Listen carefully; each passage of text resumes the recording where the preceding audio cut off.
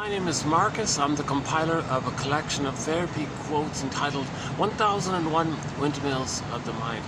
A collection of advanced self-help quotes taken from what's often called the psychodynamic or the psychoanalytic perspective, which long ago, as I understand it, was referred to by some as philosophical medicine or narrative medicine, helping one to find their narrative truth, their narrative story, their story, who we are. This perspective, this know thyself concept or construct or orientation or philosophy or attitude, is that much of us we don't know. So much of us is considered to be either repressed, denied, didn't get a chance to kind of the real self, part of the self, didn't get a chance to kind of progress along its normal developmental path to reach what some people refer to as the psychological birth of the person, where with the psychological birth of the person, they're more in touch with the gifts of the real self, the capacities of the real self. They have differentiation. They have their golden ball, meaning a wide range of feelings, needed feelings, appropriate feelings, aliveness of feelings. And then with the conscious ego, with the psychological birth, they can express their uniqueness, and that's pleasure and loving life and a passive heart, and there's delight in there, and joy runs the console, and joy is the main animating emotion from our sense of embodiment, and animating emotion from our sense of embodiment, having our sense of self with the psychological birth, is this natural, warm, kind of glow-like quality. So that's the idea of the bluebird of happiness. Shirley Temple says the bluebird of happiness comes from within. Okay, so i.e. joy runs the console. So reference here is the Disney film Inside Out, when joy runs the console. But we saw in that film, in that 2015 Disney film called Inside Out, joy and sadness got zooped away. Our primary basic feelings got zooped away. And what was left? A regression back to the first brain, the earlier brain, the survival brain. Okay, so that's the stress response, the flight and the fight characters. The character discussed mainly in that film was more about distaste and dissmell, sort of like physiological side of things. So that's a basic point provided by that Disney film. That so we have three brains. We've all, I think most people have heard of the expression, the triune brain, the brain with the three parts. Janoff simplifies it by saying, yeah, we have three brains.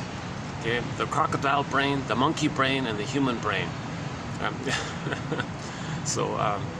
Meaning the brain stem part is just about survival and sensations. Okay, and that oldest part of the brain, that oldest part, you know, that's from a long ago, right? But evolution, we grew and developed billions of years the mammal brain. So we're mainly the mammal, right? And then 150,000 years ago, roughly, we grew the cortex. Okay, that's the thinking brain or the idea brain. That's the third brain, the newest brain. And the first two are considered like the older brains, right? But the older brain has like a really older brain and the middle one. So we got three brains, right? The oldest of the oldest. Okay, that's considered the survival brain. As we see in reptiles, crocodiles, salamanders, and they only care about two things. The sensations and instincts only care about survival and reproduction. Cold-blooded, no warmth or something, right? So our automatic nervous system comes from there. Our physiological responses, like our heart rate or our breathing, shallow breathing, low blood circulation, and sweating too much, elevated temperature, all of the physiological things, anxiety, of course, it comes from these old. When there's a traumatic imprint in the baby during that time, because the baby mainly only has the first two brains, right? So if the baby's traumatized in the uterus, it's going to go into that brainstem part. If the baby's traumatized while he's in the uterus, that imprint, that memory, that stencil, that working model, that construct, that kind of neurocircuitry, kind of grooved in. They even have names for the chemicals that kind of seal it in like that. And then the person has the memory of the pain, of the trauma, and the response by it, and it's all sealed in. And now that's considered that the body is in reaction to that. Like the body's freaking out by this trauma. And this freaking out, we see later on in anxiety. So that was 2 videos ago. For more on that topic, check out part 15 of 20. Yeah, so we're in the middle of a string of quotes, string of videos on the work of the author Arthur Janoff. So this will be so this will be TQ 2761, part 17 of 20. 17 of 20. So it's been very interesting reviewing his work here. So a lot of people have probably heard of the name. He's sort of like a celebrity psychologist from the 70s, made popular and famous by various endorsements by pop stars and actors and musicians and things. And a lot of people flew to California to do his therapy approach. You know, so he was kind of very famous in the 70s. I guess his popularity fizzled out sort of in the mid 70s or late 70s. But in the meantime, he still kept writing books, and people still visited his therapy center or whatever. And he passed away in 2017, is that right? At the age of 93. The New York Times did a pretty good review of his work. And his last book was called, so I think he wrote 16 books, is that right? 16 or 17 maybe. He wrote his last book at the age of 92, called Beyond Belief, and we have some of the quotes from that book. A hard to find book. Oh my God, I finally found it. Jeepers. And I plucked out, I think, some of the best quotes from his final book. It was mainly about cults, believe it or not. It was mainly about this exercise, that it's possible that when we have beliefs in things, like you believe you're going to be saved, or some mysterious thing's going to happen that's going to heal you or make you feel loved or something, and then you build a whole belief system and a whole organization around it or something.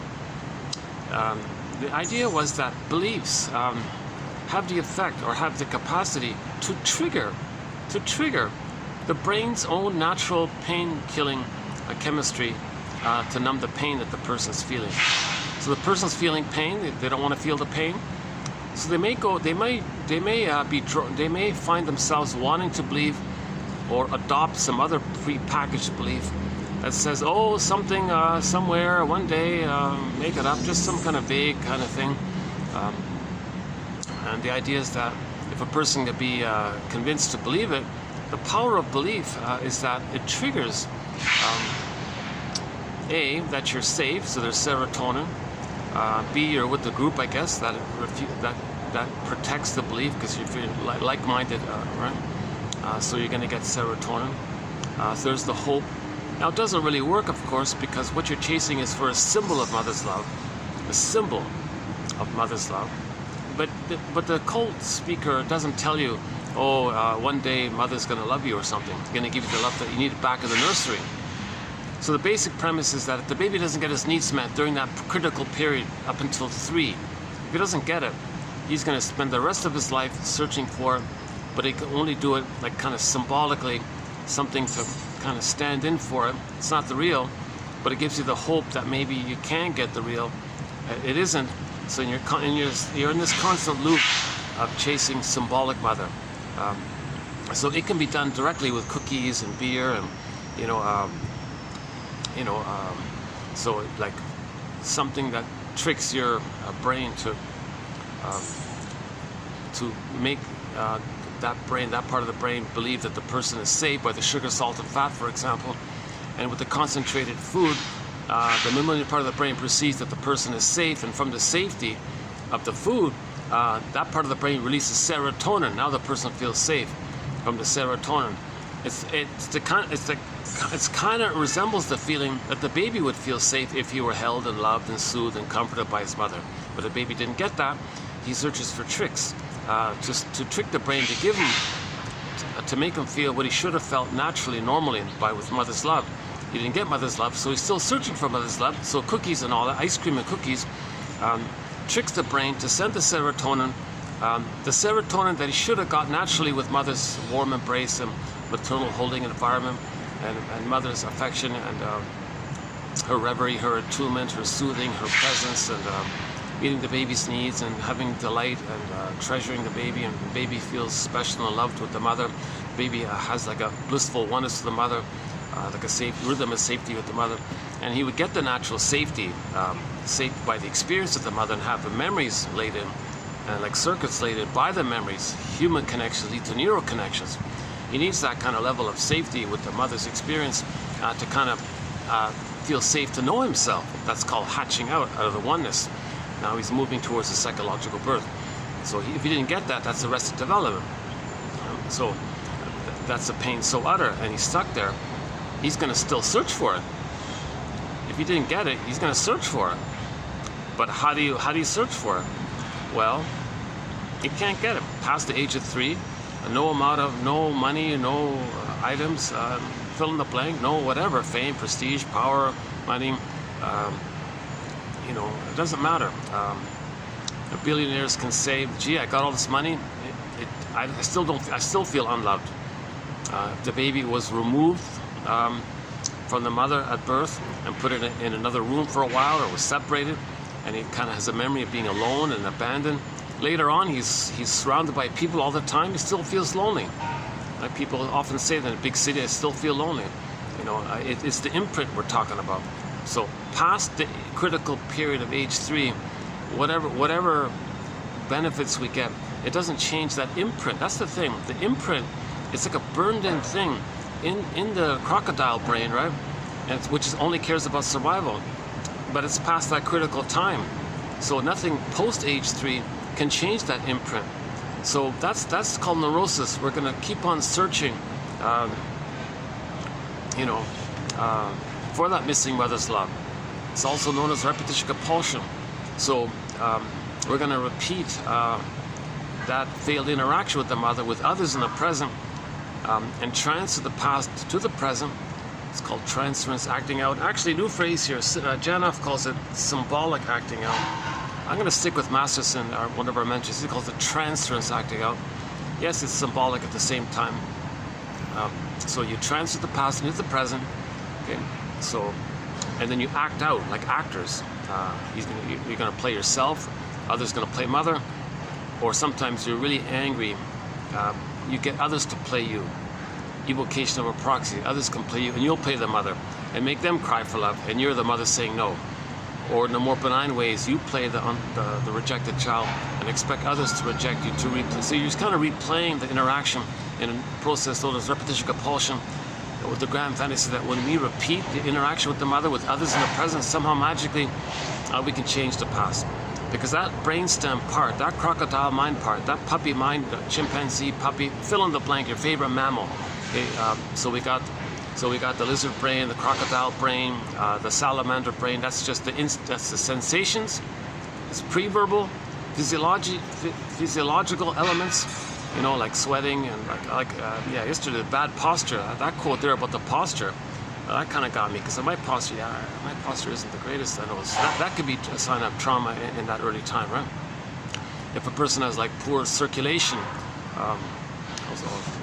the funny thing about this location is the light keeps changing on me because the sun keeps moving around. Let's see, how's that? Yeah. It's funny, this whole past, I wonder what that means if I notice that. This whole past year and a half, I've been struggling with getting proper light. So that could be, so what's the feeling of that? Yeah, not getting proper love, is that right? Okay, let's pick up on that some other time. Let me think about it. What are we doing here? Oh, the sun came out.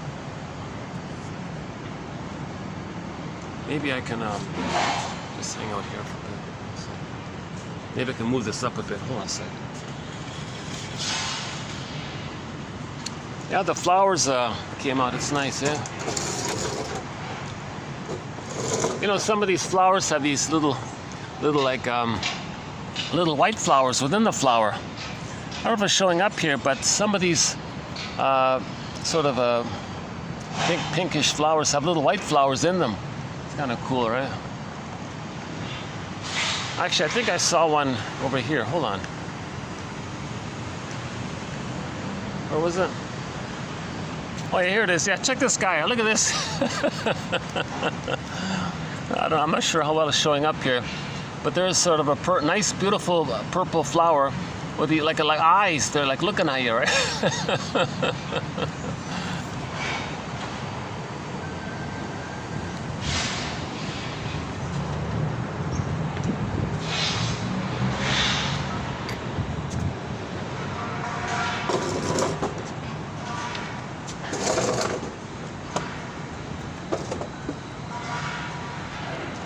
Better? All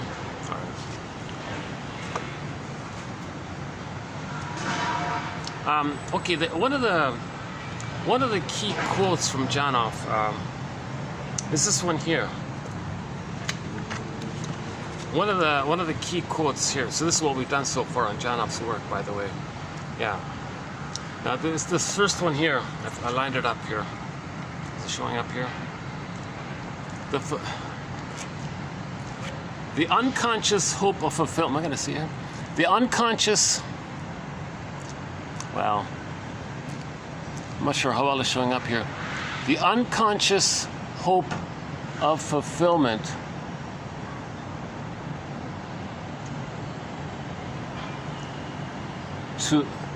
of old unfulfilled needs. The unconscious hope of fulfillment of old unfulfilled needs. Let's just take that first line there. So we're in this unconscious compulsion with never-ending fiery ardor. You know. So what's this compulsion about? Well, it's driven by the original childhood need. It wasn't met, so you're still trying to get it.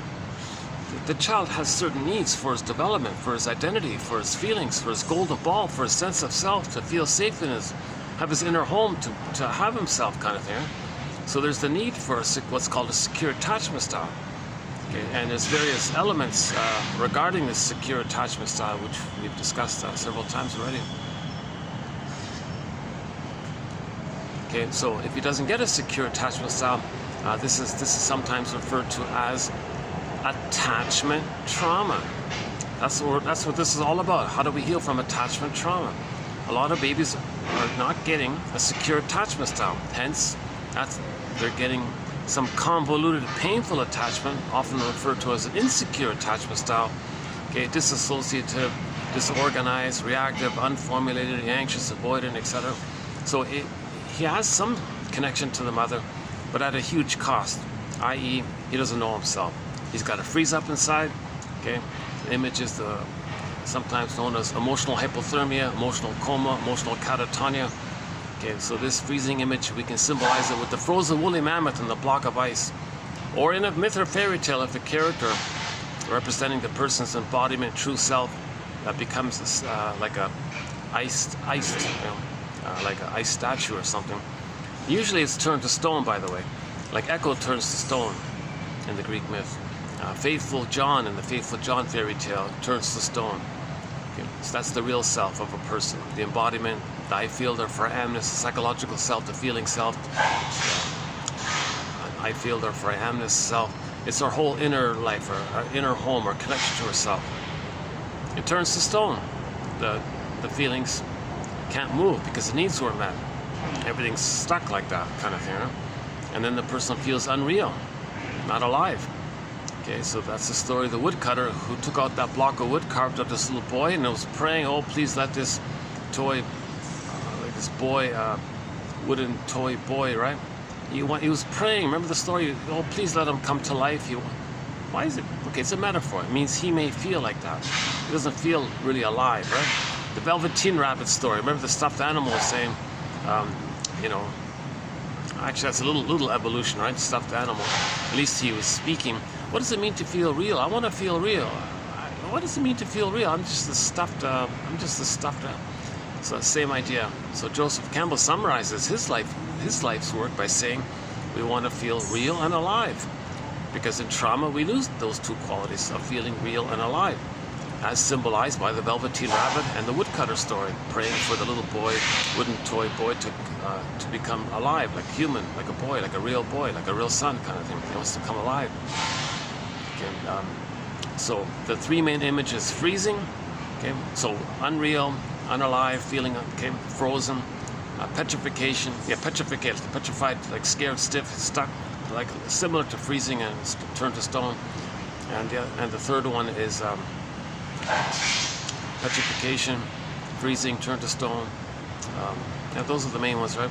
The jargon is usually alexithymia, no words for feelings. No words for feelings because our feelings are gone. Now remember, feelings spring by needs being met or unmet. F and N. F and N, just general. When needs are met, the feelings will be pleasant. If needs are unmet, the feelings will be unpleasant. So F and, just to point out the link between F and N. Now, N, the needs are for the identity. Okay, the identity. So the child has an authentic, emerging self-identity, has needs for a secure attachment style. Okay, so if the needs are met, that's for his identity. So if his needs were met for his identity, then the feelings would be pleasant. So I feel, therefore I am. I am and I can feel. We live to the extent that we feel, but to have the feelings, we need the amness. To get the amness, we need the needs met. What are the needs? The needs are for a secure attachment style, a level of rhythm of safety with the mother, where she provides for, where she, okay, so several parts there. Let's just run through quickly the secure attachment style, because that's under, I guess it was talked a lot about in the 50s and maybe kind of, well, that's not true. No, there was a resurgence of interest in attachment theory, I noticed, yeah. There are a lot of books on attachment theory. The baby needs what's called a secure attachment style. So there are, I'm just going for the time being, I'm going to just abbreviate it as I understand it. By the way, my disclaimer, let's pause here. I'm not a shrink, I'm not a professor, I don't have a PhD. I don't have a PhD, I'm not a doctor. Either way, I don't even have a master's, I only have a simple BA, keep that in mind. I'm the compiler of the quotes. I'm the guy who's finding these interesting quotes and posting them. Now these videos, a lot of it's for me to learn it. I'm trying to learn it, I love to share it. I want to talk about it, number one, and I want to feel like I'm contributing somehow. Now, I wouldn't judge these quotes by my anxious delivery. I haven't been analyzed myself. That's a very pricey thing to do. I'd do it if I could, of course. You know, so I'm trying to learn this this psychoanalytic tradition. Basically, know thyself tradition. Know yourself. Because you got the conscious self and the unconscious self. Okay, so the unconscious self, that's okay. Hold on a second. Got some people here.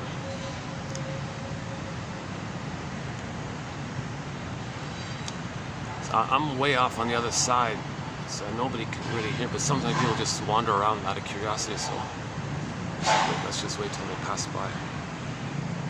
Okay, I think they're leaving. Okay.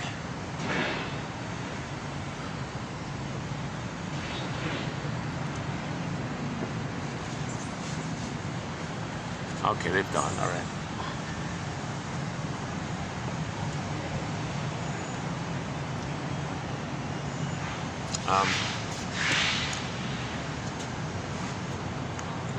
Yeah, somebody said if you want to learn it, well, teach her. Well, I don't see myself as teaching this. So the compromise is, well, if I'm discussing it, I'm kind of learning it myself. So you'll see my anxiety. I have been analyzed. So again, anxiety comes from trauma in the first brain. That's Janoff's theory, that anxiety means there's trauma in the first brain. We have three brains, okay? The spine and the top of the spine, the limbic system, that's responsible for all the biophysiological, bioneural, all the, you know, like stress response. And like if somebody is irritable easily, that's also from the brainstem. A lot of health issues come from the brainstem, according to Janoff here. Okay, so then our second brain, the middle brain, that's really loving life, the whole feeling area, right? The mammalness, like warmth and affection and tenderness and caring and trust and delight and play and spontaneity, just like being alive and being springy and just to kind of have like a joy and a pleasure. So all the feelings come from the second brain, like the feelings. You remember the Disney film Inside Out? Joy and sadness, that's for the second brain. And when joy and sadness, the mammal, was zooped away, all we saw left was the prior stress response of the sensations of the survival brain, the reptile brain, of the stress response, fear and anger. So that Disney film talked about the three brains. Okay. So, but the feelings are in the middle brain and the sensations are in the first brain. So the stress and response, maybe we can just, yes, they're generally referred to as emotions, but when it's more in the physiological area due to the stress response, we also refer to them as the sensations. Okay, so let's just stick with that for the time being.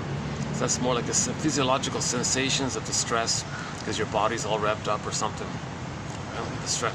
Now the feeling part, the sadness and joy, and all of the empathy and care and tenderness and affection, that whole mammal area, that's a real pleasure in there, right? And even sadness is. It's not like, it's a necessary natural response to loss, but it's not about survival or something. It's just like a natural response to loss. Now the sharing part, and if there's a mistake and you want to make amends and you repair, that's natural. That's also the mammal part, right? Okay, so in the Disney film Inside Out, the middle brain, okay, the emotions of the middle brain were represented by the characters joy and sadness. But joy and sadness is like the whole wide range of feelings, needed feelings, appropriate feelings of a person. They're just representatives, the two main spokespersons for all the feelings, the nuances of feelings and a variety of feelings like interest and curiosity and wonderment and awe and delight and maybe like some kind of like ironic surprises of discoveries and like playful humor, like therapeutic humor and healing humor, like that kind of positive area, right? That's connected to your feelings. Okay, so all that got zooped away. Joy and sadness got zooped away. Remember, they went up the tube, twirled around, and then it went down into the, and it got lost, like lost. So the image for that part, by the way, is the golden ball goes down the well. That's the feelings part. Okay. Now that's for the person's identity. So the needs weren't met. So the person's sense of self is goes into cold storage. That's the emotional hypothermia, emotional coma, emotional catatonia, the freezing image. Or likewise turn to stone or petrification. And the result is, as just mentioned, the person feels unreal and unalive kind of thing. And they're just and now they're back. Now who's at the console? Okay, the anger character mainly. See, the fear character doesn't really is there in the physiology of the anxiety and all this, and it affects the body and all this, the fear. But the overt behavior is more about the anger. Okay, so it goes back to the baby and the mother. If the baby's not being loved by the mother, now when we use the word love, we mean needs being met or unmet. So if the baby's needs aren't being met, i.e. unloved, okay, the baby's, he's scared of his mother. She's dangerous. So the first response to stress is he wants to flee, get out of here. He wants to go, find another mother. She's too dangerous. He doesn't want to fight with her. He just wants to escape. He just wants to be safe. But where's the baby going to go? He's cornered, right? Cornered, so to speak. So then everything builds up. Now he's going to he's got to fight with the mother. That's like a disturbance. That's not a natural thing. The fear and the anger, that's not like primary emotions. These are sometimes called secondary emotions. They're not primary emotions. The joy and the sadness and all, that's like primary basic emotions. Joy runs the console. That's the primary, general, normal, animating emotion that we feel in life when we have our sense of self. And that's like the normal, like ideal, normal situations. Joy runs the console. Okay, joy is also known as the serene, inexhaustible fullness of being. So we have our beingness. Okay? We have our beingness, and there's a natural joy or pleasure by it, and the bluebird of happiness is there. And related to that is when we have our beingness, we're expressing the recognition of our uniqueness. And when we know our hobbies, uniqueness and all this, and we express our uniqueness, remember everybody's unique, right? The Great Spirit makes everybody unique. So you recognize your uniqueness and express it. There's joy and pleasure, loving life, path with heart, delight, and all this, right? So, okay, so joy and sadness was zooped away. Then you went back to the earlier brain, the survival brain, right? So in the survival brain, okay, fear is physiological, anxiety and all this, and stress response in your body, and now your body's bearing the burden, and now you're getting too much cortisol, adrenaline, and things like that. Okay, then the child can't flee, so now he's got to fight with the mother.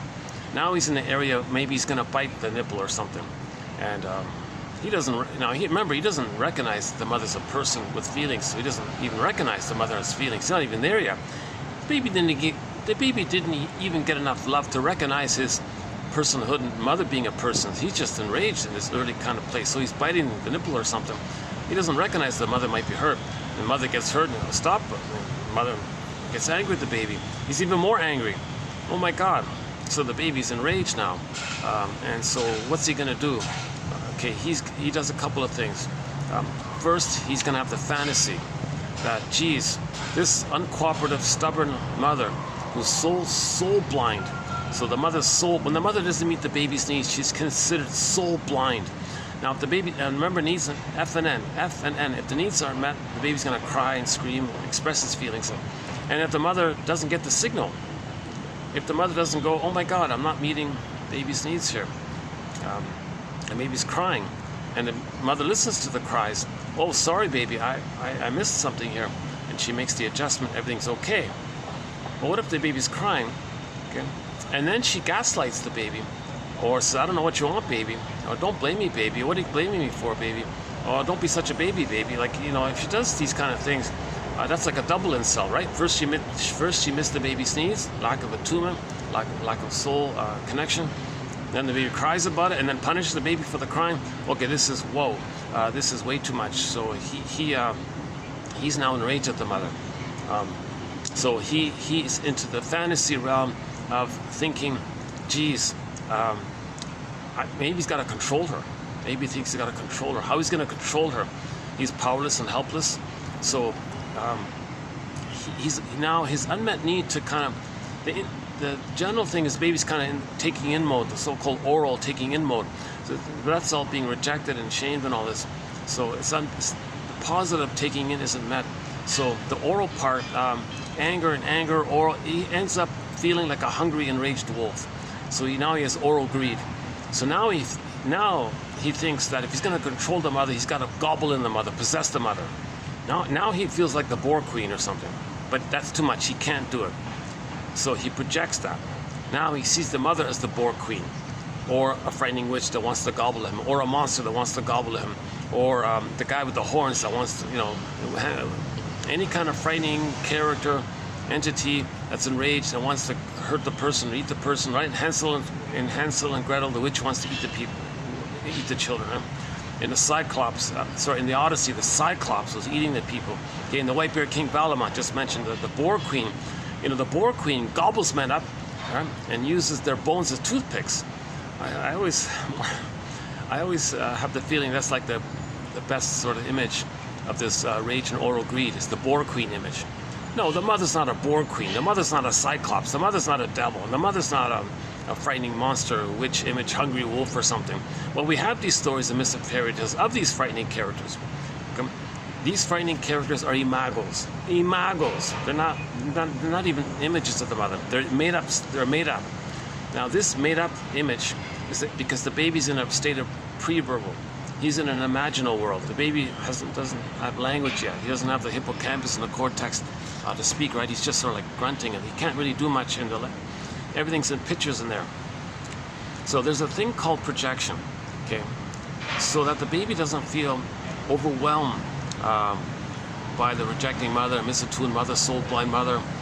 Some mothers, oh cunning tale, right? Some mothers think, gee, I'm supposed to give love to this baby when I myself, as a baby, never received love. I resent this.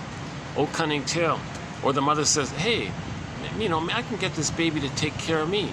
Oh, cunning tale, or etc. Right? Or, oh, this baby interrupts my life, destroys my career. Oh, jeez. Oh, this is an unplanned pregnant. Or whatever. Oh, cunning tale. So there's a reference here is the Emily Dickinson poem. Emily Dickinson has a very good poem about trauma. A great hope fell. So the baby had a great hope for a secure attachment style. Coming out, mother, hi there. I want to latch on and suckle and have a safe relationship with you. I want a continuation of the paradise with you. I need a blissful oneness with you, called an extended paradise, an extended social womb. So babies come out. I don't know if it's right to say they come out too early or something, but people say that babies come out too early. They need like an extended paradise with the mother, meaning a blissful oneness with the mother. Mother-infant dual unity, like an extended womb-like condition. Mother-infant dual unity. So the baby needs a blissful oneness with the mother to continue for the first 4 to 5 months. That's a great hope. Okay, he has no thoughts that that's not going to be there. He expects that. It's a natural innate expectation. He even instinctively is looking for the nipple when he is placed on the front. He's already searching for it. He finds it. He latches. All is good. Okay, so he needs a blissful oneness, skin-to-skin contact to allow the emotional communication to take place. Between the skin is like the bridge for the emotions between the baby and the mother go back and forth. So the baby feels mother's presence and all this. Okay? Children need your presence, not your presence. If children don't get mother's presence, then they search for presence. But it's symbolic of the missing presence, original maternal presence. So material presence is symbolic of the lack of needed mother's maternal life force presence. So a great hope fell. So the great hope was for a secure attachment style. So the third part of the secure attachment, I'll go back to the 5 parts. The third part of the secure attachment style is that he wants the blissful oneness to continue. This blissful oneness has an ABC part. Skin-to-skin contact, okay? Breastfeeding, because the nerve lines in the child can line up with the nerves to the mother, and then there's that means the mother is going to feel that she can understand the baby's signals and respond and have the rhythm and safety and the attunement and the back and forth, and there's no interruptions. Remember, there's not supposed to be any kind of interruptions or stops. Everything, baby's still in this rhythmic feeding, taking in kind of place, right? It's a continuation of the uterus. Remember the uterus? Baby, cord, placenta, mother, mother, placenta, cord, baby, baby, cord, placenta, mother, mother, placenta, cord, baby, do, re, mi, 1, 2, 3, A, B, C, A. Your favorite song, 1, 2, melody, whatever. It kind of flows. Baby's needs automatically, no interruptions, no stoppages, no conditions, something. Baby's kind of getting feed like that. Whatever he needs is getting met automatically. In the first 4 to 5 months, the mother kind of does that kind of thing, meets the baby's needs automatically. So the baby needs mother's presence, mother's warmth, mother's soothing, mother's reverie, consideration. Okay, so this let the music play on. Let the music play on, sings Barry White, right? And so the skin to skin allows the body, emotions, and the somatic body to communicate with the mother's body. And the skin is like the bridge there in between them. The breastfeeding is a part of it as well. And then the mother's loving gaze is the C part, ABC, right? No, back to ABC, right? So that's a great hope. Baby had a great hope for a secure attachment style. He had a great hope that the cord would stay, the placenta would stay. He'd be placed on the mother's bosom and on the front. And skin would stay, smells would stay, cord would stay, placenta would stay. No removal. Don't put him on a scale. Don't put him in another room. Don't take him away, barring a special medical emergency. Just hand the baby directly, put him on the front, and a great hope. He had a great hope for that, to find the warmth and the blissful oneness. So the blissful oneness needs those 3 parts, the ABC just mentioned, right? Skin to skin, breastfeeding, and the loving mother's loving gaze and all this. A great hope for all this. He had a great hope for all this. So back to Emily Dickinson's famous poem on trauma, babyhood trauma. A great hope fell. You heard no noise. The wreckage was within. The wreckage, the child's soul, his emerging self, okay, it got wrecked. It got frozen, turned to stone, petrified, okay, lost. Now the lost part means the earth opens up and its core, this core, K-O-R-E, A metaphor for the child's authentic emerging core identity, core self. Okay, got pulled down into the underworld, meaning pressed down into the first brain. So you got the brain, like the mammal brain, that goes into the earlier brain. So the imprint is going into the primary. So the repression, that's called repression. So repression, he couldn't live it. He couldn't live it in the place where it's meant to be at that time. It gets pressed down into the limbic, into the lizard brain, salamander brain, or crocodile brain. Pick your favorite cold-blooded thing, right? It goes into that brain.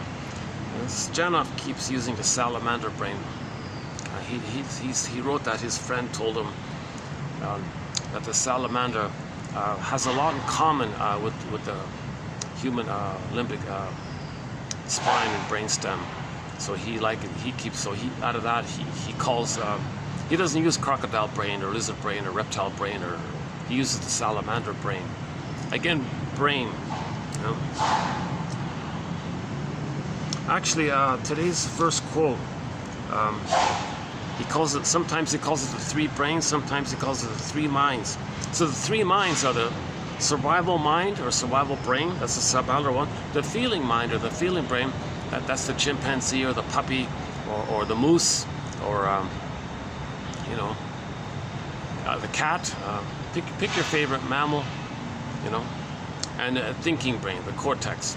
Ideas, speaking, vocabulary, etc., and thinking about things, doing math and all the thinking. So survival brain or mind, but sensations, physiology. Okay, so it's mainly stress response of the fear and anger, and the freeze response. The mammal. Okay, so there's your regular feelings of joy, pleasure, sadness, gratitude, empathy. Gratitude is an expression of joy. Empathy, the connection with the feeling connection that we remember and have. Morality, of course, virtues and pleasures, all the regular quote unquote more human side of being human is from that mammal side, right? The feeling brain. And then the thinking brain, part of the new brain, the cortex brain, part of it is there to create beliefs. To create beliefs if there are pain. If there is pain, it'll create beliefs. And the beliefs won't let you know that the beliefs are there by the pain. But the pain creates the beliefs. And because of the pain, the beliefs are there by the pain, so the pain is the author of the beliefs, but the beliefs don't let you know that they're there by the pain. So you have these beliefs, for example, like the cult belief, the religious beliefs and all. Okay, once again, whenever we make reference to religious stories, religious beliefs, or religion in general, we're only talking about it in an isolated way when religion is being used as a tool of the pillage system. When religion is being used as an arm or something, to plunder and pillage, religion is involved in this phenomena, because religion in that context is to make people stay traumatized. Because if people are traumatized, the baby felt that the mother exploited them, gave them emotional poverty, plundered them, took away their soul, okay, and so they stole their inner land. The baby thinks mother hated them, gave them emotional poverty. So in that trauma, babies identify with the aggressor and treat others the way their mother treated them in a symbolic way to replay what happened, and that's needed to pillage and plunder. That kind of trauma. The purpose of religion in that context is to block healing. The religion says in this context, don't heal.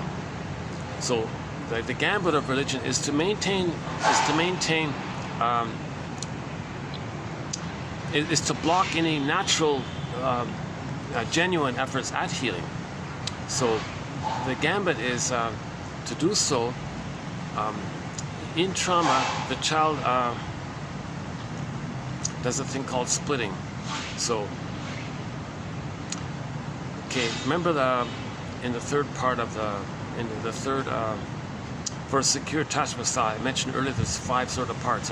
In the third part, when he needs the extended blissful oneness, okay, the paradise and the bliss he had, and the heaven he had in the Garden of Eden, Shambhala, Shangri-La, happiness and blissful oceanic feeling, unico mystica, happy feeling that he had in the uterus. So in the uterus he had a blissful heavenly feeling, right? When he comes out, he needs that to continue. So if the mother is breastfeeding and the skin to skin, loving gaze, he's got it. He's in heaven. Okay, breastfeeding for the baby is a matter of heaven and hell. It's either or. Baby can't handle ambivalence. Baby can't tolerate any kind of mix up with the mother or confusion with the mother. Baby needs the bliss to continue. Okay, the baby needs the bliss to continue. So if the mother's feeding right, okay, he's got it. He's in heaven. Okay, if skin to skin is there, mother's holding him, rhythm of safety, maternal, positive maternal experience, maternal holding environment, skin to skin, breastfeeding is there, and mother's available all the time, and she's not doing some kind of punishing the baby or resentful to the baby. Okay, and when the baby looks at mother's eyes, she sees mother's loving acceptance, and so on. Okay, then he's in heaven. He's in paradise. He's in heaven. Okay, that's what he needs, right? Now, no mother's perfect, so there are going to be times when the mother answers the phone or something. Okay, whoa, where's the mother? He's enraged. Betrayed. He's enraged now. He can't think. He doesn't understand time. He's ahistoric, so to speak. He doesn't understand time. He can't oh, don't worry, chances are she'll be back in 5 minutes. Let's just wait, calm down. No, he's in a state of timelessness. There's no time there. So he's enraged. He's a life or death matter in the baby's experience. So he's terrified now. So at that time, when the mother's on the phone or something, or a separator or something, okay, whoa. Okay, so Earth opens up, his core gets pulled down, he's frozen. He's enraged. His oral greed, too much excitation for that. So to not feel his own rage and oral greed, he projects and attributes his psychological traits of rage and oral greed, flies it out, so to speak, attributes it onto the concept of the bad breast mother, and makes the mother into an image of a hungry wolf, or a cyclops, or the boar queen, or the guy with the horns, or some kind of devouring, enraging monster that wants to eat him. Okay, he projects his traits of rage and oral greed and creates an imago of the mother, like that. So he thinks the mother's like that now. Okay, now he's in hell. Now he's in hell. So hell, okay. Hell means, first of all, he's shamed by not getting his needs met for his identity. So he didn't get his needs met for his identity. So the main emotion is shame. So shame, okay, is presented in myths and fairy tales with the hell scene. Okay, the hell scene is this burning, fiery, all this, right? So that is a metaphor for the emotion of shame. The emotion of shame is this burning, biting feeling. So shame has this burning, biting feeling. Okay, so that's the backdrop is all this hell imagery. So he's in shame now, right? Earth opens up, his identity got pulled down, and all the hell in there. It means he's feeling shame.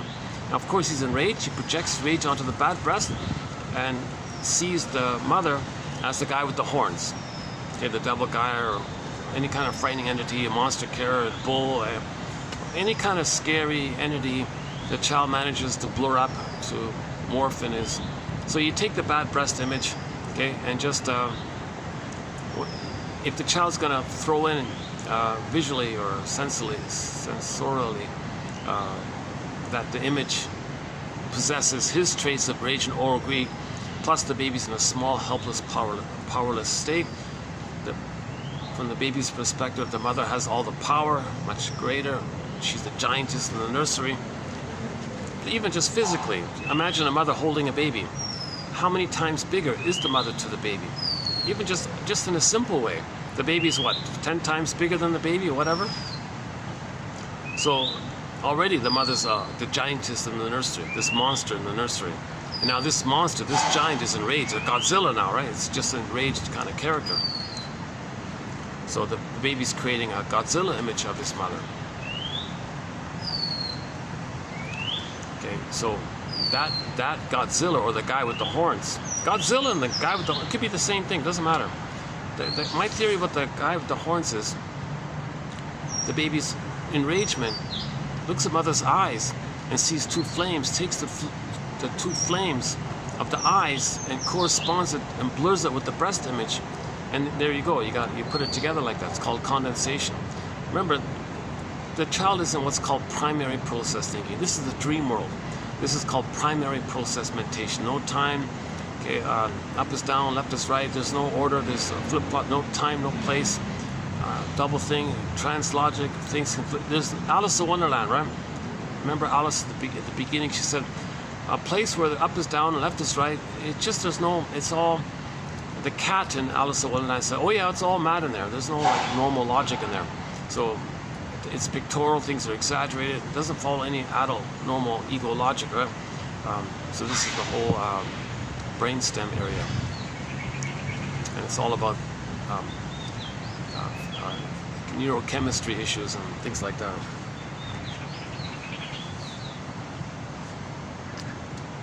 So we'll talk more about primary process thinking another day. But it is one of our threads, primary process mentation. And the Ulanovs made a contribution in that area, and others. Actually today we'll talk a little bit, we've got 3 quotes on dreams by Janov.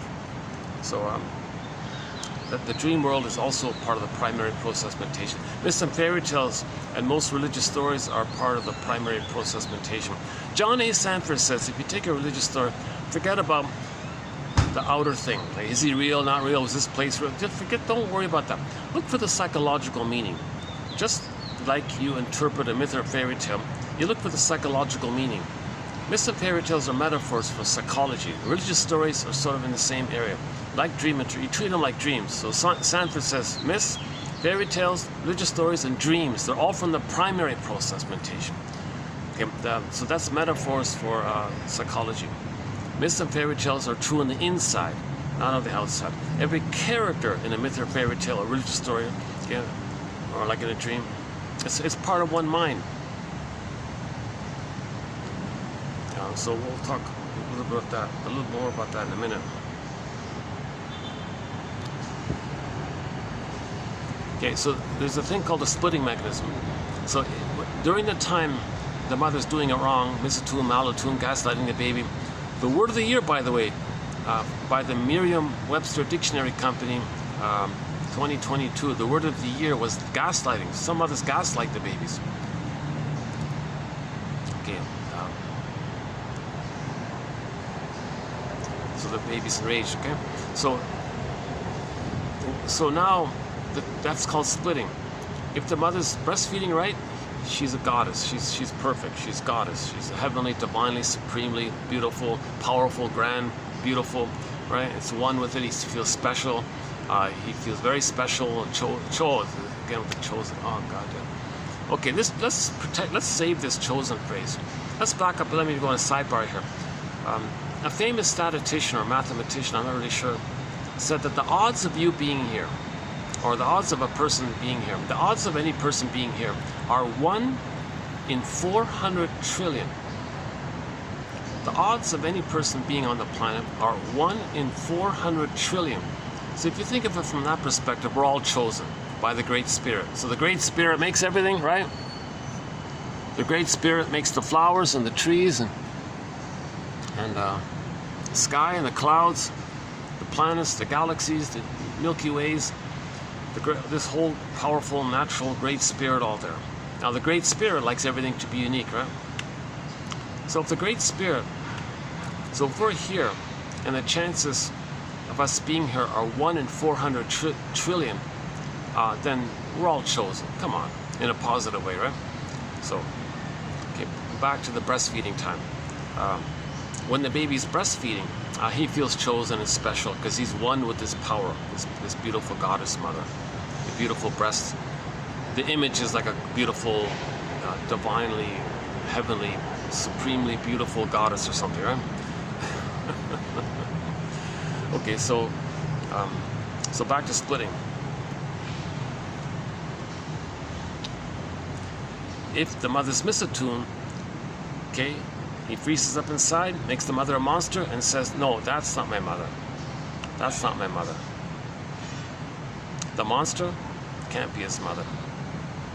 But it is his mother. He denies that that's his mother and hallucinates a goddess that we just talked about.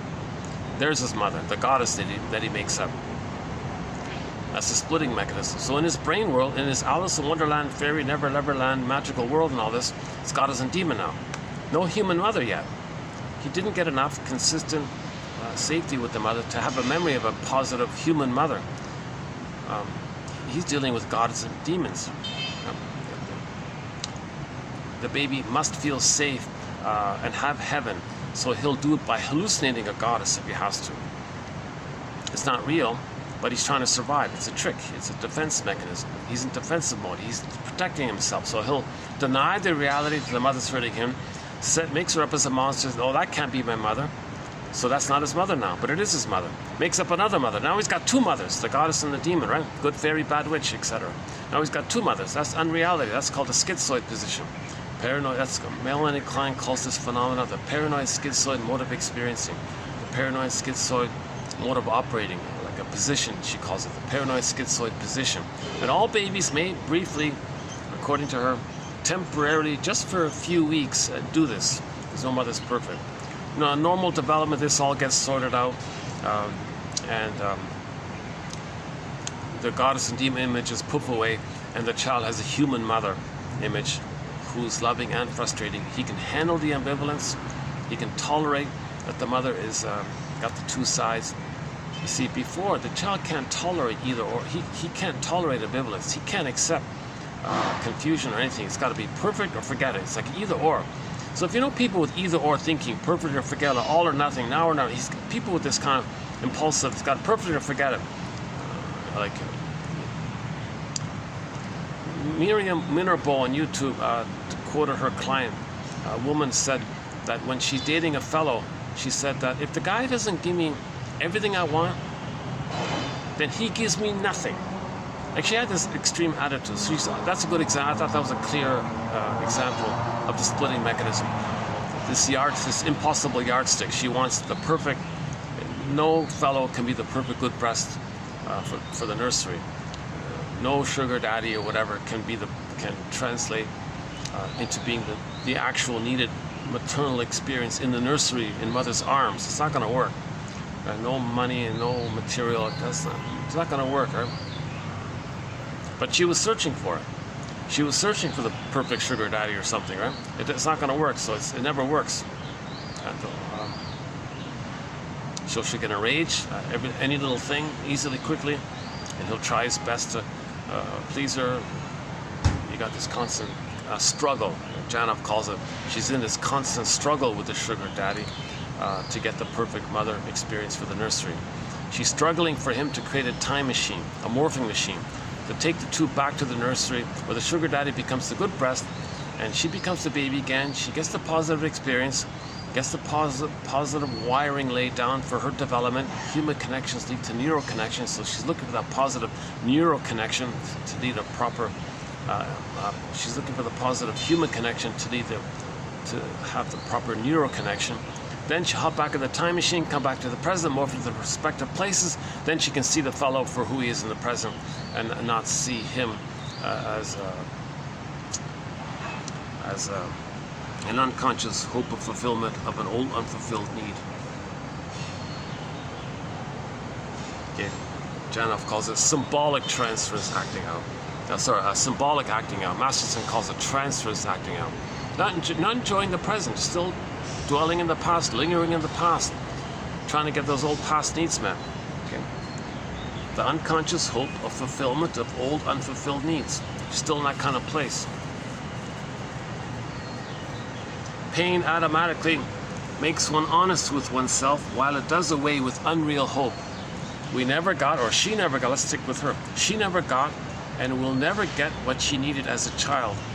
The death of unreal hope is the birth of life. So if that woman in this current example can accept the death of the unreal hope, if she can accept that sugar daddy can't be the good mother for the past, if she can accept this, okay, she's got new life. She's got reality to herself. Like her energy's for herself. She's not pursuing all of her energy for this unreal thing, chasing a symbol to be the actual thing. She can have 100 lifetimes having every billionaire send her flower gifts and all. It's not going to work. It doesn't matter. Right? Janoff uses the example of Marilyn Monroe. She didn't get the proper love in the critical period, right? Adoptions and all this foster homes and abuses. She didn't get that primary critical. It's a critical time. She missed it, right? That critical time. So no matter how many millions of men sent her gifts and flowers and all this, it wouldn't it wouldn't change the past. It doesn't change the past. It's just this, it represents the love, but it isn't the love. No time machines, no morphing machine, it doesn't work, huh?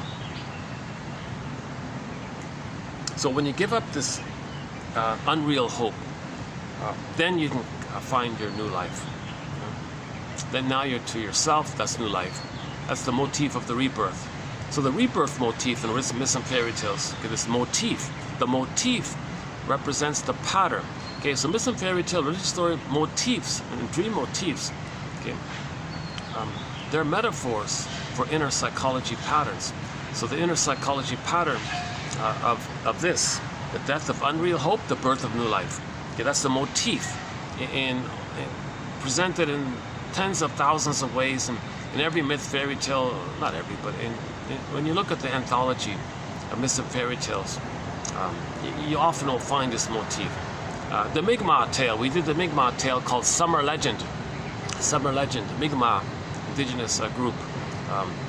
They do the story where Glooskap, okay, the protagonist Glooskap, is going to another land, okay, to find his soul and bring it back. So that's the return. So he lost himself, okay, went to the unconscious and brought her back. That's the universal monomyth. So Joseph Campbell calls this the monomyth. The monomyth, common all over the place, right? in every story. Inuit have it, Mi'kmaq have it, Grimm's tales has it, Russian fairy tales have it, Chinese fairy tales have it. Fill in the blank. Indonesian fairy tales. What's the one in New Zealand? What are they? Oh, the guys who do the haka dance. What do they call the Maori? The Maori. They have it. You know.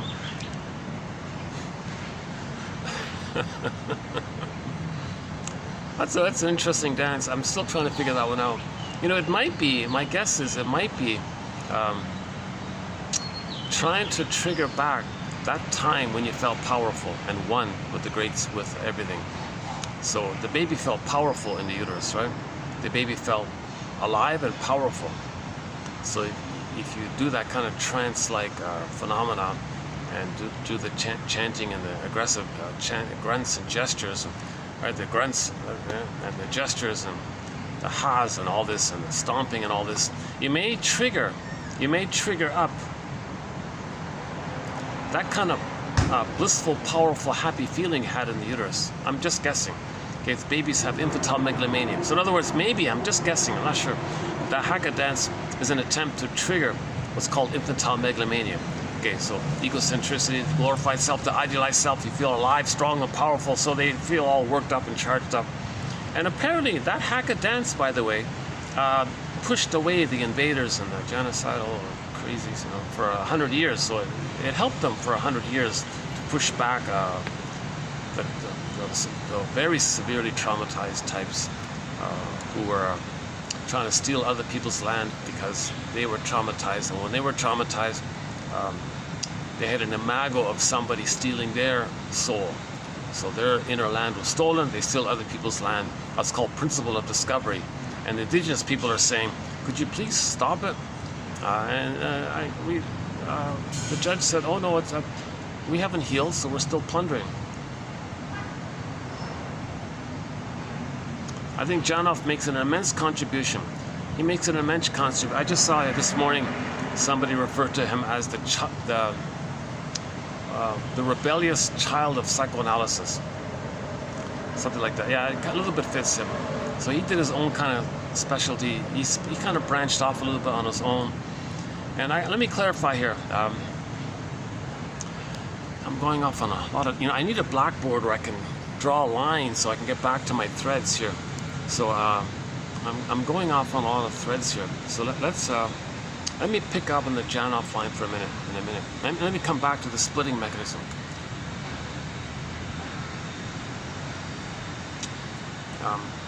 So babies use what's called a paranoid schizoid mode of experiencing. If the mother is consistently misattuned, malattuned, he's still using it. He'll be set in there. If the mother doesn't change her ways by the age of 3, he may still be set in with the splitting mechanism. So he'll have either or thinking, all or nothing thinking, perfect or forget it thinking, this kind of binary, and this is from the survival brain. So his slogans are, well, if I'm not greedy, my mother's going to eat me. He's got these survival attitudes all the time. He's greedy, envious, spiteful, vindictive, shadow, very angry, of course. Only thinks about survival. Love, affection, tenderness, trust. He hates all that because it was hated in him, didn't get a chance to get there. So he's in that kind of first salamander brain place kind of thing.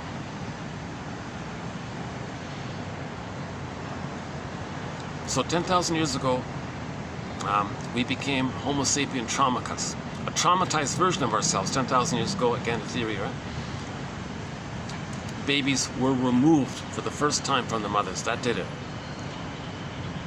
So when the babies were traumatized, they created an imago of something that stole their inner land, we all live in a psychic house called a soul castle.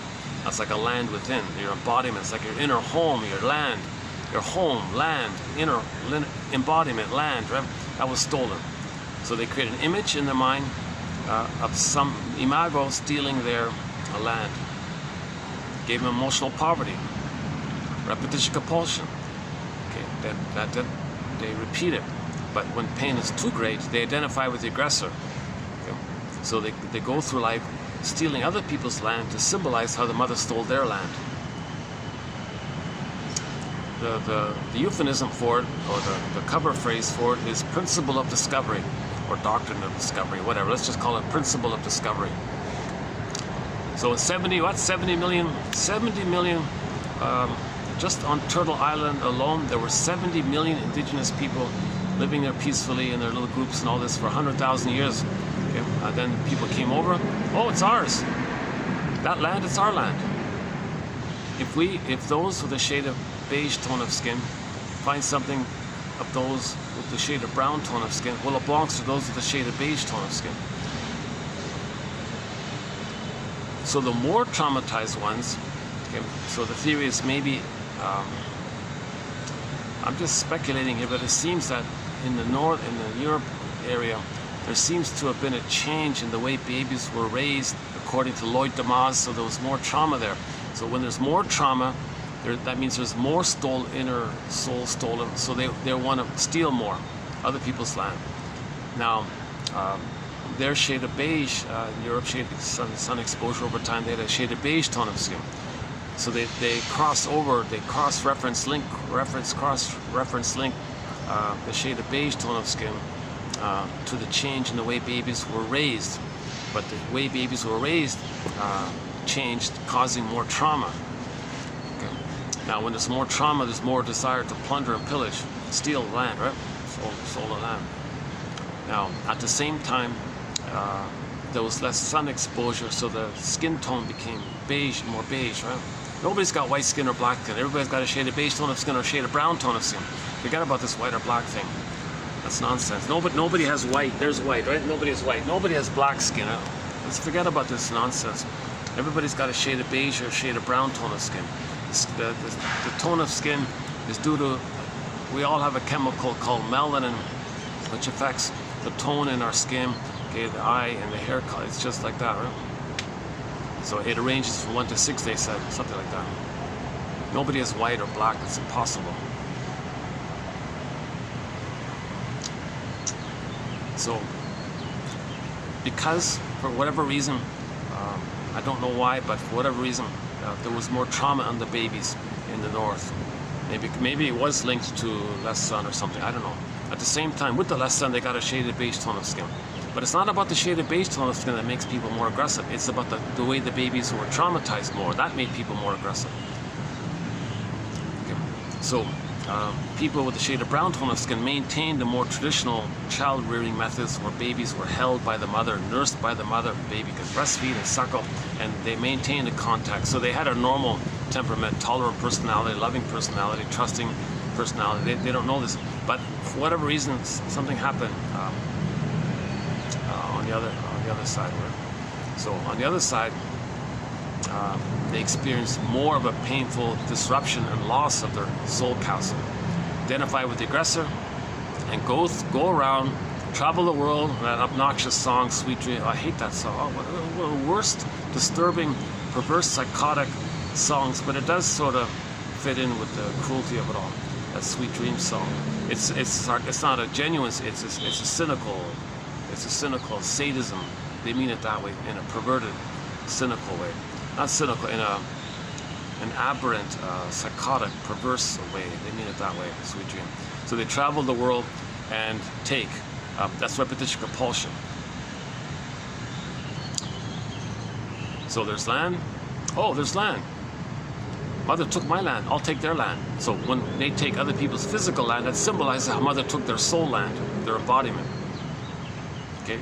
We create a caption called Principle of Discovery.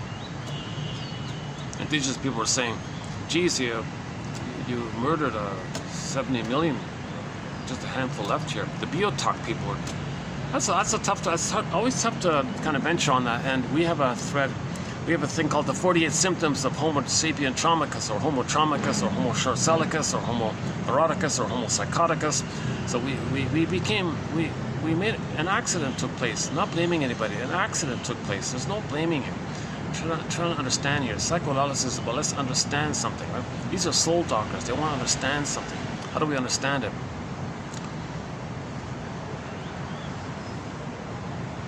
So 10,000 years ago, we accidentally traumatized ourselves out of a confusion and mismanagement of being overwhelmed. Kind of like how anybody wins the lottery, they might get overwhelmed, go a little crazy. Kind of something in that kind of area. It's just an accident, right? If somebody wins $1 trillion, they may do some kind of accidental things. We don't know, right? So for more on that, go to TQ 2725, part 3 of 3. 2725, part 3 of 3. It's a 7.5-hour video. I'm sorry it's so long. It took me that much time. I'm not an orator. I'm not that articulate. I get it. I only have a BA, barely. Oh no, I got a. My grades are okay. I got a BA.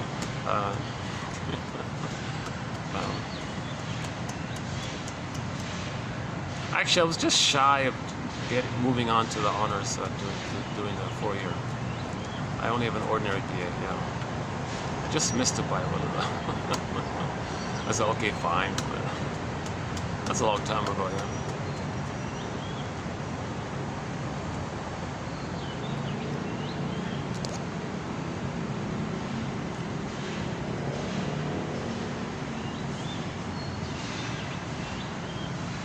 Let me just take a 1-minute break here. Hold on a second.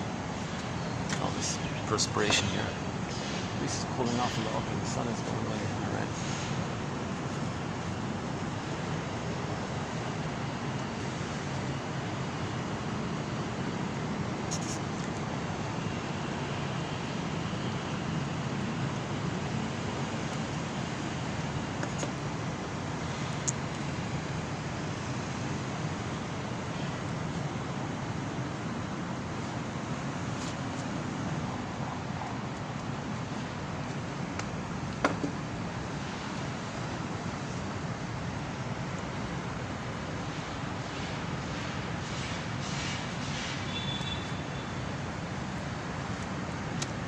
Yeah, so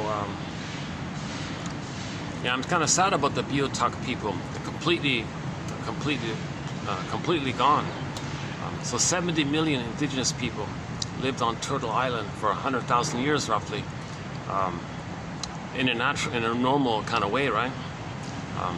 And then they were murdered or enslaved and all this stuff, and many of them were just massacred. And there's a little plaque about the Biotalk people, of where the massacre, where the killing took, where they killed them. Just a little plaque there, and there's some artifacts in the museum. And the only reason we know about it because somebody tried to make a documentary about them. You can't even see it. It's not even. They don't even have it available. but there's a trailer for it that's available. So in that 1 minute trailer, you can learn quite a bit. I think they really try to, it was kind of about how maybe there might be a few survivors. They blend the biotox blended in with the Mi'kmaq, back to the Mi'kmaq, they blended in with the Mi'kmaq. And so some of them survived by hiding with the other groups. And then one lady said, yeah, I think my grandmother or great-grandmother was a biotuck or something. And they have artifacts of their culture. So they did exist in all this. And there is a plaque admitting that they were murdered. That's now it's called Newfoundland, right? Yeah, we have from Newfoundland, there's a band called Eastern Owl. Eastern Owl. We got 2 songs from that band on our soundtrack.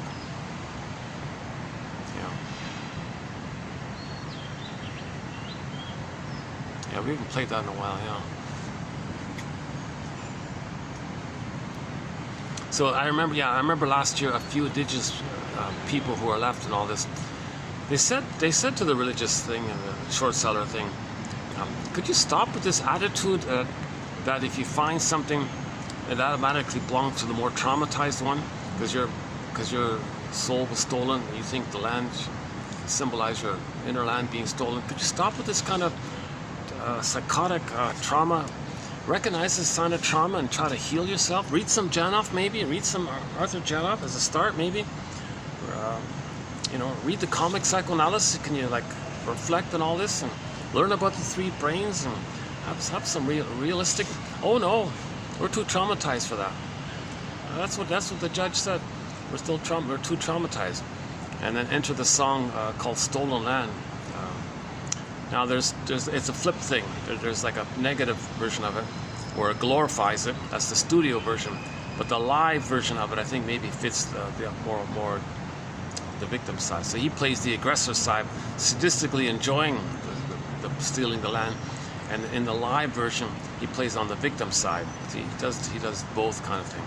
So I don't know if we can call him an artist or not.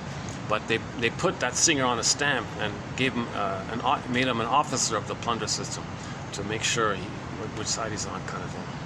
And it's kind of sad that he accepted it. So we only play the live version of the song "Stolen Land."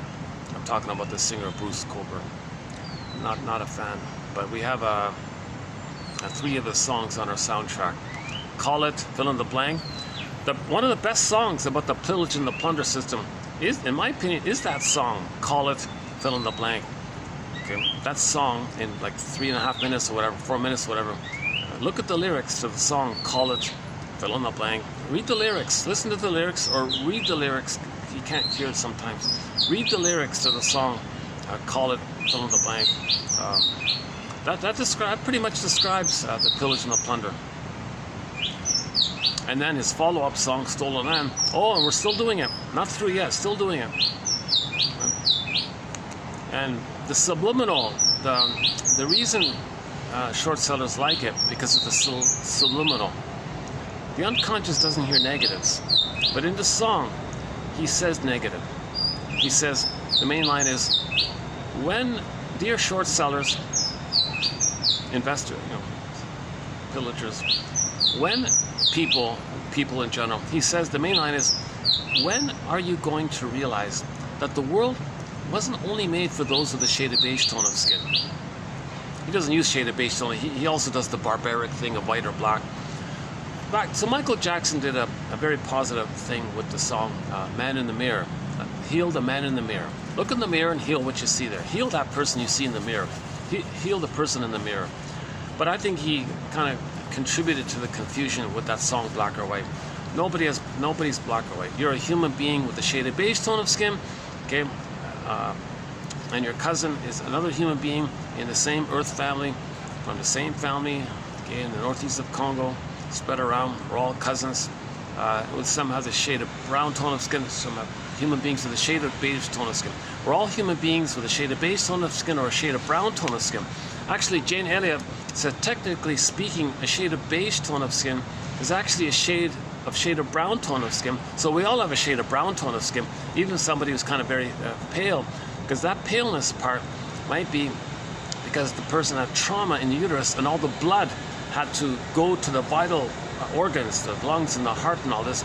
So there wasn't enough blood for the extremities. So the skin, so cold feet, cold hands, and pale face, because of the blood needing to be diverted to protect the vital organs and trauma. But he still has a shade of beige, although he looks very palish. He still has a shade of brown tone of skin. You just don't see it because the blood went diverted in birth trauma and all this. So Jane Elliott says we all have a shade of brown tone of skin because it's related to the melanin. Skin colors, we all have melanin, so that's common, right? And melanin is a brownish shade. So if there's more melanin, it's more of a brown. If there's less melanin, it's lighter brown or beige, like that, right? So we all have the same. We all have a shade of melanin. Put it that way. We all have a shade of. Let's call melanin. Let's make melanin a color. We all have a shade of melanin. How's that? We all have a shade of melanin. Quantity of melanin. Why don't we do that? We all have a shade of melanin. Everybody is a person with a shade of melanin in their skin or something. And this melanin affects your hair color and your eye color.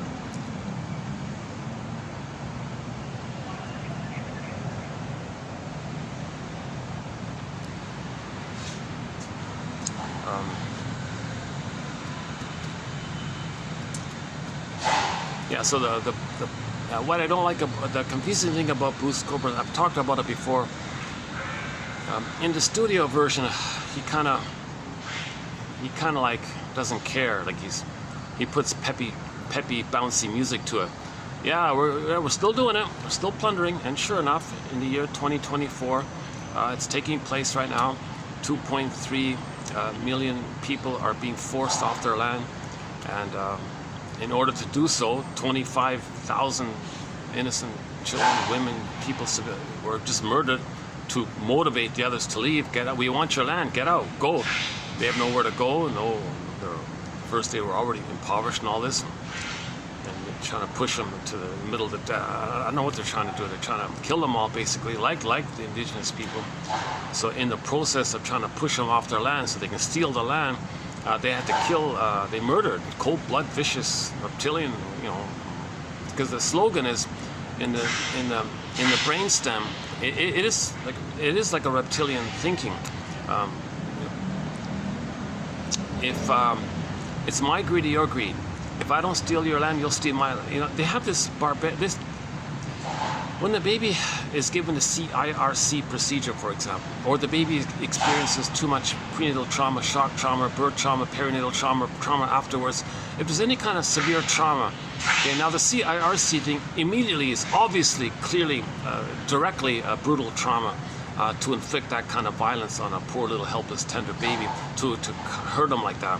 That's immediate identification with the aggressor, no doubt about it. And there's no way a baby can accept that as that having happened to him. He'll identify with the aggressor. He'll identify with the violent one, right? So he can't.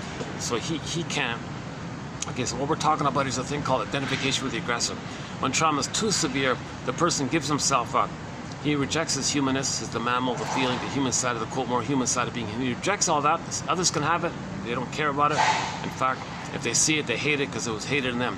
They identify with the aggressor. Repetition compulsion, treat others the way you were treated. That keeps you loyal to the mother who did that to you. That's a trauma bond. Okay, it's sadistic because you get a blip of the blissful oneness that you once upon a time had in the uterus with the mother. If you act like the mother, you imitate the mother, you're one with her, you get a blip of bliss with her.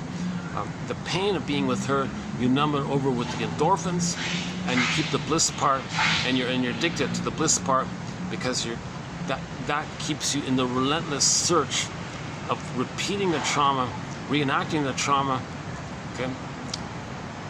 In the relentless hope of getting of the unconscious relentless hope of fulfillment of old unfulfilled needs. So when we repeat the trauma, the more benign way is just to play yourself and expect others to reject you.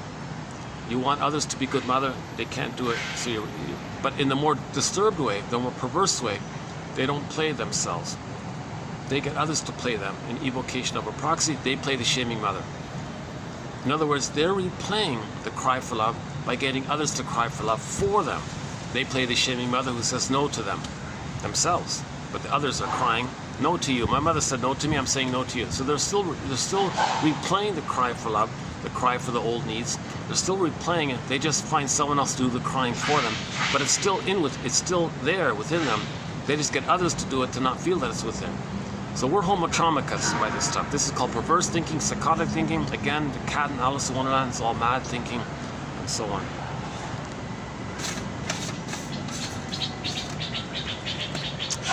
Yeah, it's always disturbing news. I don't like to bring in current affairs when I do these videos. I want to learn this perspective. I want to learn psychoanalysis. Sometimes a little bit sneaks in sometimes because I read something in the morning. Like, Jesus, oh my God, like unbelievable. It's really awful, unnecessary. We're all one family. But people who are given too much trauma early on, a covenant, a deal with the aggressor to pillage and plunder. And they may be victims themselves. People prior maybe created that when it started 10,000 years ago, you see. And then you got Iago types behind the scenes encouraging it, because Iagos behind the scene can give, offer themselves as a support figure or attachment figure for them doing it. On the Enneagram, look at the link between the 5s and the 8, the unhealthy 5s and the unhealthy 8s on the Enneagram. Unhealthy 5 and unhealthy 8. The line there on the Enneagram, that's a quick one on that area. Or those with the bully pattern are the proxies for those with the Iago pattern, the unhealthy 5s of the Iago pattern.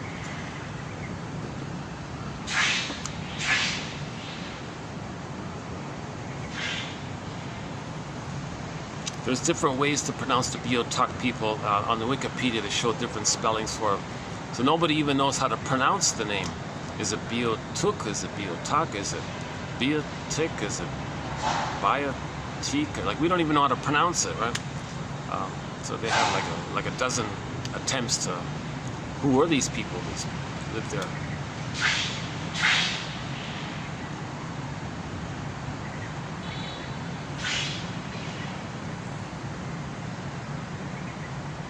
So that was a real opportunity. Could you please remove this slogan, principle of discovery? The principle of discovery is the brainstem reptilian attitude. If I'm not going to steal, you're going to steal. Meaning my greed or your greed. This slogan, okay, this is an actual slogan of the short sellers. It's my greed or your greed, right? Nonsense. Nonsense. That slogan, my greed or your greed, okay, that's the manifest. The latent, the behind it means, if I'm not greedy, my mother's going to eat me. Oh my God. That's where they're coming from. If they're not going to be greedy and gobble and steal and whatever, their mother's going to eat them and steal them. That's where they're coming from. This is psychotic thinking. This is perverse thinking. Right?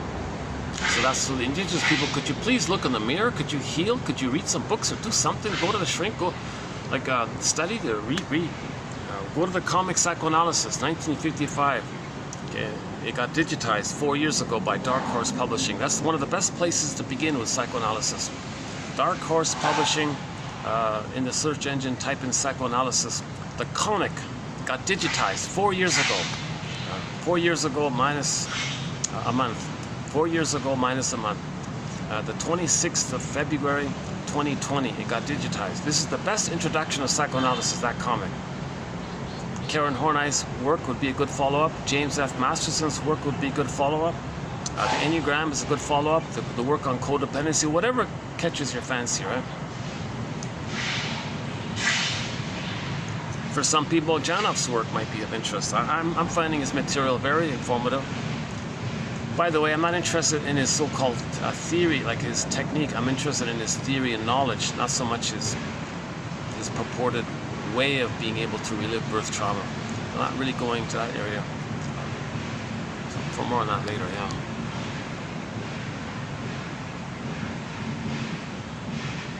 Oh, I can hear some drums.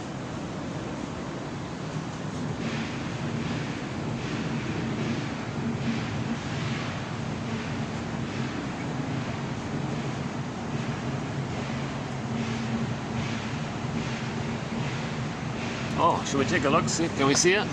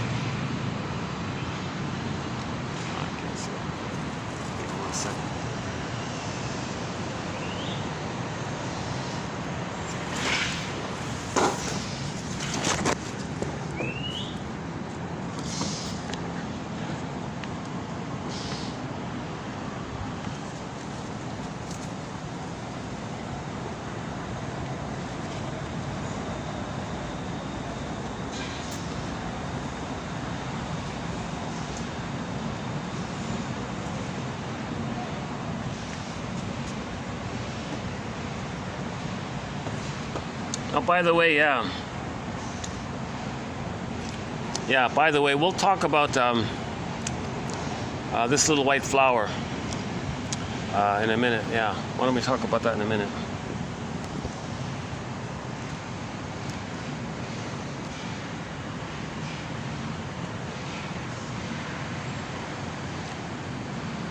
So a lot of the slogans of the short sellers and all this are like this. My greed or your greed. They project that image of the hungry wolf mother in their mind. That image is their projections of their rage and oral greed onto others. They're taking an image that they made themselves of their mother. The mother and them made an image. They fly that onto others and think others are like that. Okay? They identify with the aggressor and say, well, if I'm not going to be greedy, my mother's going to eat me, but mother's, everywhere. That kind of thing. So the indigenous people last year were saying, dear judge or dear people, can you stop with this? And, oh no. They didn't even really didn't even want to look into it or talk about it. There was just this compulsion. Compulsion means they're driven by the original unmet needs for mother's love. That's the compulsion. The compulsion, this stubborn oh no, that's driven by this painful push-pull of the drive to this primary drive by the sensational limbic system, salamander brain, to get the food, mother's love. That's why there's no, impulsive no. It's from the survival brain kind of thing. So we don't want babies traumatized in the uterus at birth, shortly afterwards. Okay. So back to the religious point, yeah. So the gambit of religion is to maintain the splitting. Don't heal. Don't forgive the parents. Worship them, fine, but don't forgive them. Don't know the truth. Okay. So the main gambit is to maintain the splitting. Because if you maintain the splitting, that means you don't heal and know you have your identity. Okay? If you maintain the splitting, you're still in pillage and plunder mode. So the way religion maintains the splitting is they tell people in the audience, dear audience members, there's a beautiful breast in the sky. But they don't use the word breast. They don't use the word breast, but a symbol of it. A symbol of it. Is that better? Okay. So they'll make a symbol of it. And then people are drawn to the symbol of it, and the symbol of it makes you unaware of the real thing. Now they describe the breast but don't use the word breast. So you describe how wonderful the breast is to the baby. It's reliable, it's all there for you, it's unconditional love, it sees you, it knows you, it's omnipotent, it's omniscient, it sees you all the time, it's there for you all the time, all knowing, all powerful, all giving, all you can trust it, never lets you down. You go on and on and on. Right? You describe it like that. The gambit is, if it's like a little with suggestion and a little persuasiveness and a little repetition, a little hypnotic like this, a little imagination, a little poetic or something, imagination, poetry. If you speak it like this again and again and again, it may trigger the old once upon a time feeling that in the uterus one had the blissful paradisical oneness with the mother. So you're one with the breast in the sky. God loves you, etc. The mother loves you. So the gambit is you talk like this in religion, again for the plunder system, right? Then you want the person to feel that blip of serotonin. You want the belief to trigger the oneness which gives you serotonin. Because when you're one with the mother, one with the surrogate mother, the brain sends you serotonin. Did you like that? Got a good feeling? Did you get your little hit there? Okay, put money in the basket, I'll see you next time. And you're making people dependent on this. That's just part A, to maintain the splitting. That's the part A is to get the addiction. But the part B, the main reason, the deeper reason, is to maintain the splitting. Because when you keep on imagining the ideal breast in the sky, and you create stories of the guy with the horns and all this and the other place, okay, that maintains the splitting, the either or thinking. The Bible's in heaven and hell, or good and evil, all these stories about dramatic stories of paradise or hell, or all this garden. Yeah, last year jungle and garden, paradise and scary place. Like, it's to maintain the imagery of the splitting. It's to maintain the imagery of the splitting. So you're conditioned to maintain the splitting, and nobody's telling you that it's a metaphor of psychology. It's a metaphor of the psychological maneuver known as the psychological defense, known as the splitting defense. Babies engage in a psychological thing in the mind called the splitting defense, okay, where they make two mothers. But no, there's one mother. If you make two mothers, you can't grow. You can't leave a mother if there's no mother. If you make goddess and demon, there's no human mother. So you maintain the mythological world of goddess and demon, then there's no human mother to know yourself. So the religion says, keep it like that. Don't heal. Because if they didn't do that, then people might heal on their own. People might heal, people might read other material and heal on their own, or just heal in nature, or just indigenous cultures might teach you spiritual. You might heal in your own, you might heal some other way. Religion wants to co-opt it and preempt healing. So don't heal. So the purpose of religion, it's a tool of the pillage and plunder, because if they can maintain the splitting mechanism, that means you don't have your identity, you don't have your feelings. Okay? You maintain the feeling that mother stole your inner soul land, then you're going to steal other people's land. Mother gave you emotional poverty, you give other people poverty. If you give other people poverty, okay, then there's a pool of poorly paid workers who hand you over the stuff, and that's part of the pillaging. The pillaging, okay, keeps you loyal to the mother who pillaged you. And you're tied with the mother, bonded to the mother, and that's your safety with the mother, and it's addictive. So pillaging and hate and greed and envy, it's addictive, because you're getting the blissful oneness, the serotonin issue. Oh, there it is again. I think it might be the dragon dance, right? Is that right? The dragon dance or something? But where is it coming from? I can't tell where it's coming from.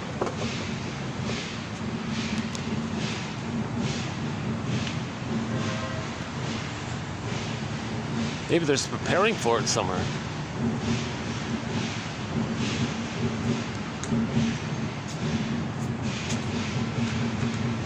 These chairs aren't stable enough to climb up. I can't.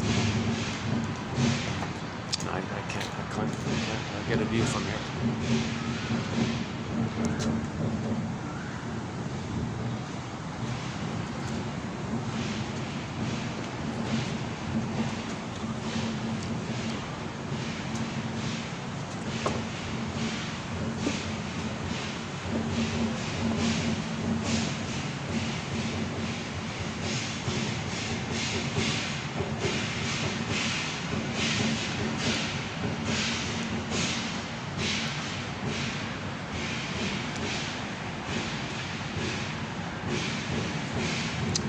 So where were we? If I'm not mistaken, some of this clanging, it's in reference to the idea that if the baby has an experience of some disappointment with the mother, there's a memory in there. That memory bothers the person, haunts the person, scares the person. So the clanging says, I want it out, kind of thing. Okay? And there is this drive to get it out. So it's sort of symbolic, but it's a hope to get it out, but it doesn't get it out. People can clang all they want, it's not going to get out the memory of trauma. But analyzing that there is trauma, so the clanging is a symbol that we're trying to get out the trauma. So Janoff is good in this area. He says that, no baby expects to be disappointed by the mother and have a memory, an imprint of that. That imprint feels, what is this? This is strange, it's alien kind of thing. It's bothering me, like a little demon or something, right? Or a little alien thing. It's something strange. It's not supposed to be like, no baby expects to be traumatized by the mother. So it's a strange, quote-unquote, alien kind of thing, right? And then the clanging might be, get it out. Get it out, right? I'm not sure if that's the case in this example or in some other case. I think I read one little sort of a commentary thing about it somewhere once. Well, let's just stick with the Janov example. If the baby's traumatized, there's an imprint in the brainstem. It's going on all the time, and it's making the person stuck there. So a person may later on say, gee, this is something strange, or something bothering me. What is this alien, this strange thing? It's not supposed to be a part of me, or something. So the metaphor is, well, the person might be interested in aliens and UFOs and strange outer things. That's a metaphor to externalize, to represent, symbolize the inner thing. So belief in aliens and UFOs, that's a symbol for trauma and others. So we're homotraumicus. It's all over the place. It's all over the place, everywhere. We're all homotraumicus, to one degree or another. Some may be mild, some more highly neurotic. Berger's range is, mildly neurotic to highly neurotic, but we're all kind of neurotic like that, right? Yeah, he has one of his last books was called Curable and Incurable. He thinks maybe there's a few cases that are incurable by the knowledge that was available at that time when he wrote the book in the 50s. Yeah, late 50s, right?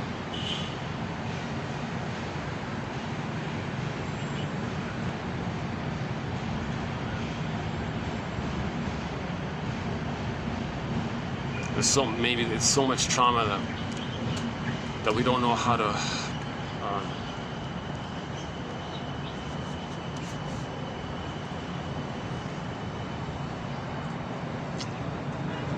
where are we? Yeah, okay, so we talked about a little bit about the religious part. Oh, let me check the battery. Oh, Jesus, hang on.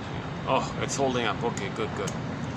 Sometimes my battery dies out on me quickly.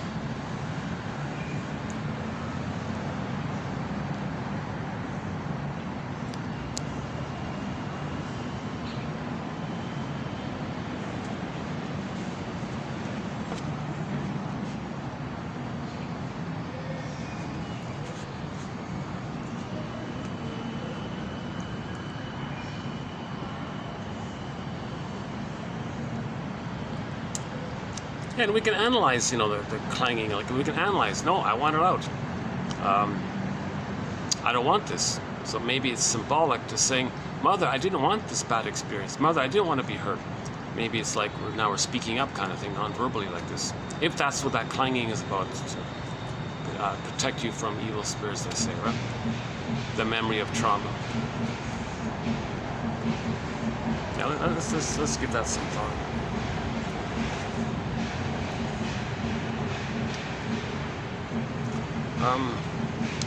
Okay, well, let's get back on track here. I'm still distracted. I'm still thinking about the clanging. If there's anything you can add to it. It's a hope. It's a positive hope. All right. It's a positive hope that we're not going to be haunted by our past memories.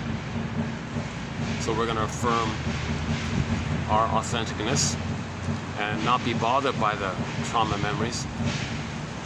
So it's a hope in that area. But can we be conscious, if we're going to use Janov's model here, of this imprint?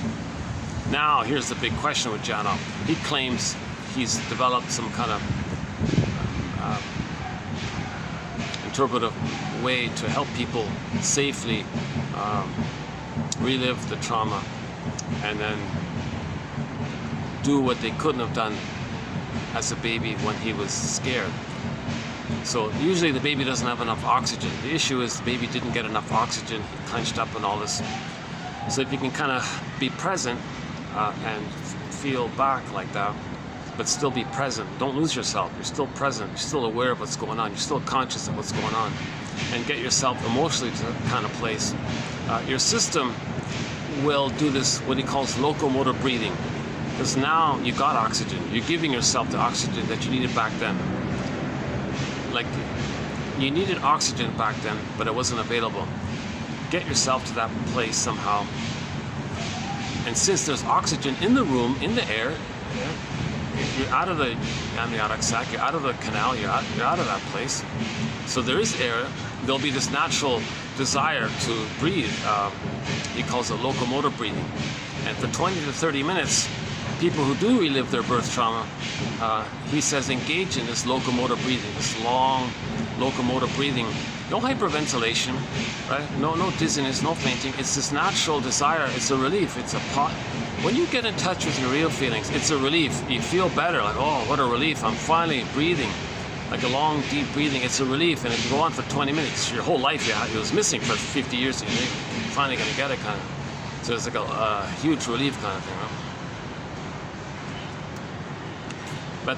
But we're not interested. We have a couple of quotes on his so-called attitude towards how this can take place. Gee, it must be on the ground floor, on that end, right? Well, they're fun to watch. They're pretty cool, right?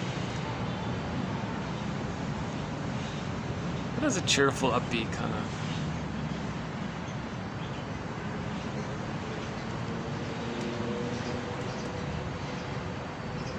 It celebrates the New Year, right? As well. Welcome the New Year kind of thing.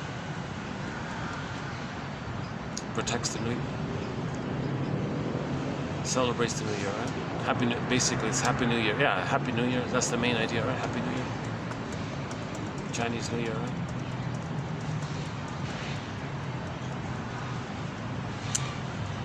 Okay, let's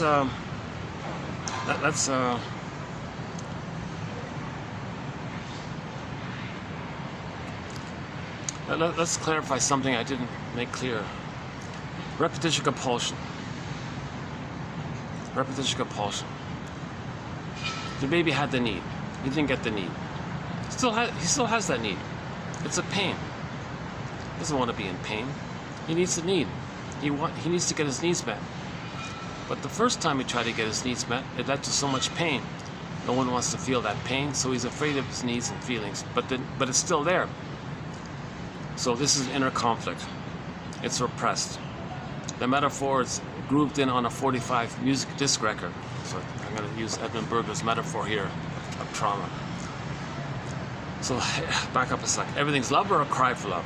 If the child goes through the developmental process, the 5 parts. Oh, hang on. Before we do that, let me pick up on the 5 phases of the secure attachment style. So we said the baby needs a secure attachment style. A secure attachment style. So for the time being, let's try the 5 areas. First, the baby needs a welcoming womb. A welcoming womb. Okay, so the mother doesn't smoke or drink or go to heavy metal concerts or argue or caffeine or drink wine or stimulants or caffeinated things. The mother makes it peaceful for the baby. So the baby's in a welcoming womb. If the baby's in a welcoming womb, he's in paradise. He's got his identity, he's got his feelings, he's alive, he's enjoying it. He's in the water world, yes. Eyes are closed, floating around in the amniotic sac. He's alive in this oceanic feeling. Oceanic, there's a bird. Let's see, can we get him? I don't know if you can see him there, but there's one of the birds on the ledge there. No, I can't see him. One of these birds at the other place with the swans, they got a bird there that's all grayish on the feathers. The feathers are all gray on the outside, but he's got this bright blue beak. It's pretty cool, right? You got this gray bird, and with this shiny, vibrant blue beak, like sky blue kind of beak.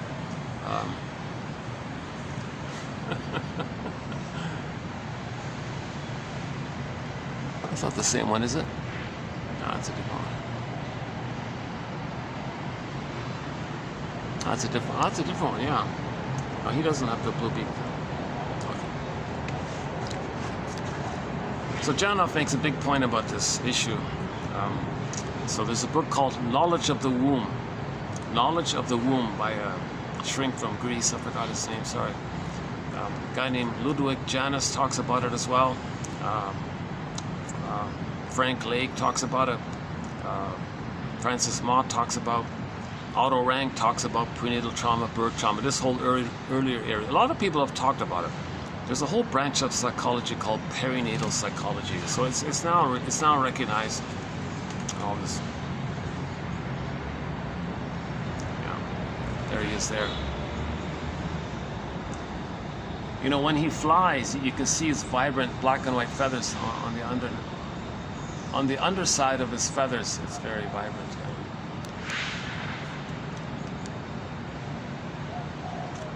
Lloyd Demas makes a big deal about him. Yeah, he's also a rebel of psychology. Lloyd Demas. Yeah, a lot of rebels. Mel Faber's a rebel. Yeah, a lot of rebels of psychology. Yeah. So we include the best quotes from these rebels. Janov is sort of a more accepted rebel, I guess, because of the endorsements, the celebrity endorsements and all this. But in the last video, there was a quote about he tried to sue a major magazine. So I think that's when they kind of they blocked him a little bit, because his later books had to be self-published.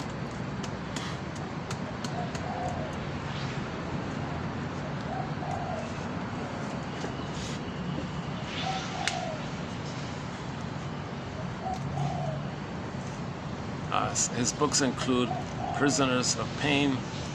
That's a tip-off to Alice Miller's book called Prisoners of Childhood. The Imprints one, The Feeling Child.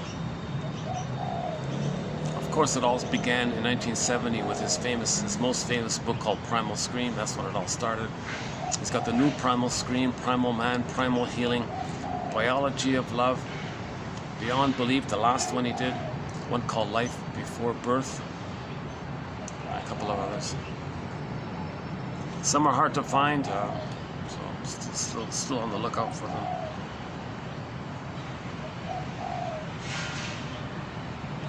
Okay, so the first role of the mother in her motherliness to provide a secure attachment style is that the baby is in paradise. It's called Garden of Eden, Shambhala, Shangri-La, Nirvana, Avalon, some kind of paradisical place. So the baby's in paradise. Babies can't have paradise lost. The babies need paradise in the uterus, plus for the first 4 to 5 months afterwards. So first things first, the baby needs to be in a welcoming womb, not a rejecting womb, a rejecting womb. So the baby doesn't need prenatal shock trauma. The baby doesn't need prenatal distress syndrome. If the mother takes one cigarette, the baby's in 5 minutes of hell because he's not getting oxygen. If the mother's smoking, okay, the oxygen in the mother's system is diverted to deal with the tar and the nicotine and all this, leaving less oxygen for the baby. Plus, the act of smoking constricts the center vein in the cord, which sends oxygen to the baby. A double whammy there. And the baby's suffocating and not breathing. He might have to clench his bronchioles, and he may even drown in the sac, according to one theory. So he's suffering, he's in pain. And it's not like when the mother stops the cigarette, the child forgets about it.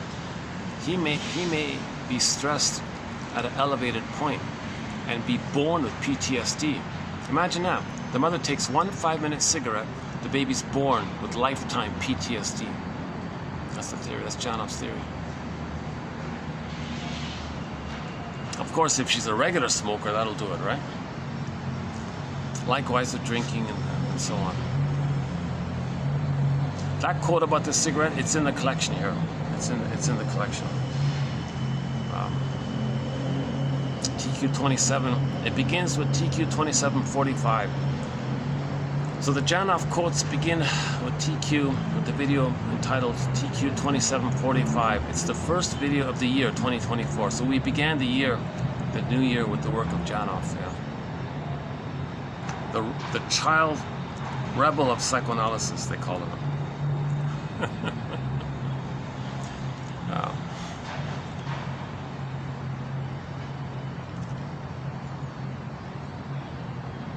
I'm not interested in the personality side of him, really.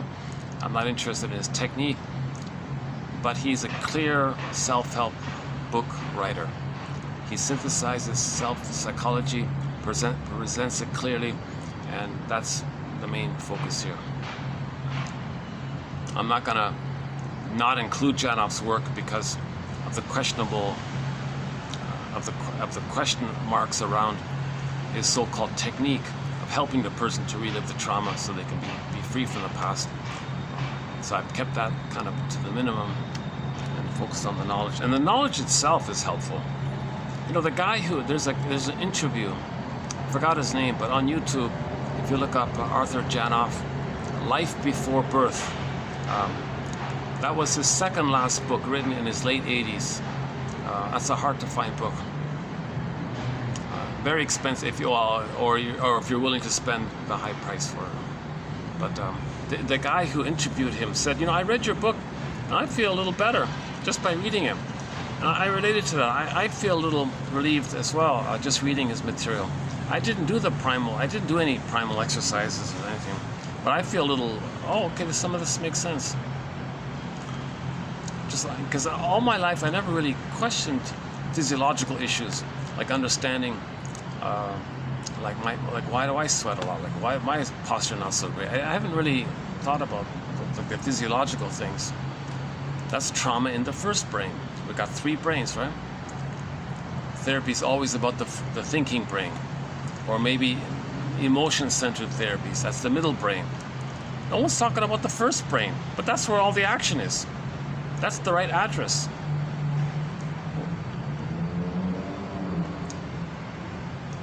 Janoff says we're missing it. You're spending too much time with CBT and behavioral therapy, or even some of these feeling approaches a little better, but you gotta kind of get back to the physiological area. You gotta include the first brain. You can't ignore if we have 3 brains, you're not going to heal if you ignore one of your brains. You want all 3 brains to be like in kind of harmony, like a rock trio playing music together. You want your 3 brains to be communicating like that, right? Oh, that's him right beside me, the guy, the bird. What you're hearing is from that little bird right there.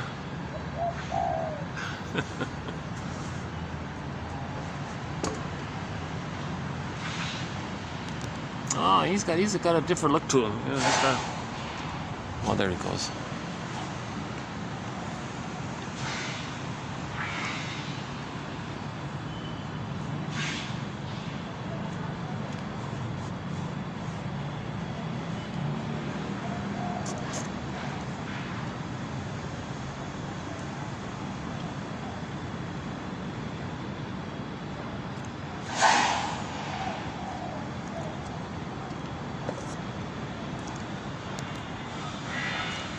Yeah, the reason it's so quiet, it's a Sunday. Sundays are good days to do videos.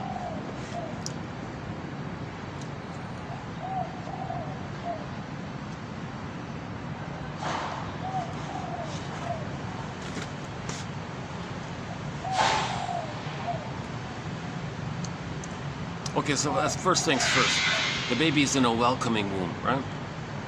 And mothers should make if mothers read Janoff's material, they'll be more mindful to make sure of that. So Janoff says the best legacy of his, if anything, maybe it's preventative medicine. I'm sure if young women read this, they'll be more mindful to make their pregnancy more peaceful for the baby. Because whatever's going on with the mother, it's going on with the baby tenfold or 5, whatever. It's increased. Janoff says, don't believe too much in this placenta barrier theory. For example, if the mother takes painkillers and all this, Tylenol with codeine, the baby can be addicted. Look at that, eh? And then when he's born, he's going through withdrawal symptoms, and he's freaking out. And maybe the mother can't soothe him because he's freaking out. He's going through withdrawal symptoms.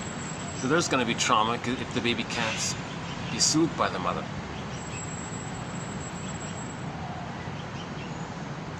If the mother didn't take Tylenol with codeine, maybe the mother could have had the secure attachment stop. But the baby got addicted to the codeine part in the uterus. So when he came out, where is it? Right? It was going to the cord, it was going to the placenta, to the cord, to the baby. So when he was removed and all this,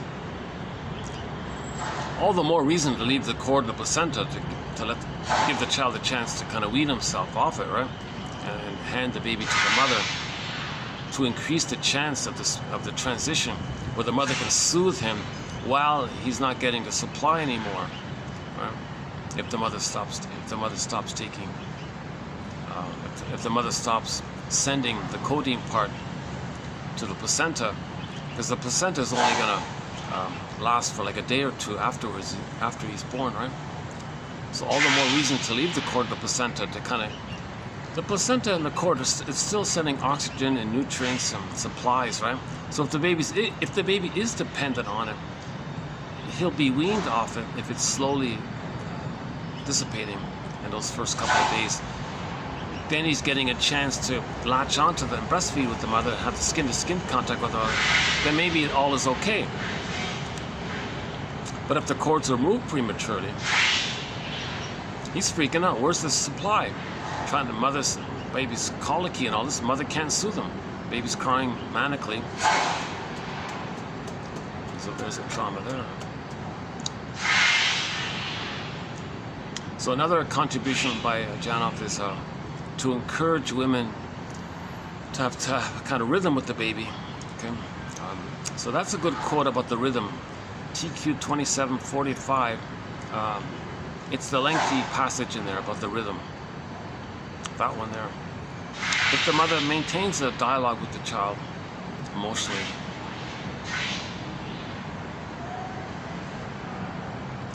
then there's a greater chance the child can go through the canal in a normal way, and the mother can relax and not clench up.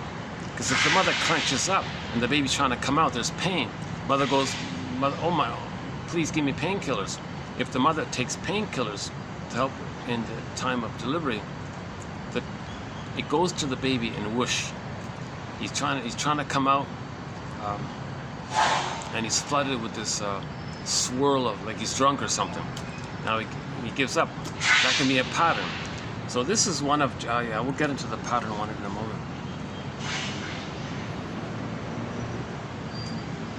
Okay, let's just leave it there for now. So the baby has a welcoming womb. Okay, no stimulants, no caffeine, no cola or whatever, no wine, beer, smoking, painkillers, no heavy metal concerts, no arguing. Just got to be in a good, relaxed mood. Baby feels as yeah. Okay. Number 2, the actual birth.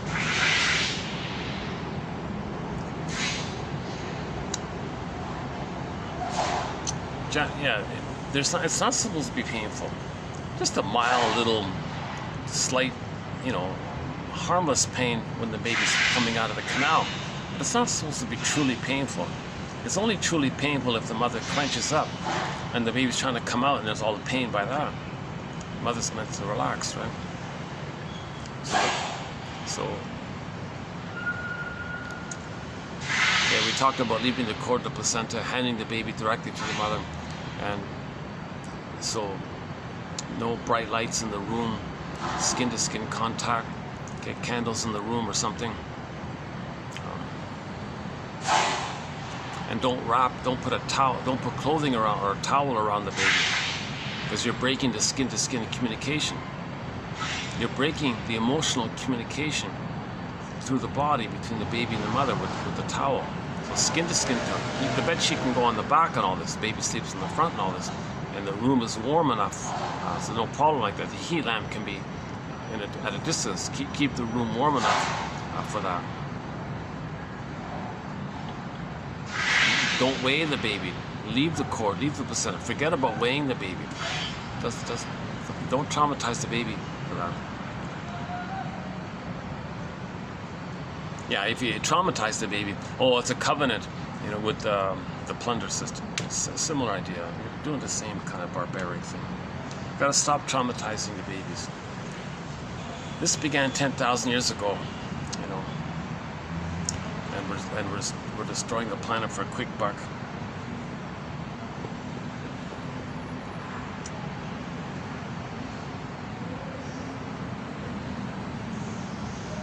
terms of billions and billions of years to get everything. And now food, soil is wrecked, the water is wrecked, this is wrecked. Can't get delicious fruits and vegetables anymore. You know, we're destroying. Why? Because, well, the baby felt that the image he created in his mind destroyed his nutrients and goodness. So he destroys outwardly to symbolize how the mother destroyed him inwardly. So we're repeating symbolically, outwardly, what happened to us originally. Okay, so the interpersonal leads to the intrapsychic, which then reveals itself interpersonally throughout life in the repetition compulsion of the trauma in the interpersonal. So inside out, as above, so below. If the below is based on a traumatic script, then we're repeating what caused it with the grand fantasy, that by repeating it, either in a disturbed way, by treating others the way we were treated, or the more benign way of just expecting others to reject us the way we were rejected. Okay. So the interpersonal with the mother leads to the intrapsychic, which then reveals itself interpersonally throughout life in one of those two ways. Okay, this is called psychoanalysis or object relations theory. It's the study of all this. Object relations theory or psychoanalysis is the study of the internalization, intrapsychic model, mapping, imprints, schemas, working models, CCRT, core conflictual relationship theme, kind of relational, the psychic templates of relational units. Now remember, the memories are relational, right? Oh, 1 second, something's on my phone here. Okay. Oh, it's cooled off a bit. Oh, that's great. Got a bit of a breeze here now. Let's see, let's check the time here. What is it? 4:40? Boy, the time goes quickly, yeah? Jesus.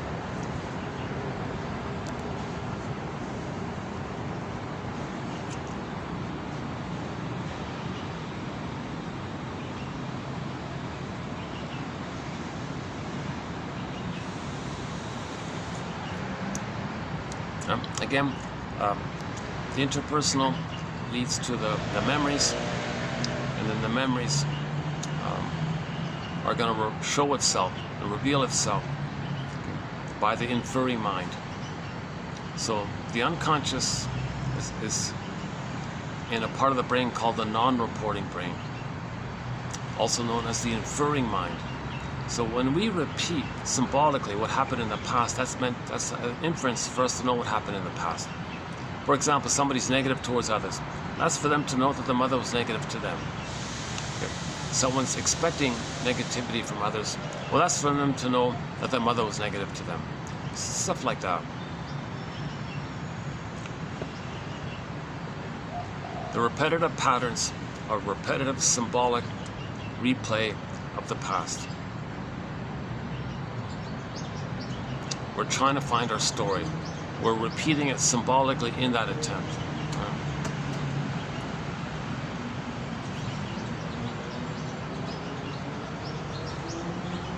So let's assuming the baby had a welcoming womb, number one. Number two, birth was okay. Okay, so I'm not a doctor, so barring my disclaimer again, I'm not a doctor and all this.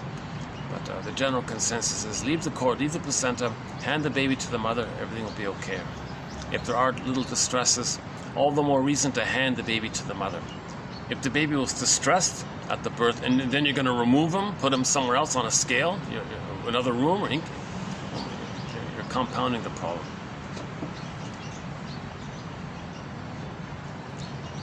Okay, the third part is the first 4 to 5 months. Okay, so the third part of the secure attachment style is the baby needs an extended paradise. As mentioned earlier, skin to skin, breastfeeding, eye contact, 4 to 5 months. If the baby gets this extended social womb, then at 4 to 5 months, okay, that's huge. If the baby can get that first 4 to 5 months, if the child can get the first 4 to 5 months, now he can begin to hatch for a second time for his birth. So for a psychological birth, he needs a psychological egg. That's the first 4 to 5 months, called an extended blissful oneness with the mother. A blissful oneness with the mother for 4 to 5 months. If he gets that and he's fed, has the memories, the mother soothing him, being there for him, feeling safe with her, her attunement, her reverie, her presence, her mother sees, hears, feels the child. Then he can do those things for himself. The way the mother treats him, the wiring is laid in, it becomes a part of him. He treats himself that way, the way the mother treated him. So if the mother does these positive maternal things, he picks up on it, and it's the way he treats himself. So the mother loves him, he loves himself. Sees him, he sees himself. Mother recognizes him, he recognizes himself. Mother's present to him, he's present to himself. Then, at 4 to 5 months on average, a huge milestone takes place. A self-concept hatches out of the blurredness that was there prior. So prior, it was all fused up. Self-concept, mother concept, all blurred as one. 4 to 5 months, it can hatch out of that. A self-concept can hatch out of that. Now, from 4 to 5 months to 18 months, he's engaged in the so-called separation individuation process. He's simultaneously separating from the mother because he felt safe to do so, God loved to do so, and he's starting to get to know himself. That's the individuating part. So the next phase, 1, 2, 3, the fourth phase, the fourth part is from 4 to 5 months to 18 months. The child continues with the oneness. So babies have this oneness with everything. It's a gradual weaning off of it. It's a gradual leaving of the oneness. So from 4 to 5 months to 18 months, he thinks that everything around him belongs to him the way the mother belonged to him. So in the uterus, he owned everything. Everything was him, for him, serving him. He was the center of it all. The whole thing was for him. It's called infantile megalomania, narcissism, infantile megalomania, the grand egocentricity, the glorified self, the idealized self. Everything's for him. So it's undifferentiation, it's fusion, it's merging, blissful oneness. Everything's for him. It's all about him. Everything serves him. Jeanette Paris says, well, he's on the throne. His Majesty, the baby, and all this. So he thinks little king, little god, little magician, little god, emperor, whatever you want to call it. This thing dissipates roughly at 18 months. At 18 months. So from 4 to 5 months, when he's hatching out, he still has the infantile megalomania. He still thinks the world is my oyster, quote unquote. So he still thinks he rules the world. That obnoxious song by the band, everybody wants to rule the world. Nonsense. Not all babies are traumatized before 18 months. But that song is in reference to this point of trauma before 18 months, because they have the fantasy they want to own everything. They didn't get it, remember? They didn't get it. The baby didn't get his needs to own everything, quote unquote. So if that's unmet, he has the fantasy, like that song appeals to, that they want to own everything. Plus they use everything, they apply to everybody, because they don't recognize post 18 months. So they think everybody's like that. No, not everybody. Not all babies are traumatized before 18 months. Not everybody has the narcissistic pattern, the bully pattern. They got a lot of clingers and pleasers and caretakers and so on.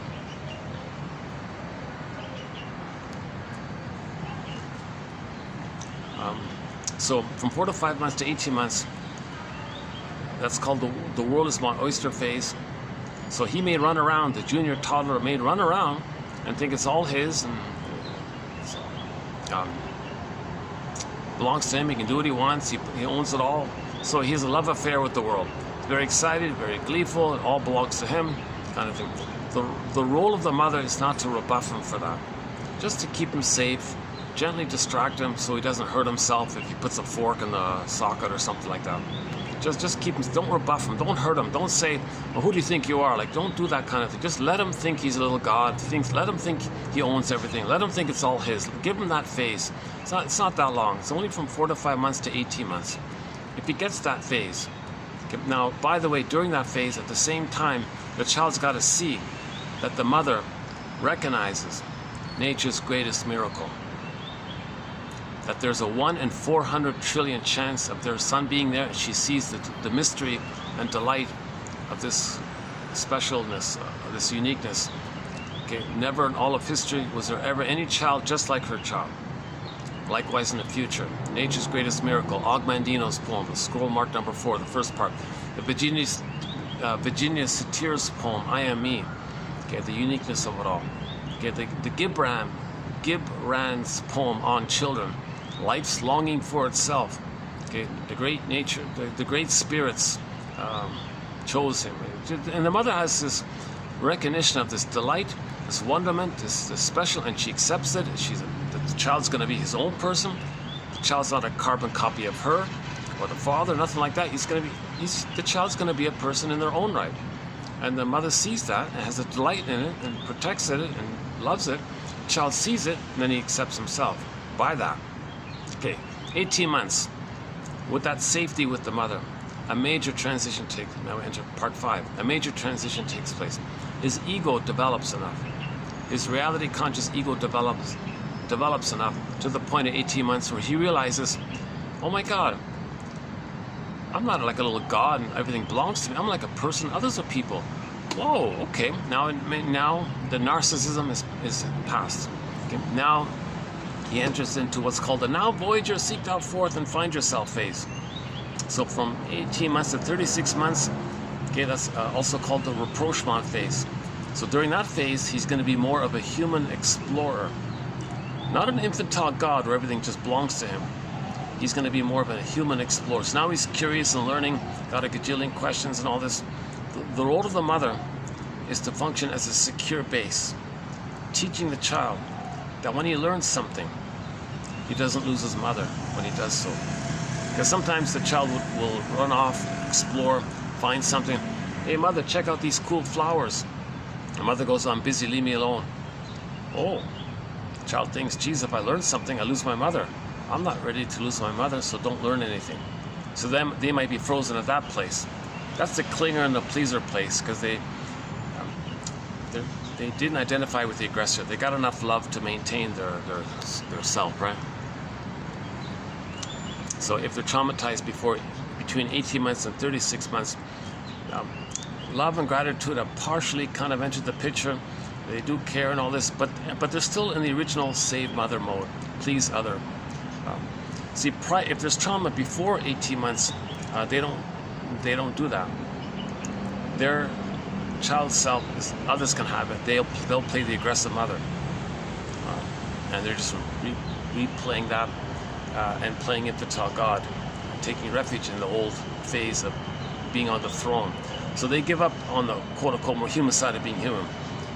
So trauma before 18 months leads to the stinger personality patterns. Trauma post 18 months roughly leads to the clinger, the pleaser. The clinger, the pleaser, they maintain the original I'm not okay, you're okay. So those are the 5 phases, right? A welcoming womb, normal birth, okay, an extended paradise, 4 to 5 months, okay, oyster phase, 4 to 5 months to 18 months. You know, the 4 to 5 months to 18 months, also another thing about that, he's got motor skills. He's got powers. He's like Superman. He's got Spider-Man. He's Aquaman, right? He can do all these things, right? That's the first time I said the word Aquaman. I saw that as a kid. Yeah, Aquaman. Yeah. Like he's got new powers, in other words, right? So pick your favorite superhero or something like that. So he thinks he's Superman basically because he's got these new powers. Before he was passive. But now, look at this. He can crawl, he can walk, he can run, he can jump, he can skip, right? He can do all these things. He's got these new powers. He never had them before. So he feels delighted with these new powers, right? And plus he thinks he owns everything and he's got these new powers. So imagine the 2012 Spider-Man film when the Spider-Man found his Spidey powers. He's flying around all excited, spinning here, spinning there, crawling, hopping here. That's a tip off to the baby feeling all excited when he got his new powers.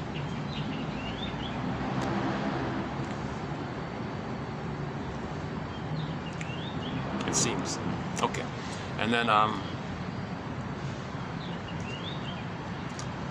so let's begin something here. So when the baby comes out and he's not getting mother's love, he may just simply think he's defective. There's something wrong with him. Where's his paradise? Why isn't mother there? Is something wrong with him? If the mother's quote-unquote defective, he thinks he's defective because of the fusion.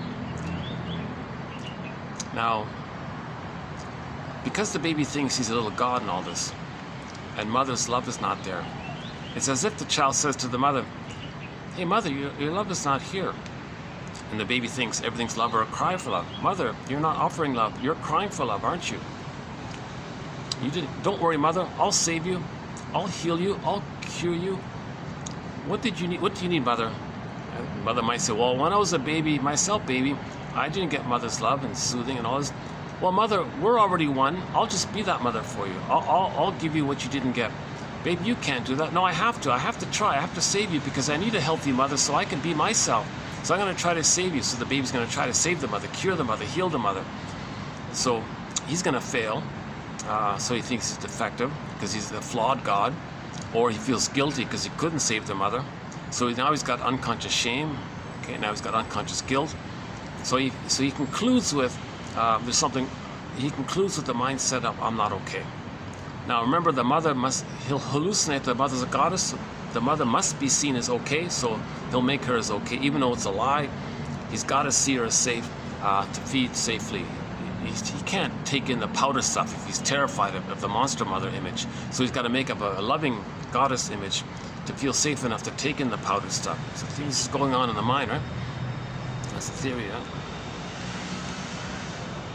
So all babies begin with, I'm not okay, you're okay, as the template.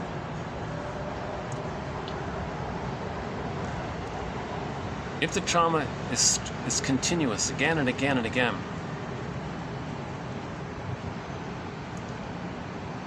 and this goes on like between birth and 18 months at some point, he can't take it anymore.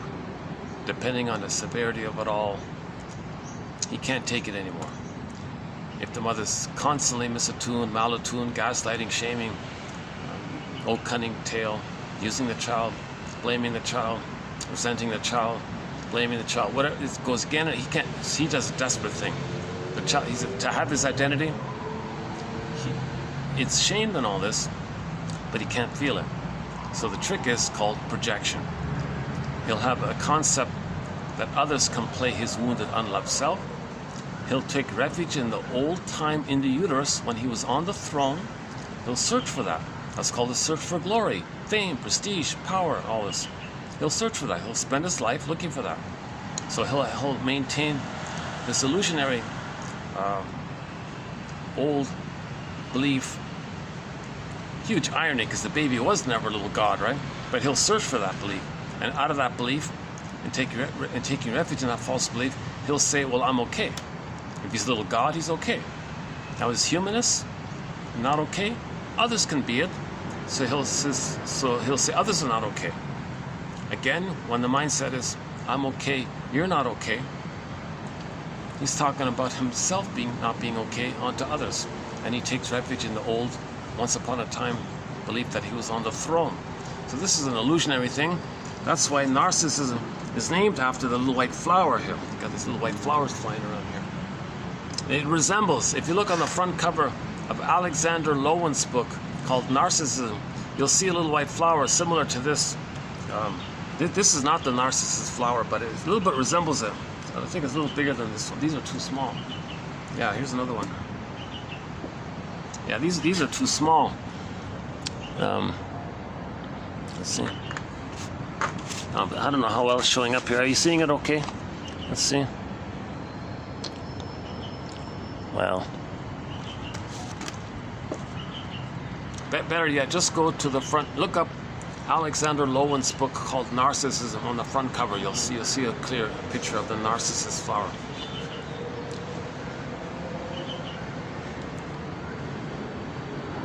And it's addictive.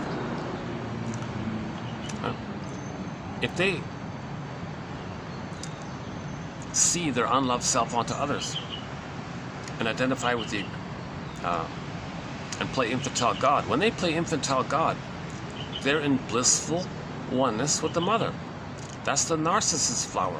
The word narcissus comes from narke in ancient Greece. Narke means narcotic, right? So it's this illusionary drug-like phenomena of the blissful oneness, and it gives you serotonin. So you feel immensely safe in this blissful oneness with the mother, right? Plus, due to attachment theory, he's got to have a mother, right? If he rejects himself,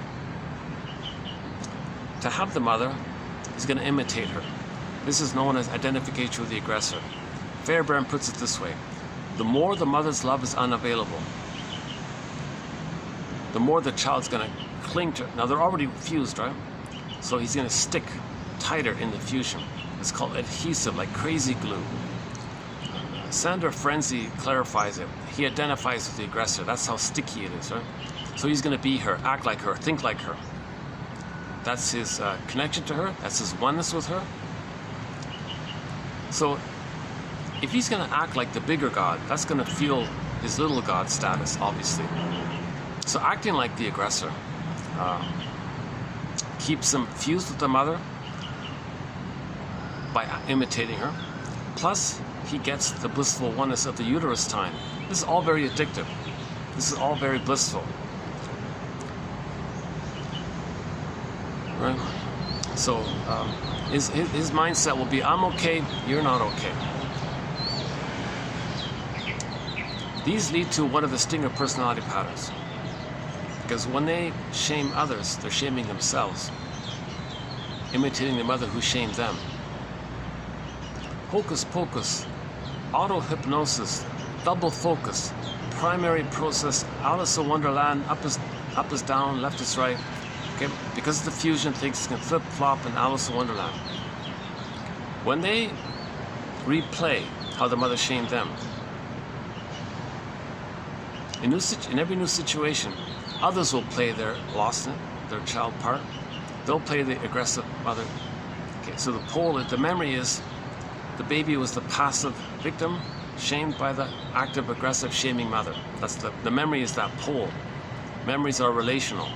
Memories are relational. Okay. In every new situation, they replay that thing in a process called repetition compulsion, because when there's trauma, we're still looking for mother's love. But when they look for mother's love, they don't do it directly. They'll find others. Let's see, can we get a close-up of this guy here? Let's see. No, he's gone.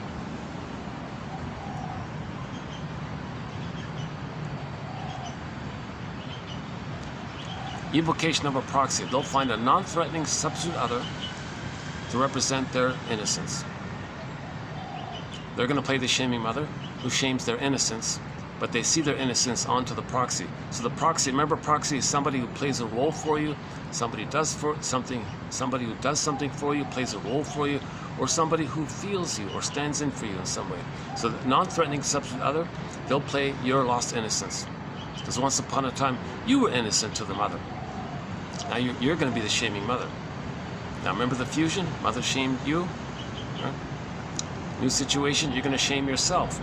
Too painful to keep shaming yourself. You are going to shame yourself, but you don't want to feel it. The trick not to feel it is to have someone else play you. You're going to see others as being you. So the behavior is to shame yourself. You see yourself onto others, so the behavior is you're shaming others, thinking you're shaming yourself, being loyal to the script of mother shaming you. That's replaying the record of mother shaming you. So you're loyal, you're replaying the record. It's just you flipped it. You don't play yourself, you play the shaming mother and others can play you. That's called one of the stinger personality patterns. Now, the stinger personality patterns are subdivided.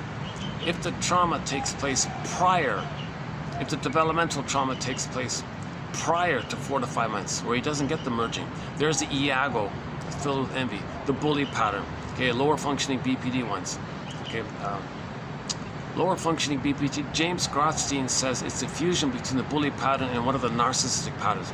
He calls it like the Swiss cheese narcissistic pattern. When they fall in a hole, they go back to the bully pattern. And all the other troublesome kind of patterns in there. Iago is sort of like that's the most envy-based one. So envy is very pronounced in the stinger personality patterns, because the baby believes that the mother is the envy. They call it the envy breast. That the mother hated his goodness. Mother's the envy. The first mother's the breast mother, but the breast mother hated his goodness from the baby's end, from the baby's perception. Mother didn't accept any of his goodness, rejected all of his goodness. Identifies with her. To have her, he's got to hate goodness in general. So he goes through life hating goodness. That keeps him fused in one with the mother who hated his goodness, original goodness. So to have a mother, attachment theory, it's got to have attachment. We all know that the baby's got to have an attachment. No baby can live without a mother. So they're going to be the mother. How do you be the mother? Well, you identify with her. What did she do? She hated your goodness. So you hate goodness in general. So outwardly, if they see any kind of goodness, in whatever form it takes, they're going to hate it. That keeps them gleeful. It makes them gleeful because it keeps the narcissistic, blissful oneness with the mother. It's a trauma bond with the mother. It's blissful, and it preserves their infantile megalomania. It preserves the oneness with the mother. It's all very exciting, right? This blissful feeling, we get a glimpse of it, you know, in the honeymoon phase of marriage. You get this blissful love conquer. We can do anything. This powerful, blissful, happy kind of feeling. You get the baby's in that kind of place like that, 100-fold or whatever. I don't know. So it's pretty powerful stuff. The pain part is numbed over with the endorphins. The pain part is numbed over, and it keeps the blissful part. Okay, back to Emily Dickinson. There's a pain so utter, it swallows substance up, and then the person goes in a swoon. The swoon is the endorphins that numb the pain of trauma. But it keeps the bliss part. So somehow these feelings are separated, compartmentalized in some way.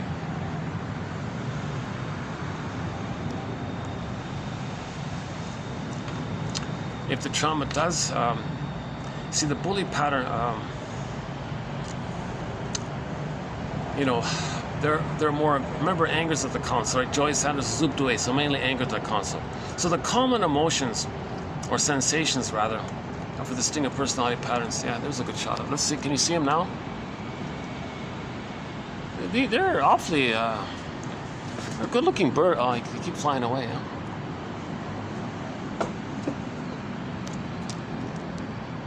Yeah, they're very attractive little birds. Huh? Reminds me of the whale in Summer Legend. Yeah, the one with Glooskap mentioned earlier. The best way to see Summer Legend is from the website nfa.ca, and in the search engine type in Summer Legend. The YouTube copy isn't too clear. You get a much crisper version of it directly from the website nfa.ca. Okay, Summer Legend, the Mi'kmaq fairy tale. Glooskap is like the main. Glooskap is like kind of like Odysseus, like that kind of thing. Again, all metaphor. It's all like one dream for one mind. So if you watch the whole Summer Legend, it's kind of like everything within the psyche of a person. And in the healing journey, you go and you bring back your feelings. So Glooskap brought back his wife, right? The wife was lost, abducted, right? Yanked down, brought it back. It's a common motif. And then the final part of it is where they travel back and forth. That's like a constant dialogue with yourself, and you're always in connection with yourself. So summer, winter, that's what they mean by that. Oh, hold on a second.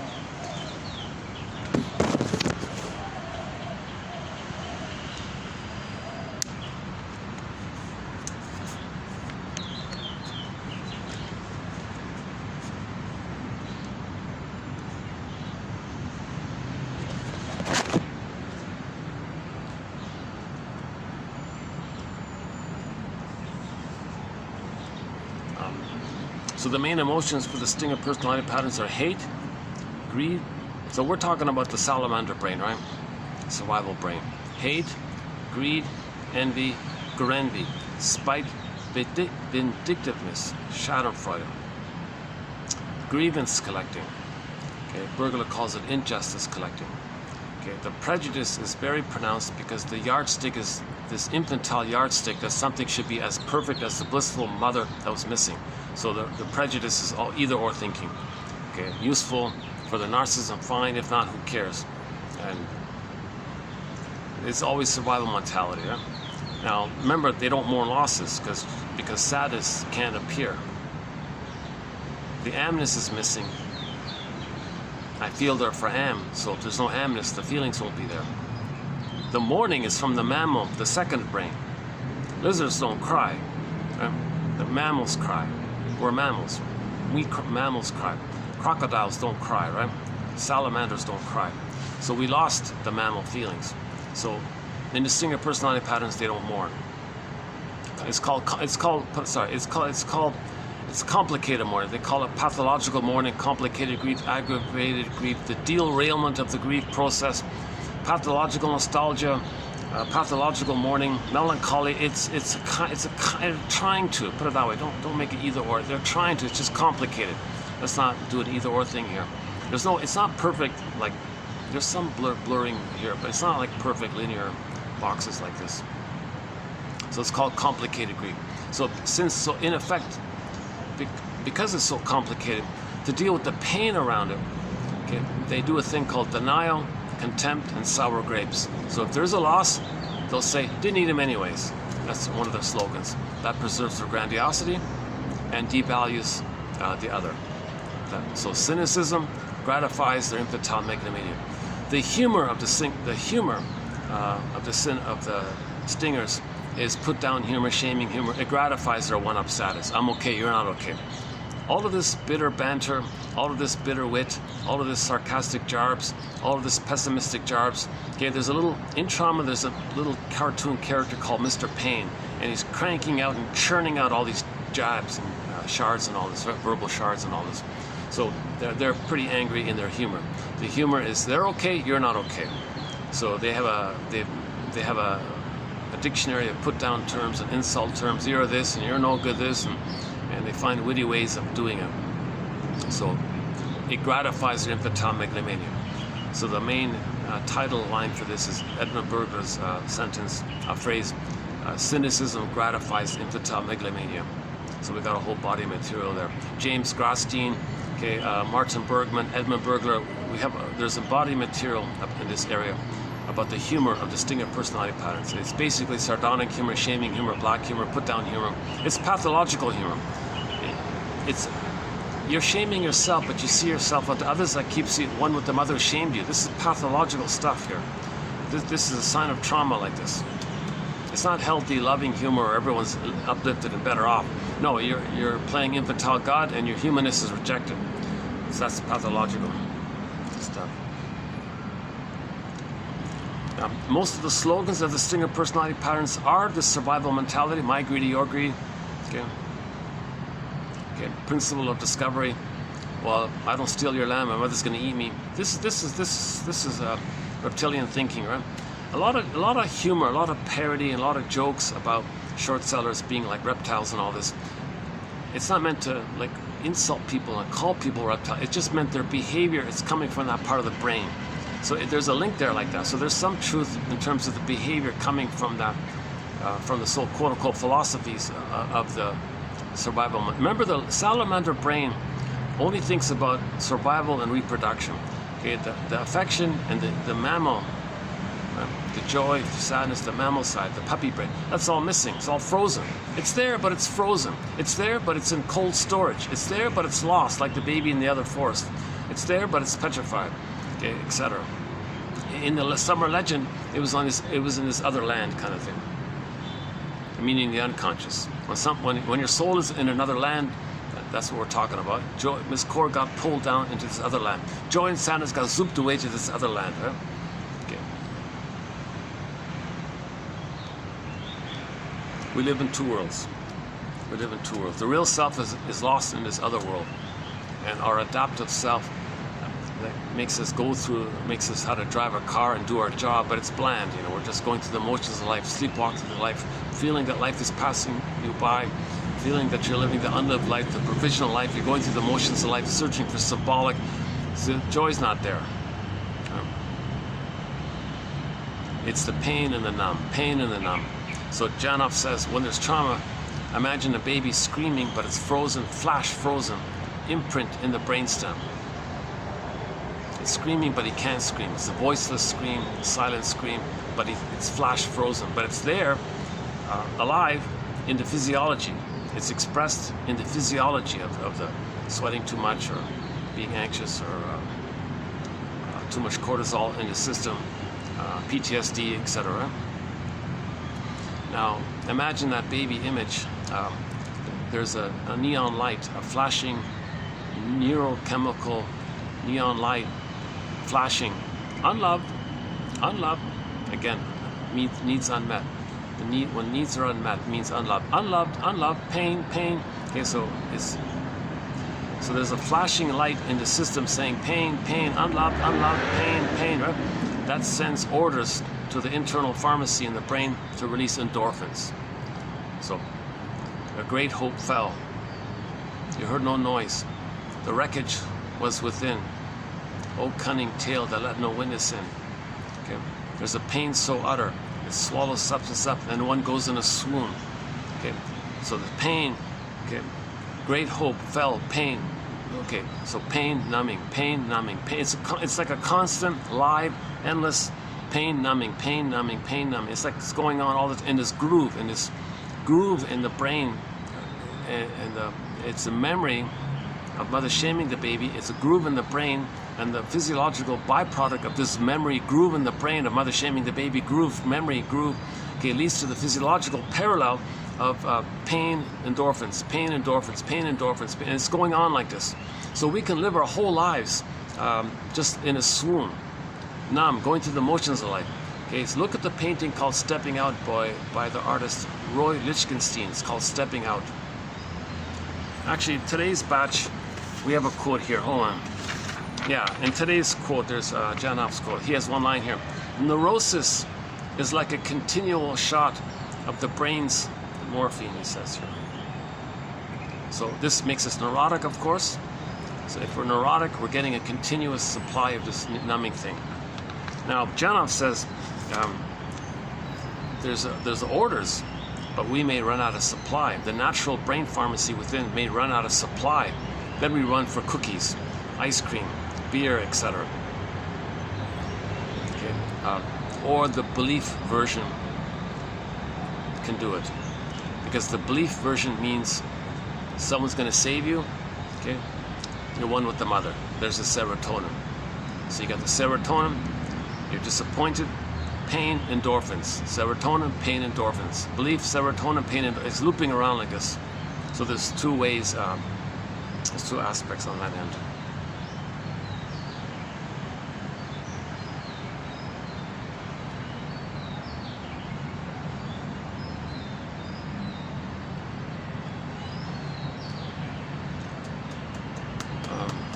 Stingers and the clingers, yeah. So the stinger personality patterns, they do a lot of scapegoating, meaning others. The scapegoat means someone else is the proxy for their unloved self.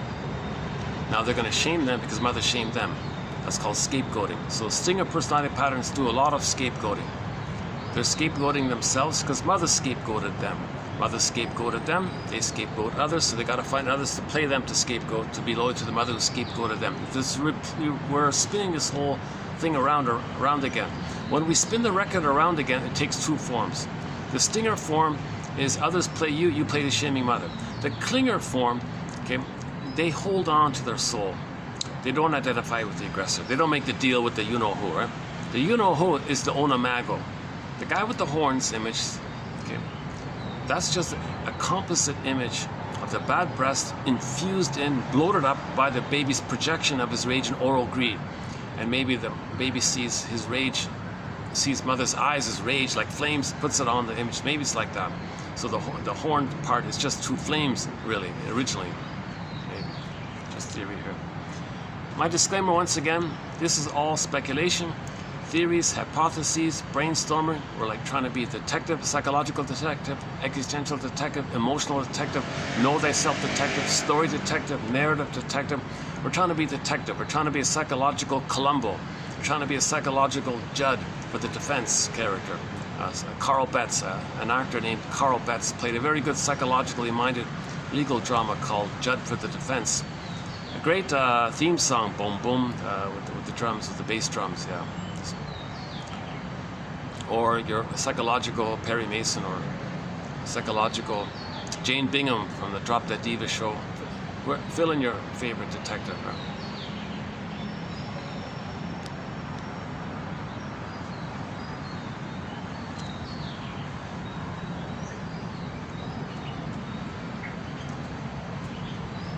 Yeah, so these codes are invitations for mutual exploration, prompts to free associate with.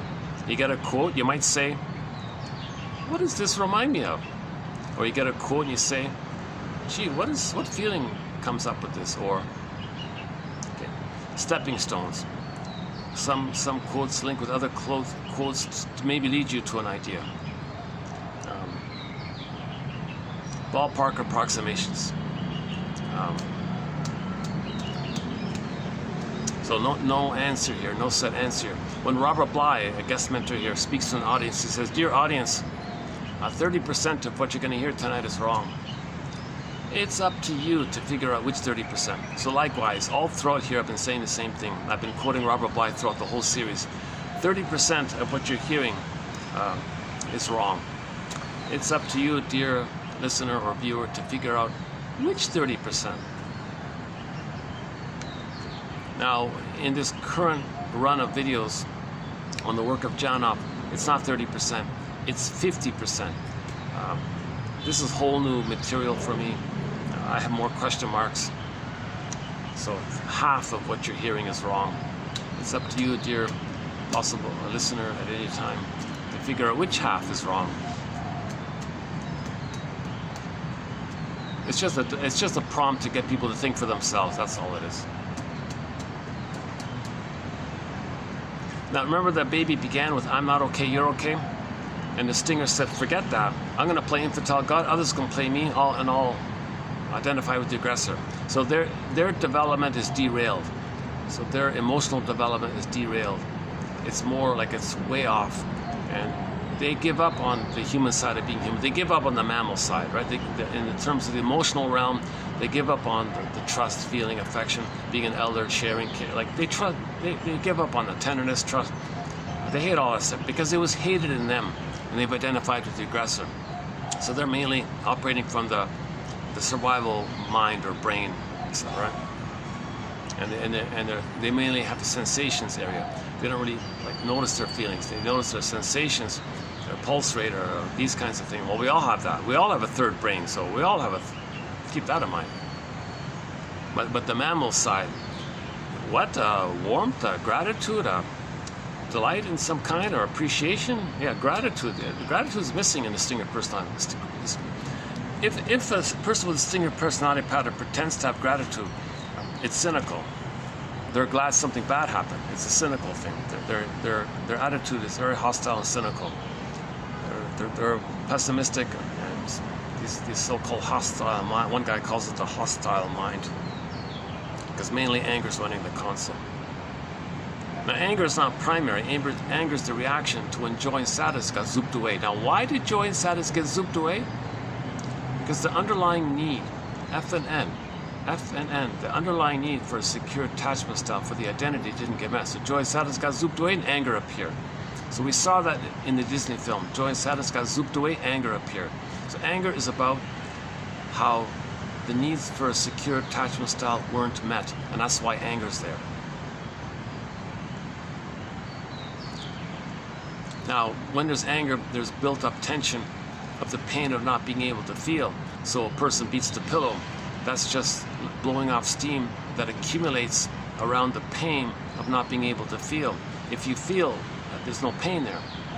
Because they can't feel, there's pain and tension and anger like that. So they can beat the pillow all they want. You got to get back to your feelings. It's always a relief to feel your true feelings. So Janov's promise is that you follow your thoughts. So evolution is brain 1, brain 2, brain 3. Brain 3 is your ideas. Start with your ideas, go back to your feelings, the mammal, and then go back to the nonverbal, pre-verbal. So if you follow that sequence, you're on. You got a chance. Put it that way. Don't leapfrog over it. So I give Janov gets credit for emphasizing this point, although at the same time he sells his therapy approach as if he can help you to leapfrog it, while he says, no, we don't leapfrog, and then he says, we leapfrog. Oh, brother, the parts of it, he's a little confusing sometimes. I think he's self-correcting. He makes mistakes. He's correcting himself. His books are like an update. It's like one book being updated all the time and adding little things. So people read his first book, 1970, Primal Scream. I would say forget that one. Read the follow-up book called The New Primal Scream, where everything got updated. I don't know how that's I haven't read the first one, but I read part of actually today's quotes come from that book called The New Primal Scream. Yeah, right.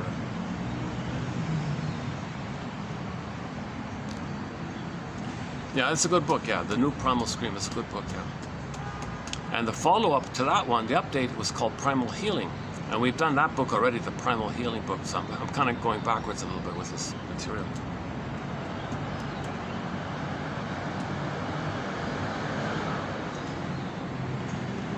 Where were we? Stingers, clingers?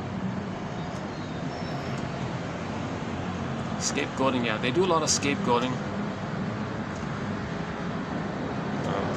If two stingers get married, they scapegoat one of the children. Evocation of a proxy.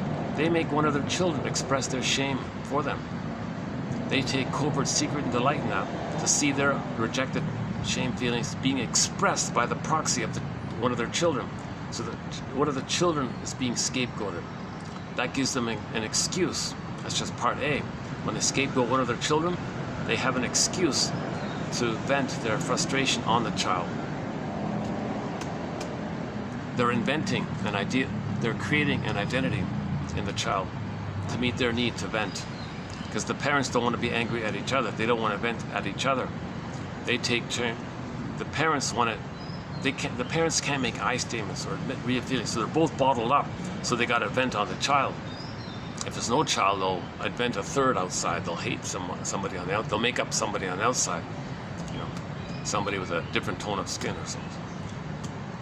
Because if you're more traumatized, it seems to be the more traumatized ones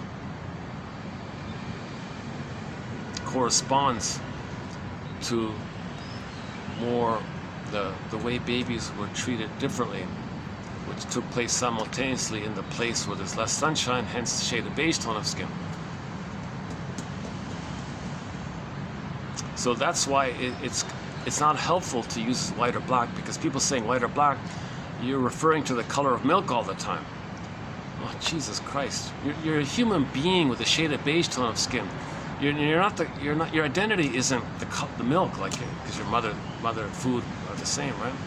The first mother's food is milk. Mother's milk, so you're milk.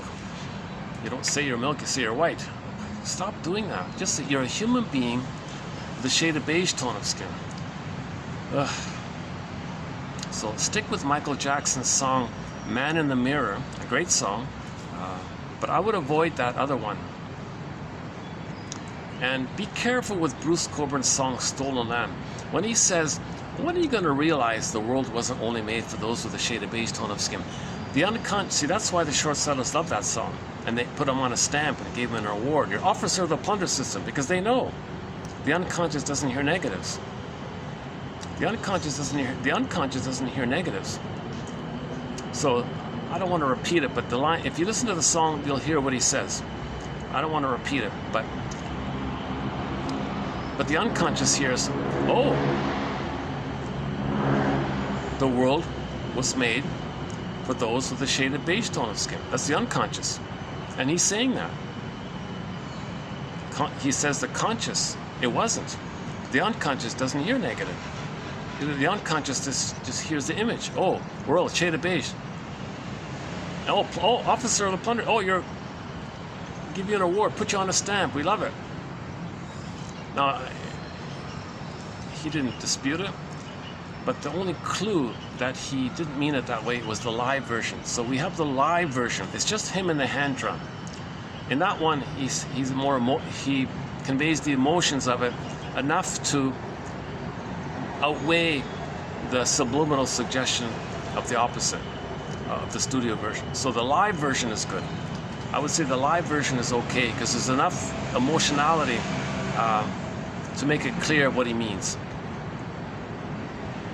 But the studio version, it has the opposite effect. It promotes pillage and plunder. It promotes prejudice. But the live version confronts it. in a more positive way. Enter Carl Sagan. If I had the laptop here, I'd play Carl Sagan's clip. He says, really, billions of years for trillions of years for all the specks of dust and the planets and all this, and billions of years for everything, and you think the Great Spirit did this just for those with the shaded beige tone of skin? Oh, come on. He says, well, in trauma, you project your trauma onto the world. You project your nature onto nature, he said. That's a very good clip by Carl Sagan. Look it on YouTube, Carl Sagan, the Cosmos series. The title of the clip, oh Jesus. Well, it begins with the line, oh boy.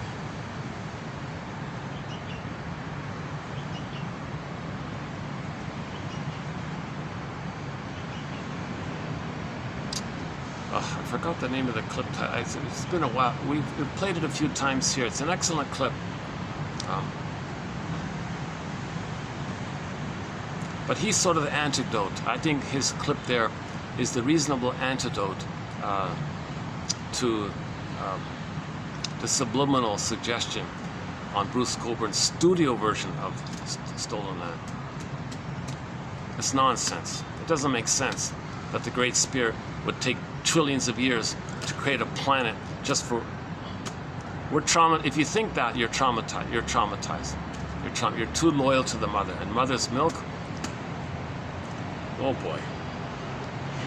That's psychotic stuff. That's psychotic thinking. This is truly perverse psychotic thinking.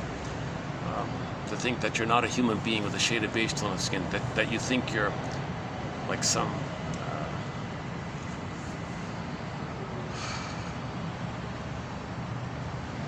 that you think you're the mother who hurt you, and you got to hurt others to be loyal to the mother.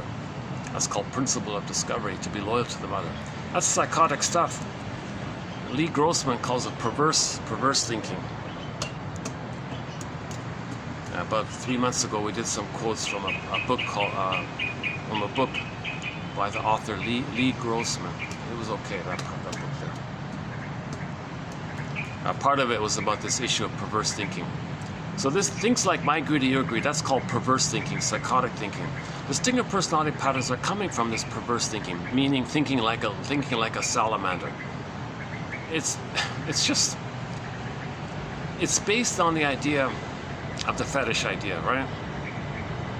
That the man. So we enter the movie Claire's Knee, the French film called Claire's Knee. The guy would see a woman's knee and acted emotionally like a baby seeing his mother's breast, and he was all thrilled and all excited, and he had an obsession with women's knees, and he felt so safe and blissful and one and so excited, and he didn't get the affection of mother, so there's a sexualization as a defense against the affection, right? There's an interesting thing about that, right? So the fetish, he didn't get the tenderness, so there's sexual, as a defense against it, he has the fetish around the knee as a symbol of, remember we searched for symbols? That guy in the film Claire's Knee, the French film, English subtitles, he didn't get the breast, he wasn't breastfed, or he was bottle fed or whatever. So he would see a symbol of the real breast, the knee, and have this immense symbol of the mother. It doesn't work, so knee after knee after knee, he was excited. So he had this whole life taking photos of women's knees all the time. One day, for some strange reason, he met a woman named Claire, and her knee seemed to most symbolize the most. It somehow reminded him of his mother the most. He didn't care about the woman. He only cared about her knee, so he was obsessed with this. That guy in Ally McBeal, right? He had the same kind of thing with the sagging thing there. That's like a fleshy kind of thing, right? Skin, breast, skin, mother, older skin. So he close enough. He saw skin, hanging skin. The breast was hanging. So he transferred the missing hanging breast to the hanging waddle in the woman, right? What's the other one? So that's called a perversion, right? But perverse thinking is not just from the physical area. Perverse thinking can be applied just generally, just broadly, in that area of perversions. Like, so we can think in those kind of ways. It doesn't have to only be specifically to like physical areas of symbols of the breast. But that gestalt, generalized, is called perverse thinking, psychotic thinking, perverted thinking, psychotic thinking. It doesn't have to be specific. That's just one example of it. The guy thinks the woman's knee is his mother's breast. That's just one example of it. Or the guy thought the older woman's sagging skin under her, what's it called, the waddle, right? Is that the waddle or something? There was another example of that. What was the other one?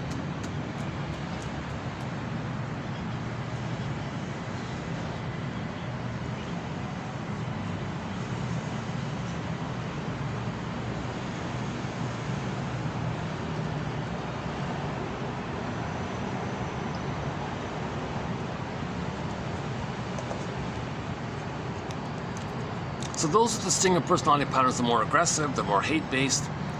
So if they become short sellers, they're more aggressive in plundering and pillaging. Now, see, the clingers, their humor, so let's just quickly mention the clingers. The clingers maintain, I'm not okay, you're okay. So they're still trying to save the mother, please the mother. So they're still in that human area. So yes, they're foolish. They're more childish. They wear their heart on the sleeve. They're more emotional. You see them more childlike. And so it's easy to shame it because it was shamed in you as a child. So stingers hate all that. When stingers see somebody showing dependency, vulnerability, feelings, needs, they attack it. They hate it because it was attacked in them, and they feel gleeful doing so.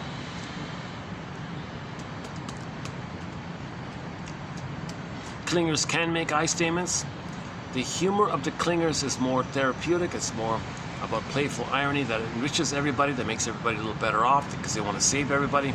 The humor of the stingers is, no, I want to play God, and my humanist is no good. See it unto you, so you're no good. The humor is sadistic like that, right? The clingers are very uncomfortable with that kind of humor. So clingers don't like that kind of humor. So if you had a group of people, let's say 10 people, and 9 of them are psychotically screaming at that kind of humor, the clinger would be very uncomfortable with that. They would excuse themselves, I would think. So hate humor or prejudice humor, it's because they have their feelings. Clingers are in touch with their feelings. Yes, it's wounded, yes, it's damaged, but they're still holding on to their feelings. They're still holding on to their soul. Stinger says, forget all that. Who cares about it? Just play infantile God.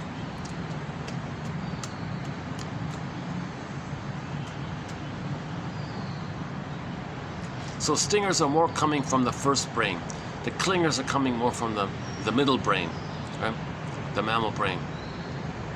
And they want to get more access to the positive thinking brain. Now, the stingers use the thinking brain as a cloak, as a mask to hide. So stingers are sometimes called secret psychotics. They use the thinking brain to appear reasonable, using rationalizations, excuses. They appear reasonable.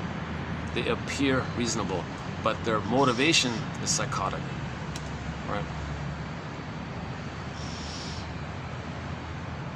Yeah, murdering 20, 30,000 people to scare 2 million people off their land, and not care. That's psychotic stuff. That's and then you want to create an excuse.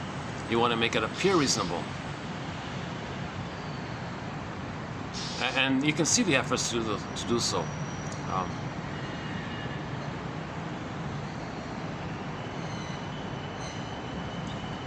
So yeah, Lloyd DeMoss says, stop this CIRC thing. Listen to the interview with the Janoffs. Arthur and his wife Franz Janoff did an interview on a radio podcast called Radio Curious. the interviewer's a lawyer guy. So listen to that 20-minute interview by his name is Barry Vogel, right? The host of Radio Curious. He interviewed the Janoffs, Arthur Janoff mainly, before he passed away. It's on YouTube, yeah. And the other clip is the one called Life Before Birth, discussing that book he wrote when he was 86, I think. And all of his other interviews that he gave on talk shows and Donahue's and all these shows, they're unavailable. They're unavailable. My theory is because they shut him down when he tried to sue the magazine for what they said about him. They shadow banned him or something. They couldn't do it completely because he got some protection by the endorsements by famous people. So they didn't want to bring it up too much. They kind of just quietly ignored him, kind of thing. So, and no one published his books. He had to self-publish them. Plus, he's criticizing. Number one, he's making people aware of brain chemistry in a clear way. Number two, he's criticizing CBT and all these other things. And, so he's the rebellious one.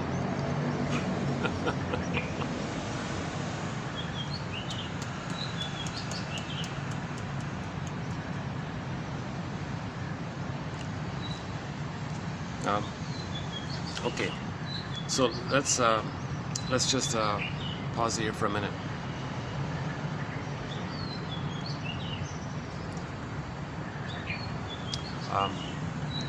Okay, let's go back to the prenatal trauma.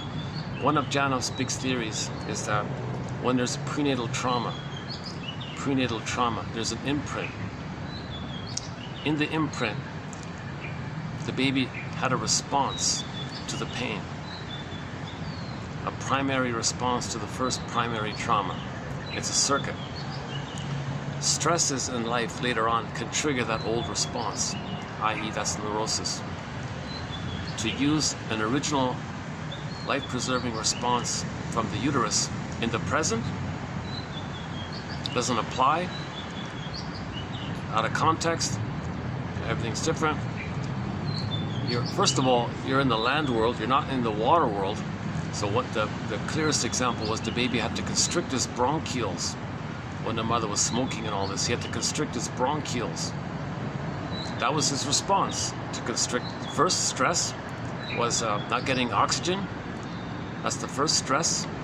That's the prototype primary, first original primary stress, not enough oxygen. His first primary response was to constrict his bronchioles. That's all set in. That's a template. Imprint, template. And there's even names for the chemicals that sealed it in that brain.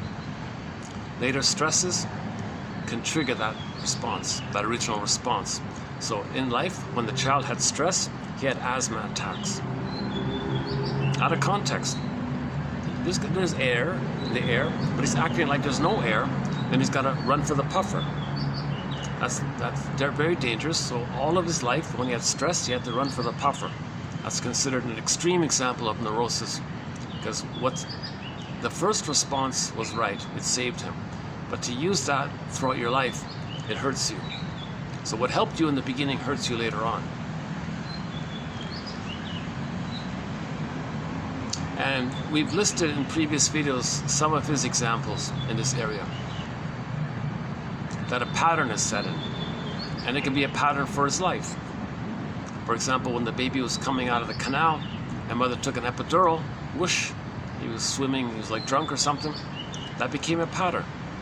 Trying to do something, okay, whoosh, with the painkillers and all this. The pattern was, when he tried to do something in his life, whoosh, he just blanked out, he dreamed out. I give up too much, I'm overwhelmed. Like he just said he gave up. He gave up easily, because originally he tried to do his thing to come out of the canal, and he was prevented from it when mother freaked out with the pain, gave the baby, made the baby drunk, let's say. So he tries to do something, tries to learn something, I don't know, he feels drunk, he can't do it. He's daydreaming, he can't do it. He tried to learn how to bake bread or something. He made a little mistake, got stressed, oh, I can't do it. He went through life always giving up easily. The prototype, stresses in the present, triggered the first primary response that took place originally in the survival brain, in the salamander brain. One time the baby was kicking in the cord. One time the baby was kicking inside, and the cord wrapped around him, and he kept on kicking, and it got to a point where the child realized that if he were to kick another time, he'd be a goner. So he said to himself, "Don't move, don't move." He was like stuck. He couldn't move, right? That was a prototype. Any stresses in his life, he said to himself, "Don't move." Job he didn't like, don't move.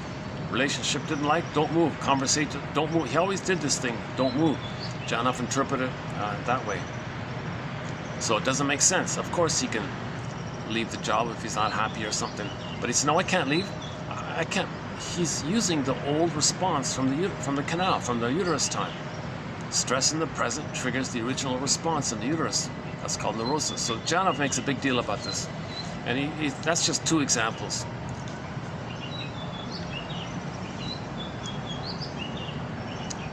Sometimes it's just a general feeling. If the baby was overwhelmed in the uterus, they may generally feel overwhelmed in life.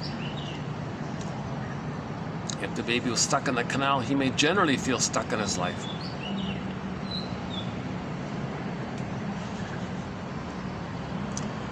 And part of this process is that the automatic nervous system in the first brain goes two ways. Either it floods him with cortisol, and he's born with PTSD, so he's all revved up all the time, or it's so much he goes the other way and conserves energy in the parasympathetic mode. So birth prenatal trauma can predispose him or set him up in some kind of set sympathetic mode or parasympathetic mode. It's not supposed to be like that. In normal development, the child flexibly, like the yin-yang symbol, you go around in both the yang and the yin, the sympathetic and the parasympathetic. Sympathetic is the bright one, the masculine one, the active one, the sunshine one. Then you got the moon one, the dark one, the relaxing one, the resting one. Sun, moon, masculine, feminine. Okay, active, passive, resting, active, rest, active, rest. There's meant to be like a yin-yang in the nervous system, and it's all balanced. But in trauma, it gets set in one or the other. That's another example he's talking. And you go through life with that set thing. So it happened, it's set in, and you go through life with it, kind of thing.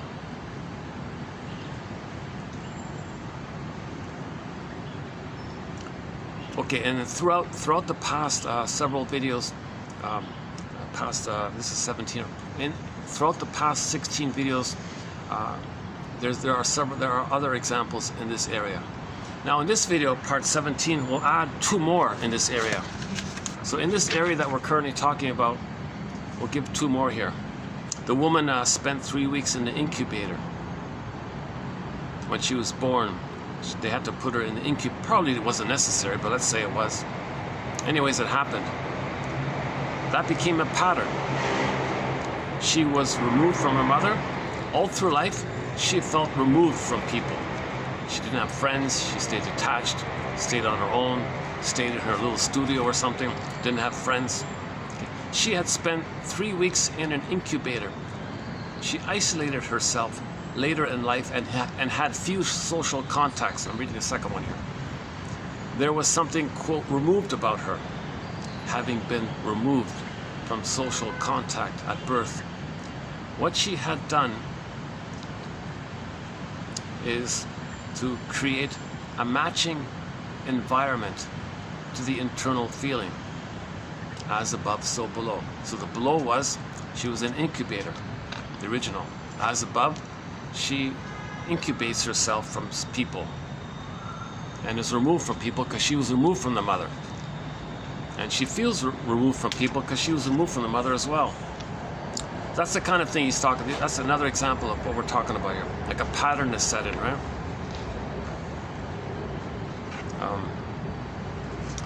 Another one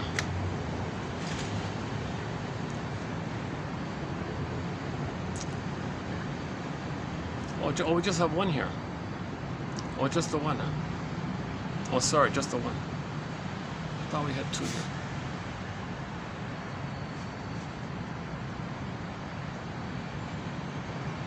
Oh, just the one. Okay, so that's just the one extra one. Okay, so that's one theory of Janov's. That prototypic. So okay, here. Hang on. Prototypic trauma. Okay. The initial birth experience may be a prototypic. Sorry. The initial birth experience may be prototypic of how the child will respond to stress later on. The notion of prototypic trauma and prototypic defense. Nearly all of us are prisoners of our prototype, our dominant mode of functioning. Whenever a pain is engraved into the nervous system, the response to that pain is also stamped in. The pain and the response are a unity which becomes prototypic, so that under any later stress, the original response pattern is automatically triggered.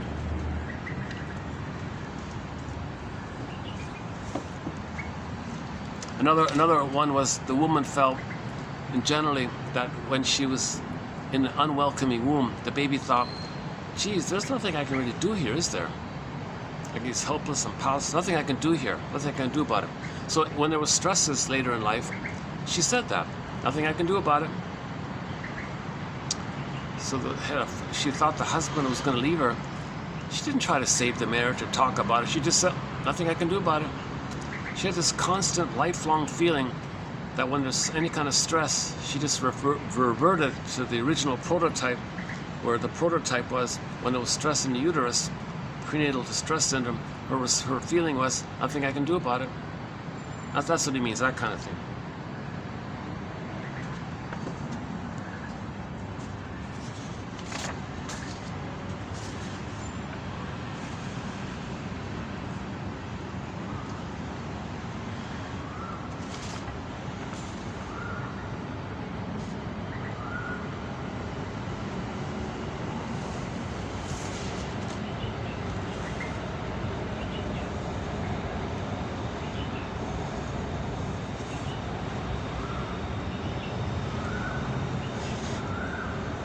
What a strange thing the imprint is. It is impervious to later experience.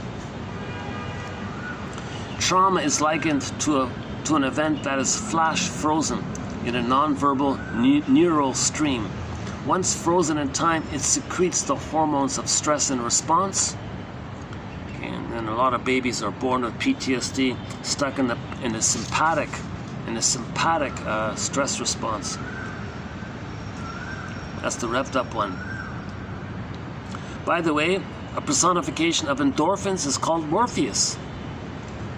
If we were to take the effects of endorphins and create a character, in Greek mythology it's Morpheus. Morpheus, the Greek god of dreams and sleep, has dulled our sensibilities and made life gray.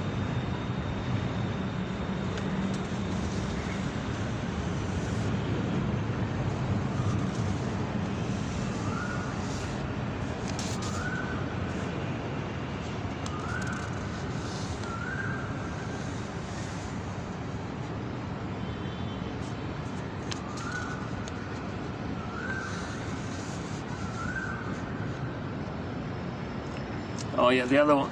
Okay, okay. Oh yeah, I took that one out. Yeah, I had one in there. I took it out. Okay, never mind that one.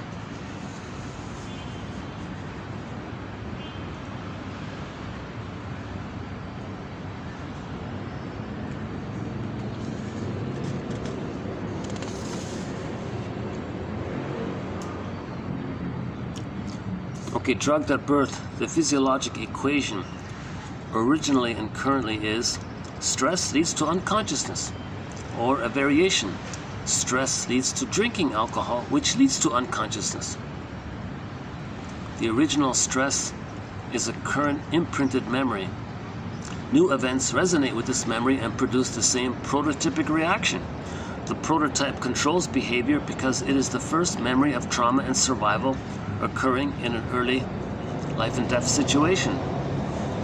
Okay, that's a variation of the endorphins. So either the person feels stress and the brain releases the numbing, Or he runs for a beer and makes himself numb.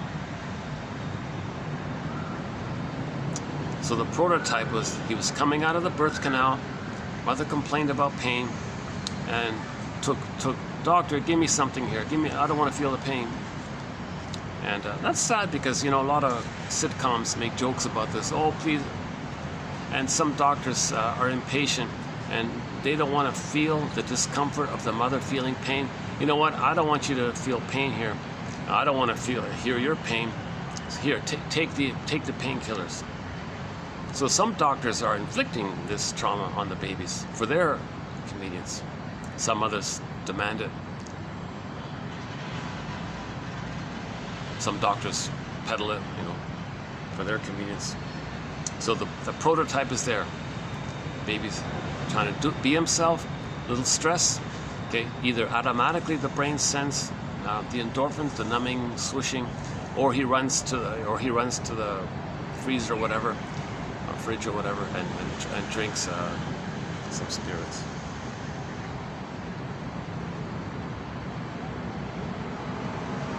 Whatever it is that, so spirits has the effect to make the person numb, right? Yeah. So burglar calls that jocose, morose, bellicose, comatose. So it repeats. So let's apply to the breastfeeding, right? Baby had a great hope. That's the jocose. It fell, morose. Now he's angry, bellicose, and then the endorphins. So that's a prototype. So burglar puts it this way: the person thinks that he's going to get mother's spirit by the symbolic spirits, alcoholic spirits being symbolic of mother's spirits. So finally he's going to get mother's love. That's the jocose. He's doing it himself. He's autocratic. He's infantile. He's important. I'm going to do it myself now. He's leaving the abusive mother. So he's an emotional fugitive from the love that he seeks. So he's in dopamine. He's excited for the chase. He's excited, thinking he's finally going to get mother's love. So he's excited. It's jocose. So he's running to the beer store, whatever. He's excited. He's going to get mother's love. Okay, he's doing it himself as well. He's powerful. He's infantile megalomania. I'm going to do it myself. I'm not a victim of mother. I'm going to get mother's love. I don't need her. I'm going to get it myself. So that's the jocose face. Runs to the beer store. Okay, then he takes a little beer. Wait a minute. It didn't work. It didn't work. He didn't get love from the nursery. A little sad there. A little disappointment. What the hell? Bellicose. Now he's going to blame the world, say all these things, and say all these bad things, whatever, angry things. That's the bellicose face. And then he's now going to get the hangover. In the hangover, that's the comatose phase. So check out Burglar's thing called jocose, morose, bellicose, comatose, meaning the hangover. So that's what we're talking about here. Baby's coming out of the canal. Mother took an epidural or whatever.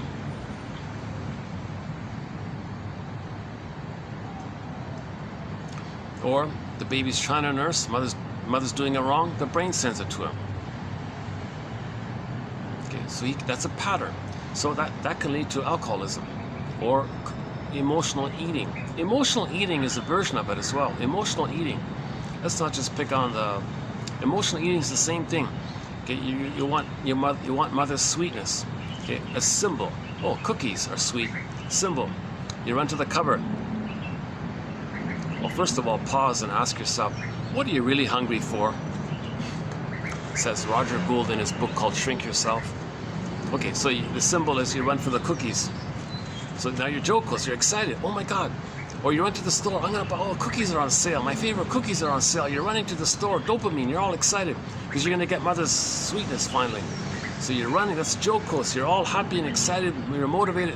Dopamine's when you're chasing for something which you think when you get it will give you love and all this. So you're excited, that's the motivation, anticipation drives you, motivation. That's so dopamine for the chase. Dopamine's exciting, jocose, you're all happy. Remember, you're an emotional fugitive from the love that you're seeking. So you're running away from the abusive mother and you're going to get mother's love finally. Mother in the form of cookies. So you run to the store, get the cookies. That's the jocose. Okay. and then wait a minute, and you feel a little better because you get some serotonin by the sugar, salt, and fat. Okay, that's part of the glucose. I got it. Okay. Wait a minute, it didn't work. Well, I feel badly now. I feel sick. And there's your comatose. Burglar says, I'm not going to buy these cookies anymore. Okay, next day, same thing, kind of thing.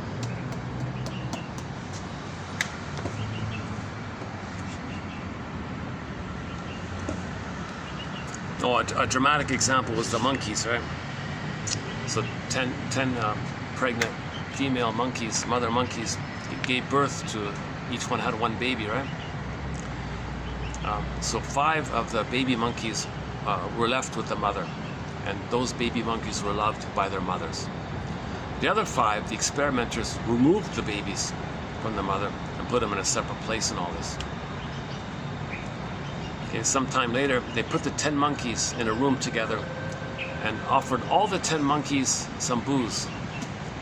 The loved monkeys, not interested.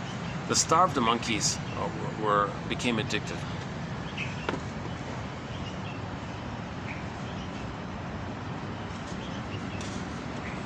Alcoholics are trying to feel loved. It is the Russian feeling of warmth. It is the Russian feeling of warmth they experience. That warmth is like a mother's caress. They often describe it as a warmth that is completely relaxing. Yeah, so a side part of it is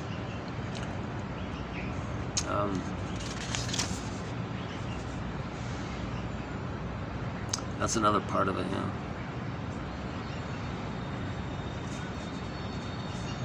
What if we have a pain that no one is aware of, not even ourselves, a pain that occurred before we had verbal memory, a pain laid down solely in terms of neurochemistry? Now, a pain laid down solely in terms of neurochemistry, without words. A pain that came from being abandoned just after birth due to the illness of the mother. Ingrained here is a massive aloneness and terror, a helpless, hopeless feeling that cannot be articulated. If we now take aspirin or whatever, we may be known as an addict, painkillers, because we are trying to numb a pain that no one can recognize. And paradoxically, it is those pains, those pre-verbal pains, that are the most severe and the most likely to cause dependency on these things. Okay, what are the other examples of the prototype? To tackle a problem and then wants to give up right away.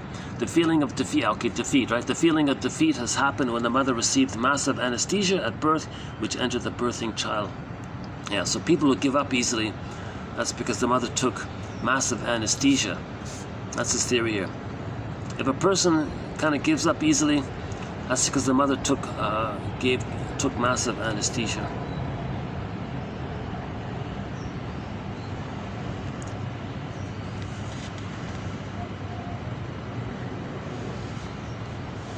My guess is that most people who smoke or drink never really realize the connection between pain and their habits. Neurosis is a paradox. It is enormously strong, a force that one acts on every day, yet a force that eludes awareness.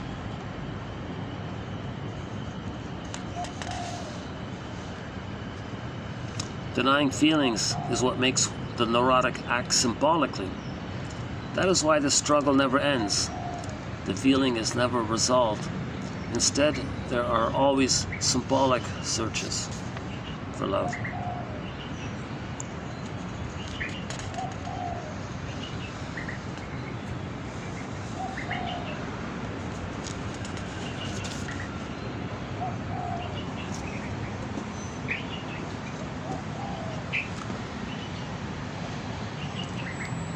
Okay, a variation of this is the mother's supposed to give love unconditionally, like freely, right? If that was missing, a variation of this imprint is this. The woman became a shoplifter. She always had to work hard for love and approval from her mother, and now wants something for nothing. Love me no matter what. Don't make me fight for every crumb of love.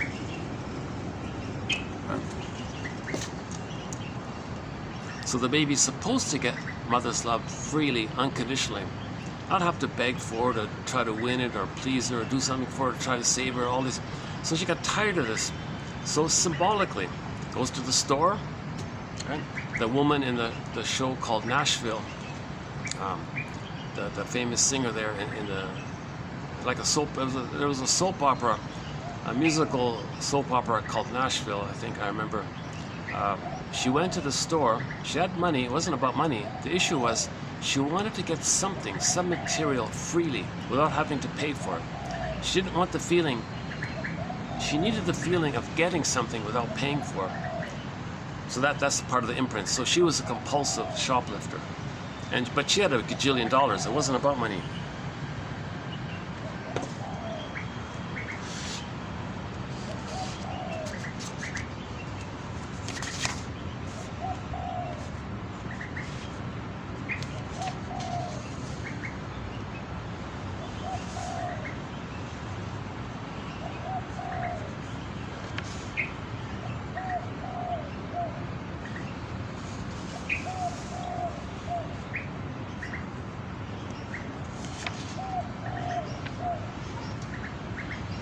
Yeah, here's another one about the defeated one.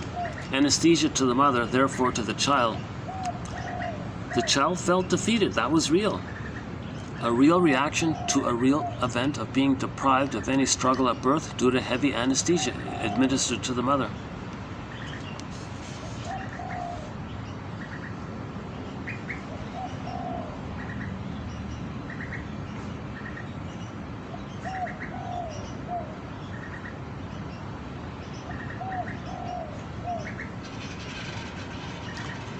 Love outside the critical period cannot make permanent changes in the neurobiological system.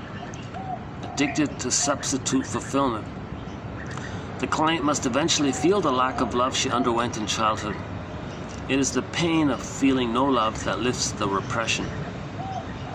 No symbolic love now, like Marilyn Monroe getting millions of flowers, well, that's going to keep unloved from being felt. Once the suffering is felt, the trauma loses its force. If there were any way that an imprint can be quote erased, it would be in bringing the trauma up to the prefrontal cortex, to the third brain. So the third brain's got to make a link with the other two brains. The three brains have to get along with each other. Feelings are us. This is the ultimate meaning of finding yourself. If we discover we were unloved at age 4, well, we are finding our true self. The aim in any therapy is to give you back your real self.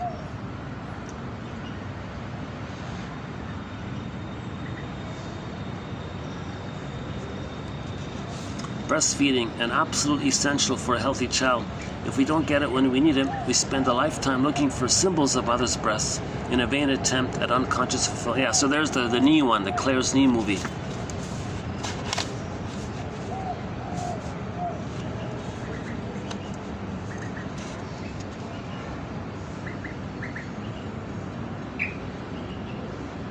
Yeah, similar idea here about the symbolic.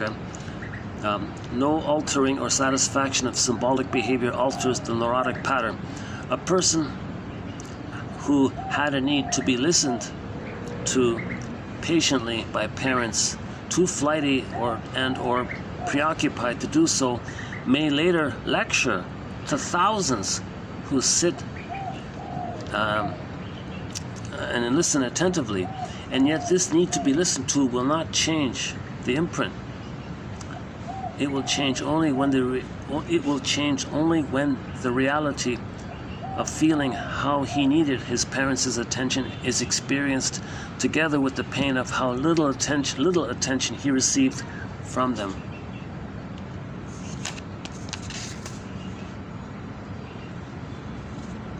L.P. Hartley wrote, "The past is a foreign country.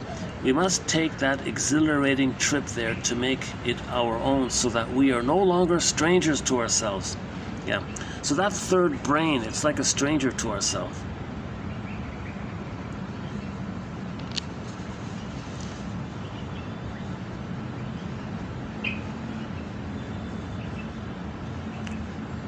Neurosis is the symbolization of primal pain.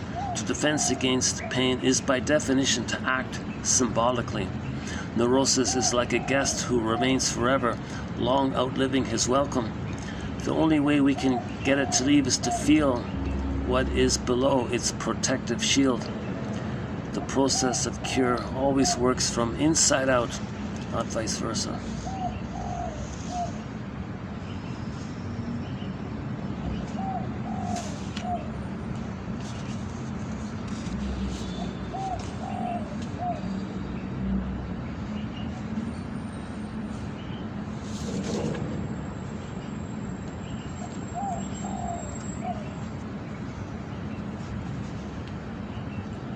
The pain goes from the primitive processing mechanisms, okay, the salamander brain, the crocodile brain, to cortical processes, the left brain, forcing the person to seek symbolic fulfillment.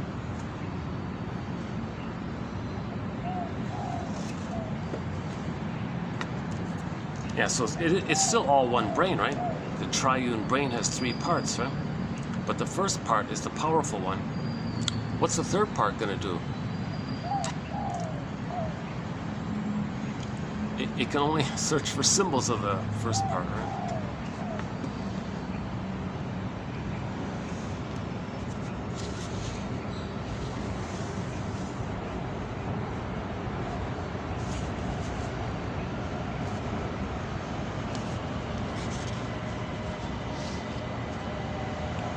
Pre-verbal pains are sequestered, a vague sense of discomfort and malaise. The suffering part saying, Can I come in from the cold and join you? The left brain says, well, I don't know, there's a lot of pain there. So that's the issue, right? To make the link between the 3 brains.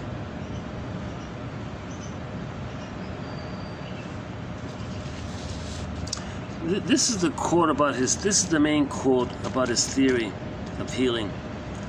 We want to relive the trauma. Once one is totally in a memory, body and soul, and one has to relive a lowering of oxygen supplies at birth, the system acts as though there is this enormous need for oxygen and accepts deep, heavy locomotive breathing for a long period of time as a normal reaction. The brain system is crying out for oxygen, the one that suffered anoxia at birth. If that brain system isn't engaged, there will be hyperventilation, dizziness, fainting, etc. If the person does descend to that early brain, everything is still there. The frozen ghost is still there. The screaming, frozen ghost baby is still there. The memory is still there. The memory is present and the person is, quote, back there. She is reliving the event with the brain system involved at that time, and therein lies resolution. Blood pressure can go from over 200 over 110 to 120 over 180 at the end of the session. The memory has left its storehouse and has finally connected to the 3rd brain. We react now as we should have back then. There is obviously plenty of oxygen in the therapy room.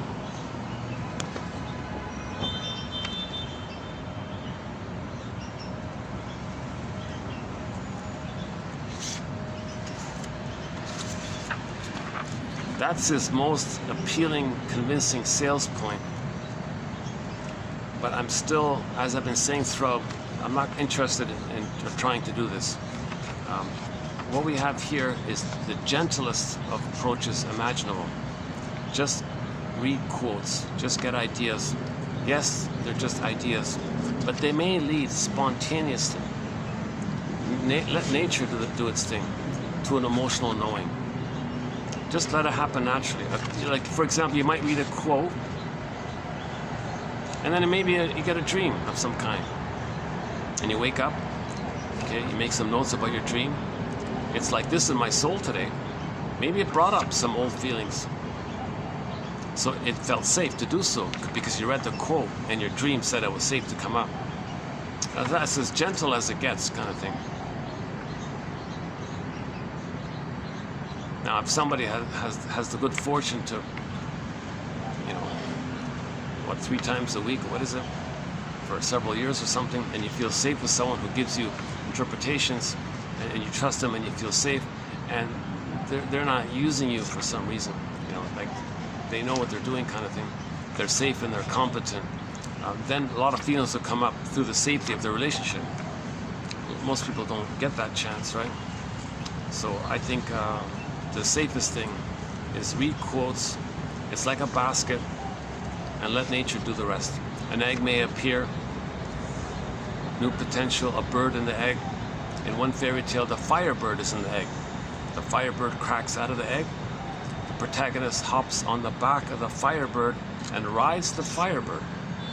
A metaphor for emotional knowing. So we want emotional knowing. That's the yin of healing. The knowledge, the nest, is the yang. So these quotes are the yang, the masculine, the doing, the sun, the knowledge. Leave it alone, and maybe the yin, and you hope that you're giving yourself enough knowledge and constructs. That's like understanding yourself. That's like forgiving yourself and others. That's giving an identity. When you have an identity, feelings can appear. Identity, feelings. I feel, therefore am. Need an amness for the feelings. So this gives you an amness a little bit, right? Being a psychological detective, you're reparenting yourself, you're understanding yourself. So that's self. Have some kind of self. The feelings might come in. The feelings will come in spontaneously. You don't control that kind of thing. Nature is the healer. Nature is the healer. Just allow it. Just support it. But what nature wants is you to say, do you want to be healed? Yes, I want to be healed. I'll read these quotes and leave it alone. Let nature decide. Janov sounds like there's a paradox of Janov, because he sells he advertises. Let's hurry things up here.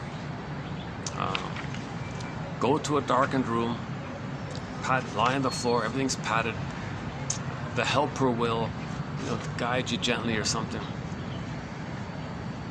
I don't buy it. Some strange helper is not a skilled shrink to give you interpretation. Janov says you don't need interpretations. You just need to feel safe with somebody. Well, how do you feel safe with them? You don't even know them. Plus, if this is a group thing and other people are screaming around, you might be freaked out by all the noises. I don't quite buy his so-called approach. Insult to injury. There were spin-offs of his approach called rebirthing and holotropic breathing, which did manage to bypass consciousness and gave people more problems. Hence the bad name to the whole thing. At least if he stayed with the original with Janov, he does say, no, I don't push it too much, a little bit maybe. So I'm not interested in this theory. I want more knowledge. I think the way to go is to weave the basket. Psychoanalysis looks for an egg in a basket that's missing. These quotes are to weave the basket and then leave it alone. Weave the basket and leave it alone. I had one little moment of this. I read these quotes once, and I had a dream come up, something that was new. I felt relieved. I felt like I felt something I could never feel before. I felt a little better by that, and that gave me okay. This is sort of the way it goes. The alternative, of course, is if you have the funds to find an analytic therapist, and you can speed it up that way. Masterson said if you can find someone like that, you can do it within 3 years. I mean, we're talking about grieving, right? We're talking about identity, grieving, letting it go kind of thing. So you can love life in the present. But if you don't have that $1 million for this kind of thing, I think the next best thing is to, you know, self-help, right? Like just read these quotes and see what happens kind of thing. It's gentle. No, nothing's being pushed. You don't criticize yourself if you read 100 quotes and nothing happened. Oh, interesting. Okay, well, read the next 100 quotes. As long as it's interesting, you're weaving the basket. I think you just kind of keep weaving the basket. Now, Janov would say, well, you're just giving yourself hope. You're just believing something, and the belief gives you endorphins. I don't know. Maybe there's some truth to it. Maybe it's a both and situation. Maybe to some degree it's like that. Maybe at the same time there is this genuine effort that emotional knowing can come in spontaneously by the quotes.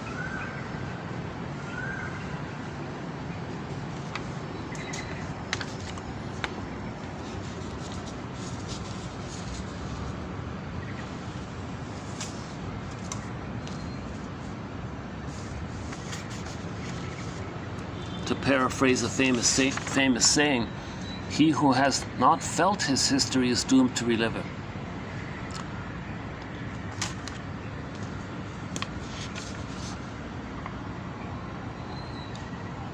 Pain makes just about everything shut down or constrict, including our perceptual apparatus.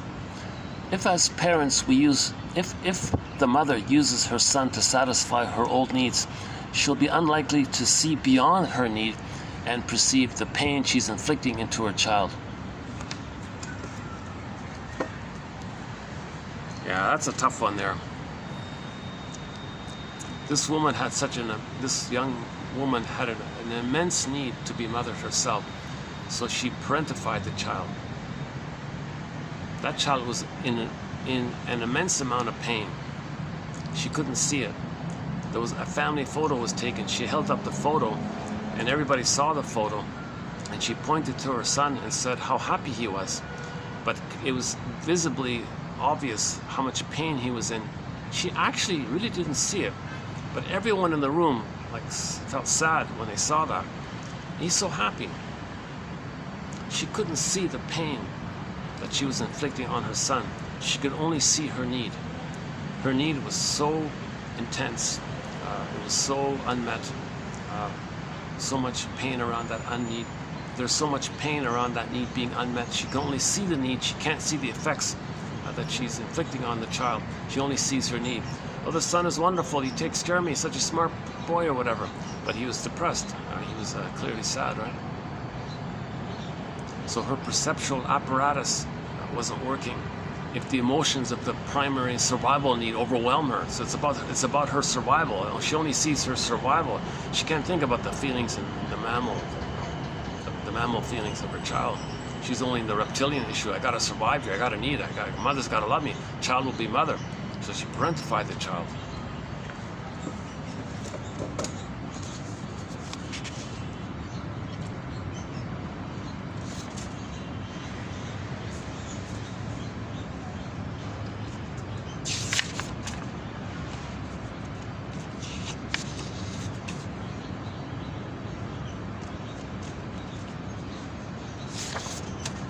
Okay, let's go into today's quotes here.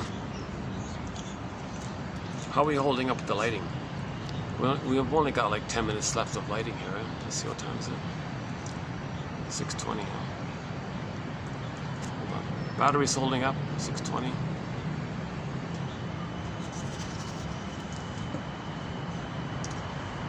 So we talked a lot about the prototype thing, that stresses in the present can trigger the original response. We did a little bit of that. Okay. And then searching for symbolic mother, a bit of that. Now this whole area about the beliefs, how beliefs can trigger endorphins in the brain. We didn't do much of that, but many of the quotes in the past videos are from that. It comes from that final book of his before he passed away. At the age of 92 he wrote that. It's an excellent book. It's called Beyond Belief. So I've plucked out some of the best quotes from that area. So that part's missing here.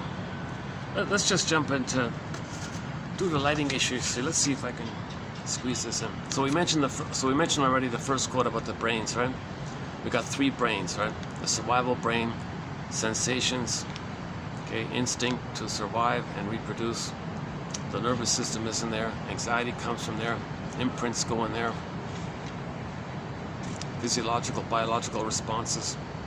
Okay, the feeling brain, that's us. The feelings are us, the mammal brain. And then the thinking mind. The feeling one, the middle one, the feeling brain, the mammal brain, the chimp brain, is packed with endorphins, which act to numb the pain in the first brain.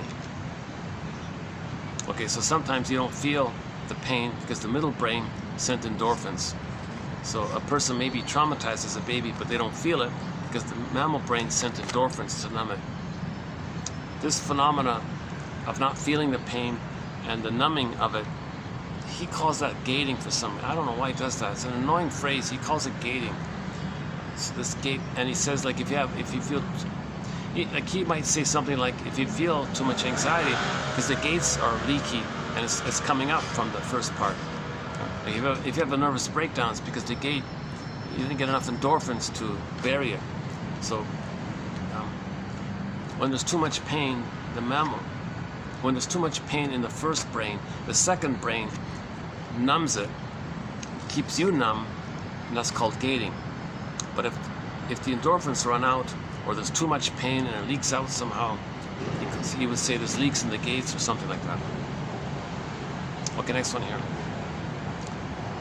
A child, before he uses ideas can gate the. Another way to gate the. Another way to gauge the pain is with ideas and beliefs and cult ideas and one day God's going to save you ideas, such a thing. A child, before he uses ideas to gate pain, can act against his feelings. Okay, so prior to having ideas to gate his pains, he can do something. For example, he can act narcissistic and machismo. He can act machismo. But acting machismo, that's a superiority complex as a mask against the inferiority complex. That's an emotional cover-up. Oh, here's the pattern. Yeah, here's the second one.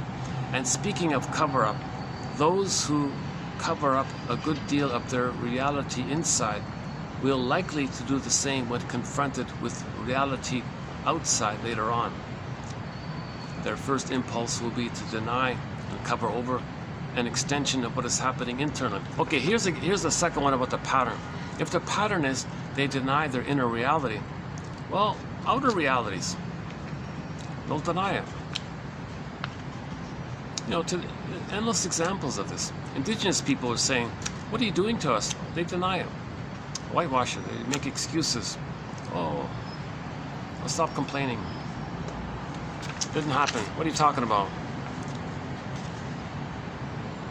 No, you ripped 100,000 babies from our arms. The Métis people. All the men were enslaved or killed, and the women were stolen, and the children are called the Métis. Similar to, what's it, Metzito in Guatemala, that kind of thing. People, I don't know what you're talking about. So if people deny their inner reality, they'll deny outer reality. So there's a good example of something, of a prototype that's being applied outwardly. As above, so below, inside out.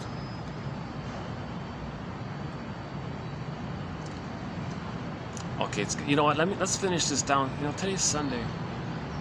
Let's finish this downstairs, because at least I'll get some light. I'll get some better light.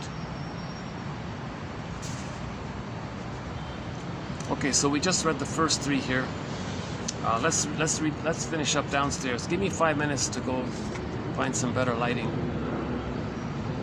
because I know it's going to get dark here like in 2 minutes. Hold on a second. Give me a minute to pack up here for a second.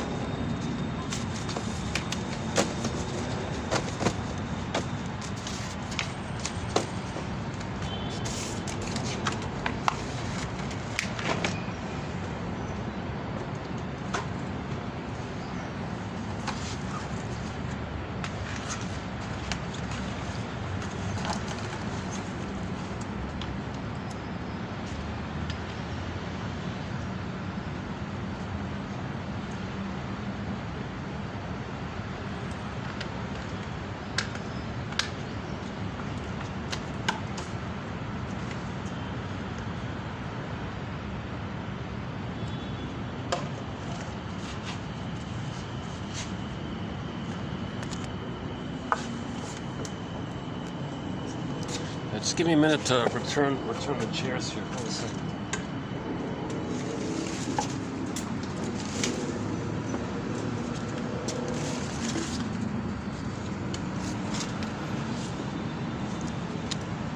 Yeah, nice to see the flowers come out. Yeah, it's awesome. Love it.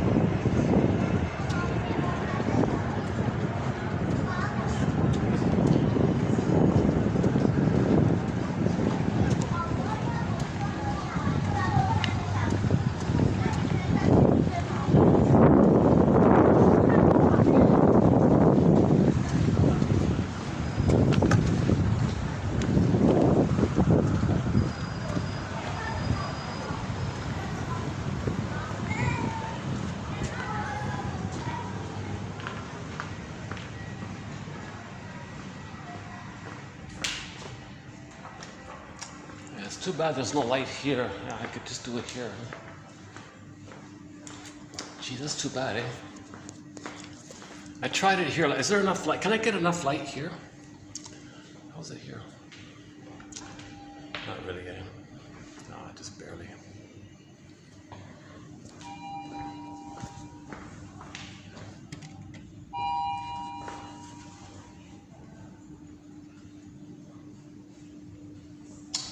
Yeah, too bad I couldn't do it in there. It's nice and bright in there.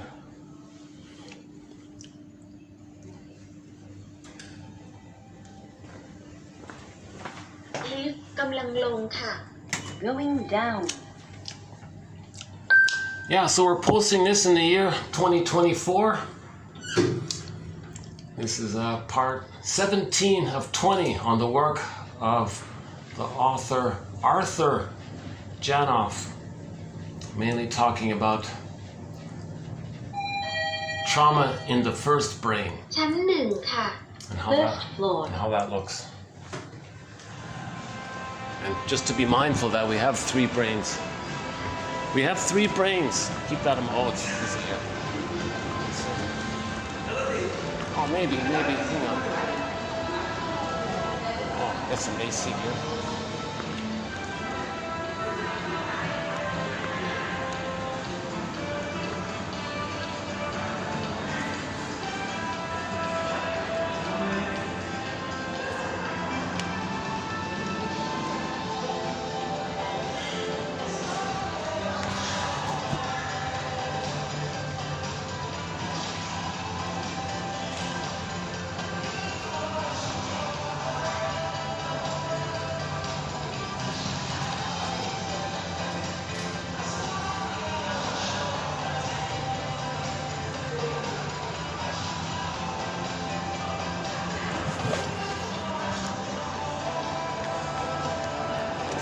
Lighting's better here.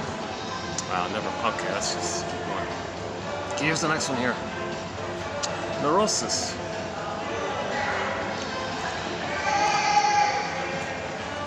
Neurosis is the petrification of an infantile conflict that's repressed.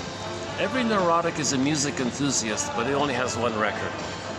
He carries this record with him everywhere he goes. Every time he sees a turntable, a record player, with never-ending fiery ardor, he recreates and relives and reenacts that interaction, that's the memory of what's on the imprint, hoping to change it. Symbolic transferring out, transacting out, or symbolic acting out. Neurosis is really about people trying to solve their pain and finding ways to get what looks like love, hiding from ourselves, hidden away so that we don't know about it. The repressed feeling melds into one's behavior. It is the past constantly found in the present. That is why the neurotic confuses past and present. The pain of being unloved stays behind in the unconscious while we go about trying to feel loved. Yeah, that's not a bad one, that one there, the fourth one. Endorphins are released regardless of the nature of stress, be it physical or psychological. Yeah, for the baby, pain is pain, right? That pain is caused by the relationship problem with the mother or some physical issue with the mother. He's going to get endorphins, however he gets the pain. But it's a survival mechanism. It means we can ignore, deny, and be unaware of a vast amount of trauma while living our lives. So this reminds me back to the gazelle. The gazelle was running on the field, and right behind he was being chased by the lion. The lion kind of clawed at him or something. The gazelle was bleeding. If the gazelle were to feel the pain, he's a goner. So the gazelle's brain sent the gazelle endorphins, and so that he wouldn't feel the pain. That allowed him to keep on going. And it worked. He escaped and he saved. Then when he paused, he felt the pain. The pain came up and he would lick his wounds, kind of thing. So it seems like Homo traumicus, we're acting like wounded gazelles.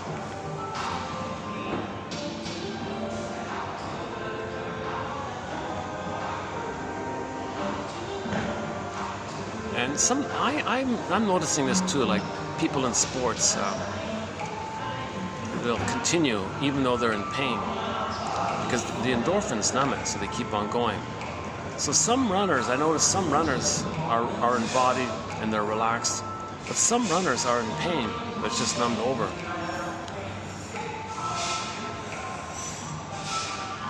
Neurosis is like a continual shot of the brain's morphine. Yeah, that one there.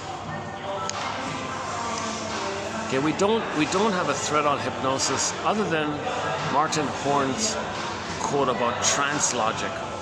That's an important point about trance logic regarding identification with the aggressor. Unless there's some other spot I can go to.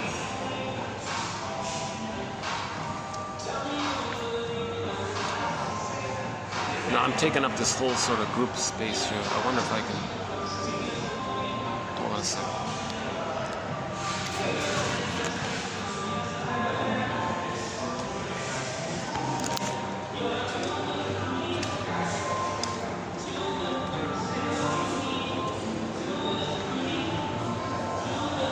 Yeah, let's go there. Okay, let's try that.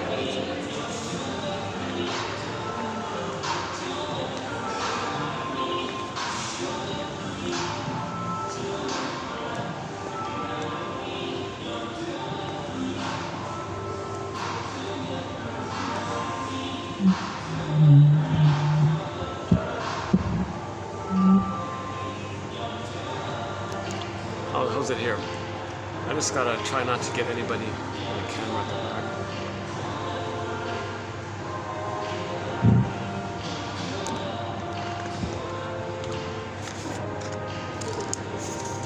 Hypnosis, like neurosis, can make someone unaware of pain. Interesting comparison, right? So in neurosis, it's like we're in a trance, right? Like a little bit like hypnosis, right? Our whole life can be like in a hypnotic trance, basically. That's called neurosis. I view hypnosis as a mini neurosis because it is based on making someone unaware. It takes more time in neurosis, right? So neurosis is like a lifelong hypnosis, right? It takes more time in neurosis. But in both cases, the authority figure is diverting the person from his natural feeling state. Yeah, so the hypnotist is taking you away from your real feelings. Just like the mother took us away from our feelings, giving us lifelong hypnosis called neurosis. And the hypnotist is doing like a micro version of it. Both require a state of dependence on this authority figure.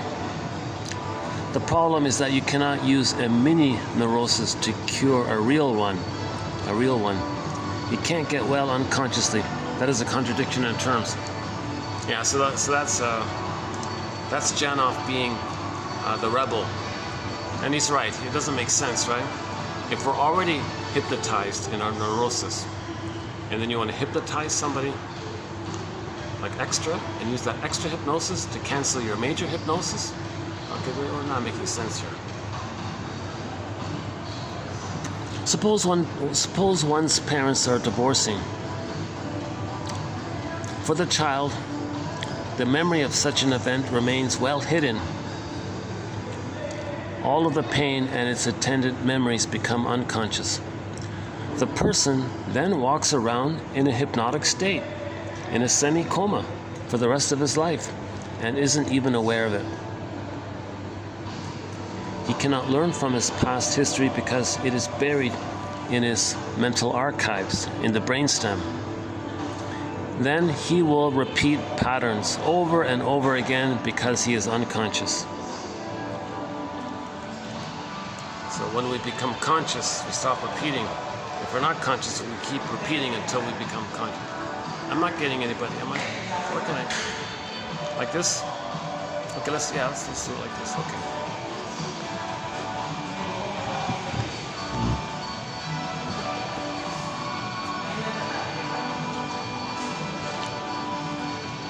Okay, here's about the birthing one. Okay, yeah, okay, change the topic here. After the administration of drugs, the mother has fewer and weaker contractions. So here's another reason why mothers should make themselves in rhythm with the baby, and cooperate with the baby, and not panic and clench up, and allow the natural birthing to take place. Because if she does take painkillers, that means that the contractions will be missing, and to boot, the drugs block important neural messages that the sequence of contractions from the back to the front of the womb is altered. The baby is less apt to be propelled in a smooth way. so here's another reason for not taking painkillers. If the mother doesn't take the painkillers, there's a better chance of a natural birth, right? If the mother takes painkillers, it affects the ability, the natural, like from the back of the womb to the front of the womb, there's a natural kind of, the baby's trying to come out, right? The painkillers numbs it all. Everything's numb in there. Baby can't move out. He's stuck in there. Mother clenches in a panic, clenched, more pain, more pain. And then the forceps come in, and the poor kid's yanked out. Janov claimed that somebody did a rebirthing, and they got the forceps marks appeared. It was there, it was just, when you relive it, some of the things come up again. Because before it couldn't come up. That's a question mark about that one. I don't know if I believe that one. Whether caused by maternal smoking or anesthetics administered during pregnancy, the limited flow of oxygen means the baby has to adapt. He will redistribute oxygen to where it is most needed. Okay, the lungs and heart, leading to cold hands, cold feet, etc. Yeah, and the pale face one.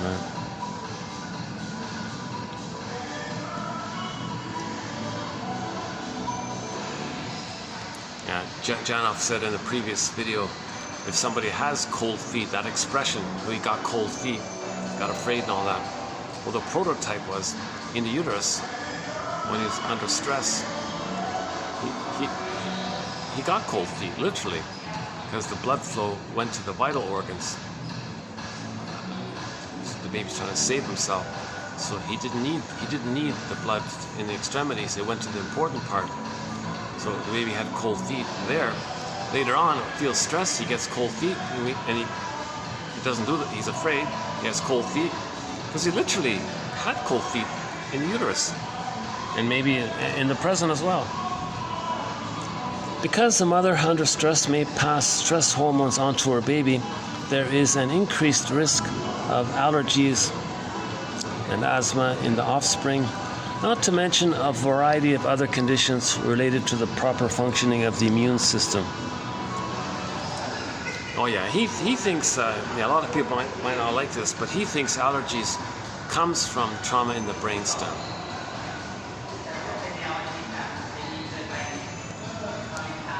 And our main quote, the one quote we have about, one of the quotes we have about asthma was the mother was smothering the baby when she was breastfeeding the baby as a power play to control the baby and dominate the baby when the kid had asthma from that. But Janov has an earlier point, as mentioned at the beginning, towards the beginning of this video here, where the baby had to constrict his bronchioles when he was in the uterus.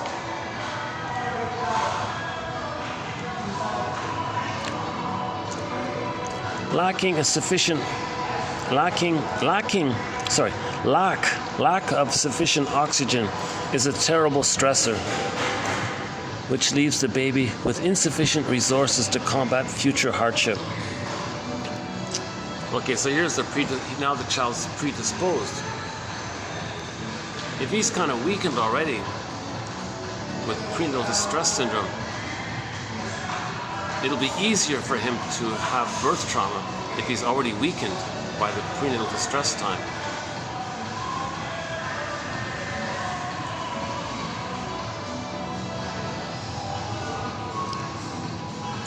Okay, this one's about the beliefs. Okay, here's one about the beliefs. Let's see.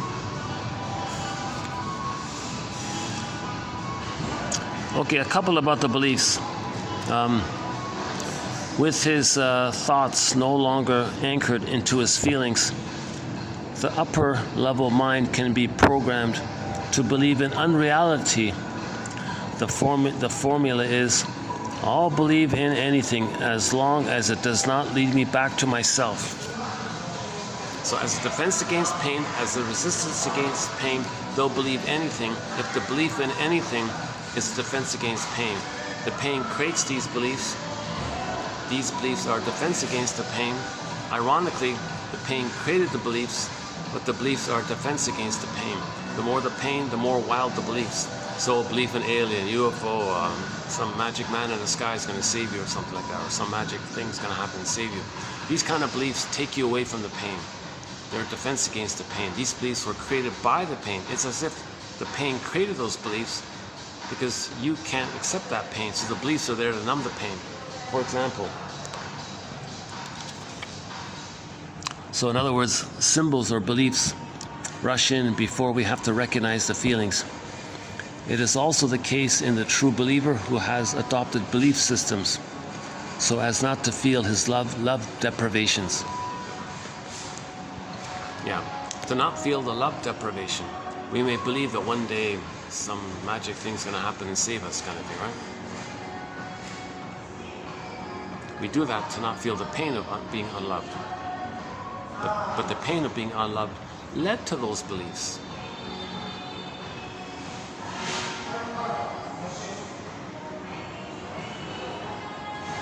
And the beliefs can take like a philosophy belief or maybe some kind of symbol, like in a dream.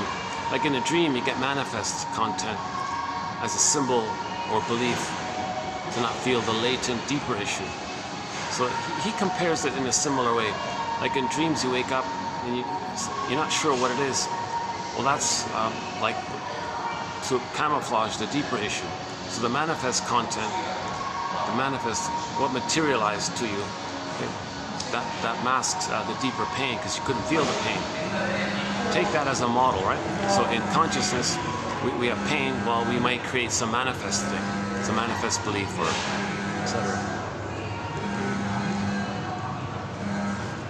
Another example, those who have taken strong hallucinogens may come in contact with the anciently evolved primitive mind. Okay, yeah, so if somebody takes whatever it is, mushrooms or something, right? Not familiar in this. See, I'm not really familiar in this type of thing, but Janov talks about it, so let's see. Those who have taken strong hallucinogens may come in contact with the first brain, with the imprint. They may get in touch with the pain. They may get in touch with the ancient primitive brain, right? It may bring up the pain of birth trauma or prenatal trauma, where high valence pains are engraved. Yeah, so the magic mushrooms brought the person to the pain. Now this access to this pain is premature, and the result is flooding, okay, of endorphins and so on. And then the flooding of endorphins leads to wild beliefs, right? Thus, the person is driven to make the atavistic, like wild belief, over proper conscious connections, and imagines himself into some kind of wild thing like quote-unquote higher consciousness, past lives, some cosmic thing, or the occult area, or UFOs, anything but the truth, right? So if you push the issue and get in touch with that, you're going to create more wild beliefs. Oh, cosmic consciousness, you're going to search for some wild, make up some fancy, elaborate thing called higher consciousness or something. It's nonsense. It's just something to get you away from the pain that you dipped into. And a person touched that pain to get that endorphin thing. Can you believe it? Somebody actually deliberately wanted to trigger that by getting into that pain. So there's the link, right? Pain leads, the more pain, the more wild beliefs.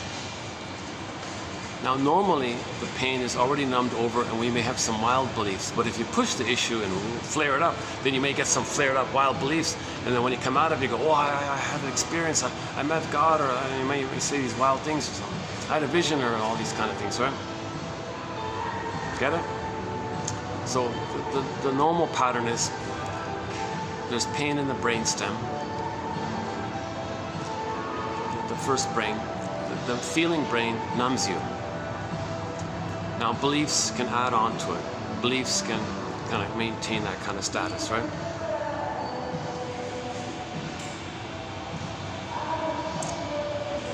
If you do some kind of supercharged, accelerated version of this, where you took the magic mushrooms and pushed you, I don't know why it does that, I don't know the details about it, but if it brought up that old pain, well, that's the effect of magic mushrooms. It gets you in touch with the old pain, so you would have these hallucinations and visions and higher, fancy, cosmic, wow, ooh, wow, wow. So you're one with the good breast in the sky. So you need a belief that there is a good breast in the sky. You had an experience of being one with the good breast in the sky. Okay. Searching for symbolic breast. So you recreated the blissful oneness somehow and called that a mystical spiritual experience, right? So the magic mushrooms gave you this mystical magical. All it really did was trigger this mechanism. When there's pain, we need something to believe in to mask the pain. And the belief is the hope that one day we'll get the love. Right? And the disappointment of not getting love is the endorphins. But the belief is the serotonin. So serotonin, cortisol, endorphins. Serotonin, cortisol, maybe it's something like that. Okay, the last three are about dreams. Yeah. So this is something new here to our Janov material here. These three on dreams. So here's an added point here. So normally what we've been saying is that if you wake up and you got a dream, okay, you want to free associate from the dream. What does this dream remind me of? So first make some notes about the dream. Write down what you remember. Don't blame yourself if you don't remember everything. Just catch whatever glimpses you got. Make a note of it. One self-help book has the thing called TTAQ. Give the dream a title, identify the main theme, A for affect, Q the question. So what is your unknown self, your denied self, your repressed self, your secret self? If we were asking you a question, what might that question be? Just see if you can go ahead. TTAQ, title, theme, affect, question. Okay, luckily it's not busy here today. Good. Yeah, Sunday nights sometimes. Depends on the tour group. Sometimes it's packed here. If there's no tour group. Oh, the screen. I'll look at the screen. The problem with this spot is I'm right at the elevators. That's the only. But nobody sits at this spot here because the elevators. No one wants to sit here. Okay. It's hard to get price. That's why I like that pool spot there.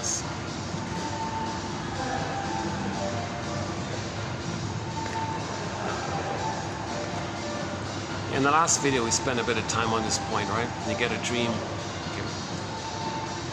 It's like getting a letter from a god, let's say, Poseidon. So sometimes the energy in the unconscious is personified in mythic fairy tales as a powerful entity, like the iceberg is powerful. So you create a god like a Poseidon like that, right? So if you get a letter from Poseidon, if Poseidon sends you a letter, what you want to read it? If your soul, if your inner child of the past, if all of you that you don't know about yourself, if you send a letter to you, don't you want to read it, kind of thing. Dreams, Woodman's thing is called dreams are the language of the soul. So if your soul is communicating to you, don't you want to read the letter, kind of thing. So you wake up in the morning, make some notes. It's like, this is my soul today. It's a message from my soul today. And then, what does this remind me of? And you might free associate from it. So you may bring up some more material. So that's not pushing anything. You're getting a dream, and you may get a little extra, if you pay attention to it, you may get a little extra knowledge. Trying to make the unconscious conscious. So when when you wake up and you get a dream, and you get some material from the unconscious, it's like Hermes flying across, communicating to you. Hey you, hey conscious you, here's a message from the gods. Here's a message from your unconscious. Here's a message from your unconscious you, yourself, your life force, your denied life force and your repressed self, all of your inner life. Here's a message from Echo, Iron John, not Iron John, the Iron John, or Faithful John. The repressed self, the secret self, the unknown self, okay, the denied self, the second self, the double self, the one who walks with you, who's not like you, who is you. Someone's living your life. You know nothing about him. It's you. So you get a message from this you. That's you. Don't you want to read a letter? Don't you want to read a letter from you to you? So that's like making the unconscious conscious. Sometimes a bird flies across with the message you want. Don't you want? If a bird flew across, if a beautiful bird flew across with a message in his beak and landed and said, "Here, take the message." Aren't you going to take it and read it? Come on, it's like that, right? So here's an added point here. Here's an added point here. A guy had a dream. So John adds just a little extra little point here. The guy had a dream, and in the dream he lost something. He recognized that he lost something in the dream. So the helper would say, or the friend would say, what's that? That's the thought, right? So you respect. John keeps saying respect evolution. First brain, second brain, third brain. Okay. So crocodile brain, puppy brain, and the human brain. So the human brain is cognition, ideas. The mammal brain is feelings. Okay, and the limbic system is sensations and the grunts and no feelings and all this, like physiological things. So the idea, feeling, sensation, sensation, feeling, idea, idea, feeling, sensation. So you wake up in the morning, you had a dream, and you had and you recognized the thought. You wrote it down. Oh, in the dream, I lost something. Well, behind it, there's going to be a feeling.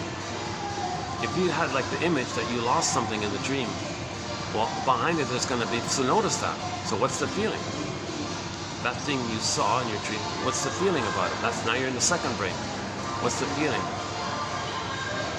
The guy said, the feeling. I feel lost. I feel lost. I feel lost. I'm a lost little boy. I lost my mommy. Mommy, come back, mommy. And now the dream symbol has been transformed into the feeling it is. Okay, so you want to take it back like that, right? So the cognition is the idea. The manifest is the idea to protect you from the feeling. If you're ready to accept the feeling, say, well, what's the feeling behind that dream symbol? So somebody gives you a belief, or, oh, I believe in UFOs. What's the feeling about that? Well, something strange in me, in you. Yeah, something strange happened. Something that's not supposed to happen, something strange. Yeah, it was very strange. Yeah, why did my mother do this? Okay, now you're getting, and I felt angry. I'm enraged at my mother doing this. What did so she did this cruel thing. She treated me like this. And so now you're getting like that, right? So the thought was the belief in UFO or alien, then you go to the trauma, the feeling of the trauma. Again? Yes, okay, so we got that point, right? I've lost something. Okay, next. Yeah, okay, go on, what's the feeling? I feel lost. Go on. I'm a lost little boy. Now he's remembering a childhood scene of his mother leaving. Where's my mommy? Mommy, where are you? Come back, where are you? Don't leave me here. And now he's crying maybe. Now the dream symbol has been transformed into the feeling it is. So that's just another little exercise on dream work, right? It's like this in my soul today. What does this dream remind me of? And if there are thoughts of the dreams, look for the feeling behind it and stay with it and see if it leads you back and ride the vehicle of feelings to the past. Now sometimes you wake up and you're shaking and all this. That's the brainstem. That's great. If you get a nightmare, you're integrating some earlier pain. Nightmares aren't bad, actually. Wow. it's bad because you were traumatized. That's why you have nightmares. But if you were traumatized and you're in the journey of healing, then nightmares are a good thing because you're bringing up some of the feelings to you. So if you wake up in a sweat and you're huffing and you're, oh my God, well, at least you're accepting something. Something's coming up. You're feeling safe to process and breathe and experience and make conscious. We want everything in the three brains, not sequestered. We want like all three brains to have the knowledge simultaneously. Like the rock trio singing a harmonious song together as a band, we want the three brains to kind of be there with some experience. So we want to be conscious of the unconscious. That kind of thing. The dream is responsible for diluting the energy. The dream is responsible for diluting the energy of the feeling in the story and its images. So if there's too much feeling, it dilutes, it spreads around, and you're not really sure what it is anymore, right? It dilutes it. It is a form of camouflage. For example, you might ask yourself, gee, did that feeling of nervousness make me dream a sad story?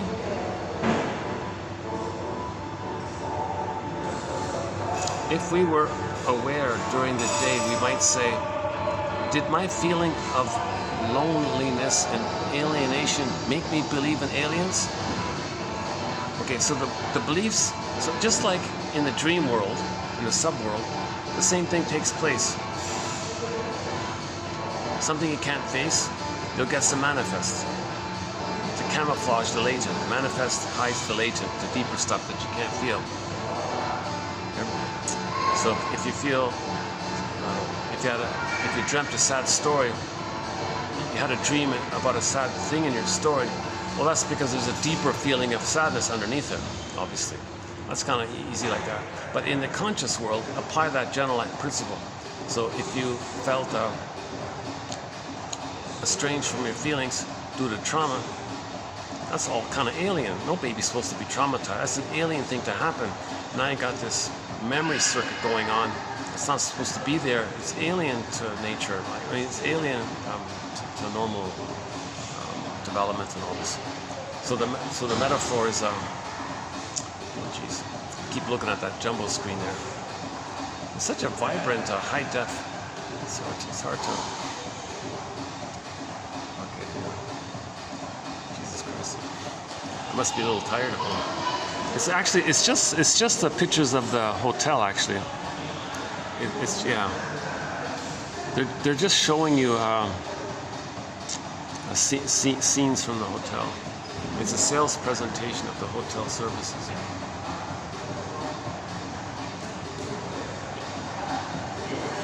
Nice little place here. Yeah. It takes me a while to get here, but they've been. It's been nice here.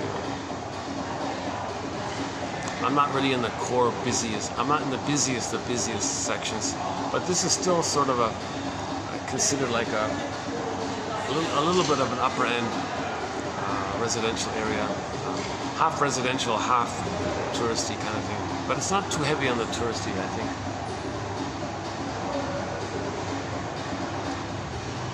Yeah, it's much more of a relief to do a video in this end of town than at the other place. It's just swarming with people all over the place, you know.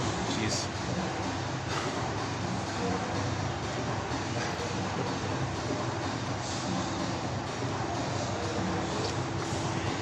If we can't feel something, we will believe something. Now the belief is there to repress the pain, not make us aware of the pain, hide the pain, but the pain created the belief. So just notice the link between the hidden and the camouflage. The camouflage protects you from the pain. That's all it is. That's all he's saying here.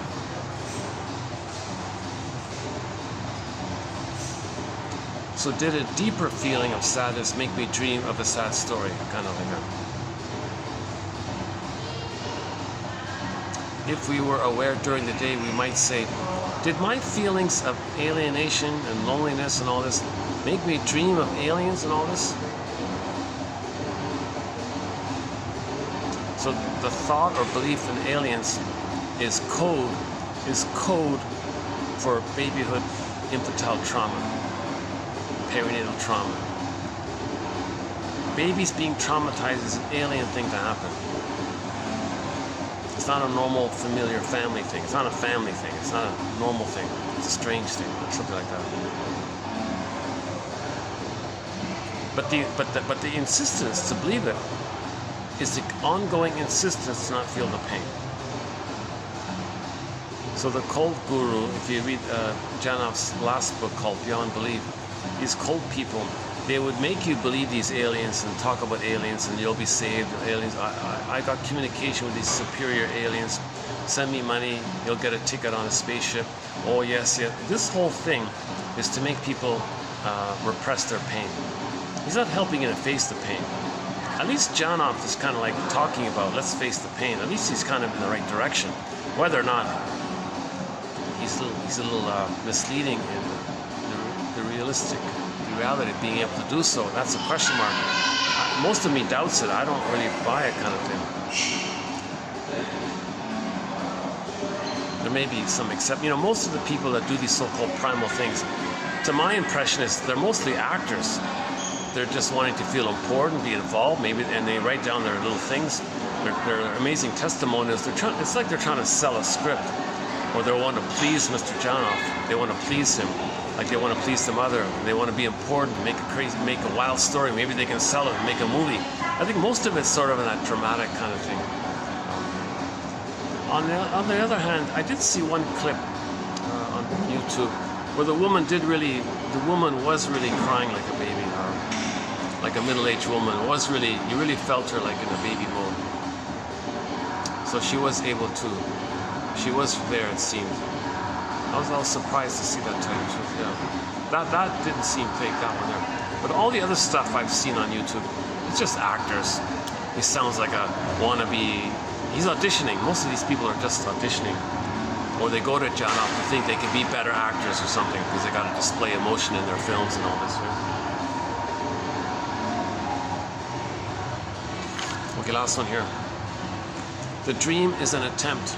The dream is an attempt to make rational and coherent the feelings we necessarily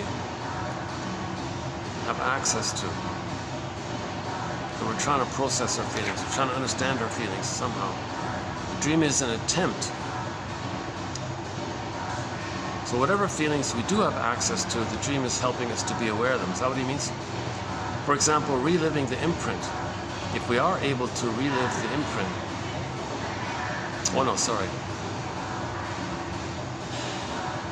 Reliving the imprint in order to try to resolve. Oh, okay. If you're reliving a pattern in your dream, if there's an ongoing pattern in your life, and you're dreaming that pattern, that theme, that pattern, it's an attempt to master it. It's an attempt to feel it. It's an attempt to process it. It's an attempt to make it conscious. We're constantly going to that scene of the crime, because that's where the wound is. So if you're going to heal the wound, you got to find the wound. You got to go to the right address. So if we do manage to get a nightmare kind of thing, it's an attempt to go to that place, and feel it, and truly feel it. Then you're healing it. So you can heal. There are healing dreams. We can be healed by some of our nightmares, to a degree, I think.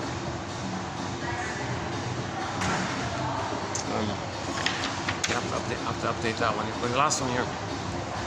The story in the dream is the symbolic analog of the real feeling. The story in the dream is the symbolic analog of the real feeling.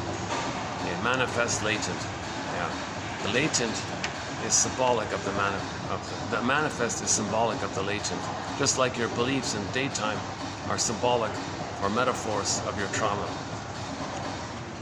So think about people who are cynical and all this. So their negative beliefs and all this, prejudice and all this, that's symbolic or the manifest content of their latent pain.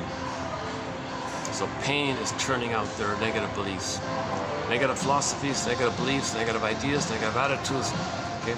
They're not aware of the pain behind it, latent within it, that's cranking out and churning out these beliefs. And you have these beliefs, as a defense against the pain, and you're dependent on those beliefs to not feel the pain. So if you question somebody's beliefs, they're resistant because to question the belief is going to bring up the pain. They don't want to feel the pain, so they're stubborn to be angry, to believe the belief. No, it's true. It has to be true. It has to be true emotionally because they're not ready to feel the feeling. So we have a whole bunch of quotes so far on this point about how people are going to get angry and to protect their beliefs, because that's what's numbing them of their pain. Those beliefs, one day someone's going to save me or whatever, those kind of beliefs protect them from the pain. The prejudice one. Well, I'm okay, you're not okay. There's a good example. The indigenous people who said, could you please stop it with this principle of discovery thing? Some indigenous people wanted a little bit of land back or something. Oh no, that land belongs to those with the shade of beige tone of skin. You have a shade of brown tone of skin. This psychotic crocodile thinking, could you give it up? I said, oh no, because that belief is a defense against the pain of the mother removing them from her, of being removed from the mother, of not having skin-to-skin contact with the mother, of not breastfeeding with the mother, of not having mother's loving gaze. Maybe the baby was put on a scale, maybe in an incubator, maybe removed, maybe given to a stranger, a nurse, or a nanny or something, or the barbaric, savage thing of the CIRC procedure. That would violently create an immense amount of pain and an immense amount of determination to believe such barbaric slogans like my greedy, your greed, principle of discovery. The more the pain, the more disturbed the belief. The greater the pain, the more psychotic the belief, put it that way. And then you're protecting the belief to protect the defense against the pain, to not feel the pain. So that bigoted guy, I read a quote about the agent of hate guy. It turned out all of his life he took painkillers. But to supplement it, because you get used to it, right? As an extra painkiller, he would need the belief that he's okay, others are not okay. So he needed to say racist things or prejudicial things to numb the pain. The belief numbs the pain. And he took painkillers. He needed both. That guy was so traumatized, he needed both. And he was a major popular figure in his day. The whole time he's on painkillers. But to be able to additionally further numb the pain, because he had so much pain, he needed the extra effort of not only the painkillers, but the belief that he's an infantile God, and that his unloved self is others. So he'll say others are no good, and he'll make it up and make some excuse and find some rationalization. Look at people over there. Look what he's not making the reality. That's because he's not looking at the reality of somebody's been living in a plundered place for 1,000 years. Jesus Christ.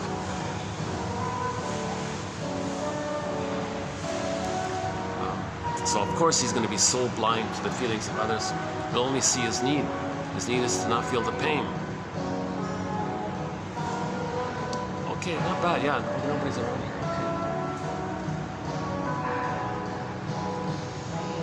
Okay. Got the whole escalator thing going here. Maybe I can,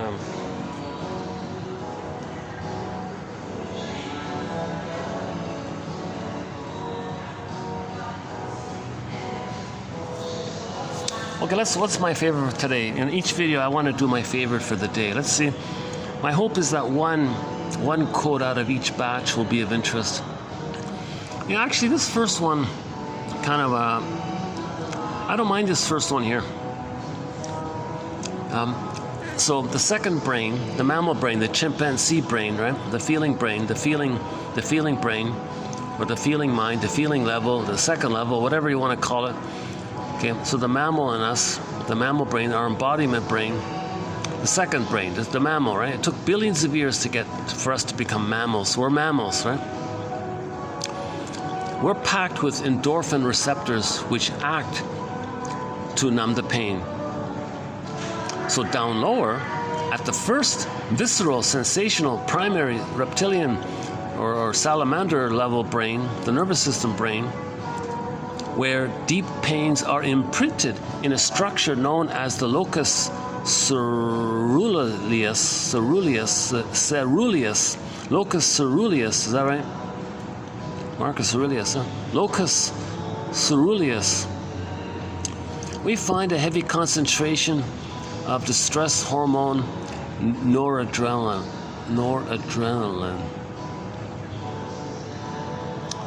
So there's so much stress, so much pain in the first brain, the mammal brain numbs it.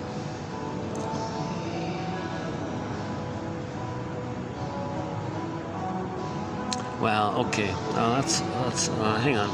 What's another good one? The incubator one. So she was isolated from her mother. That became a pattern in her life. She isolated herself in her little condo and didn't have much contacts. All right. This one, yeah, this one's okay. And speaking of cover-up, those who cover up a good deal of their inner reality inside will be likely to do the same when confronted with reality outside later on. It's amazing, right? There's a reality on the outside, they'll cover it up. They'll cover it up with lies and propaganda and just endless BS and spend billions of dollars to peddle it and to deny it. Why? Their first impulse will be to deny and cover over. This is an extension of what is happening internally. As above, so below, inside out. Inside out. Right? If it's inside, the outside is a mirror of the inside.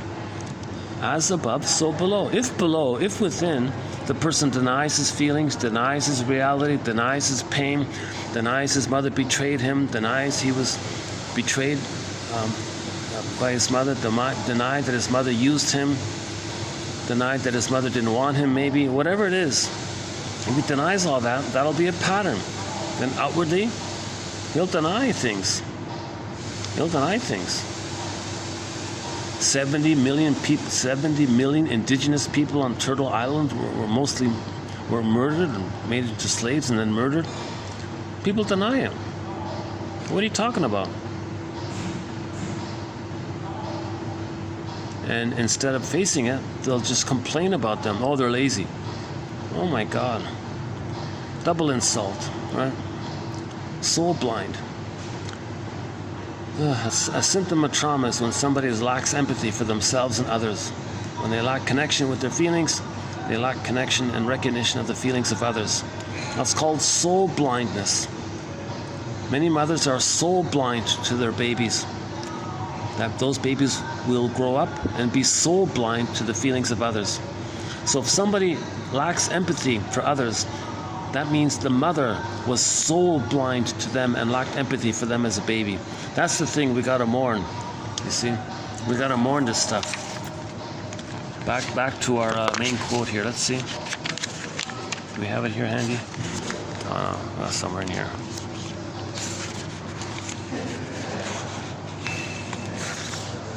Hold on a sec.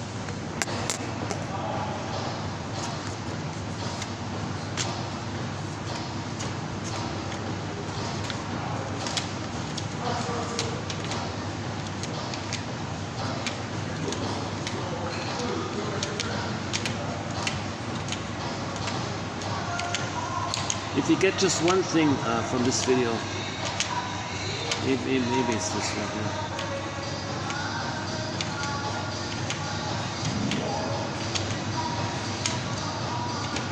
Oh yeah, here it is. Last one. I think this might be the number one quote here from Janoff's material. The unconscious hope of fulfillment of old unfulfilled needs.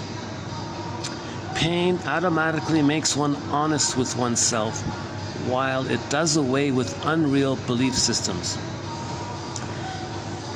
We never got and will never get what we needed as a child.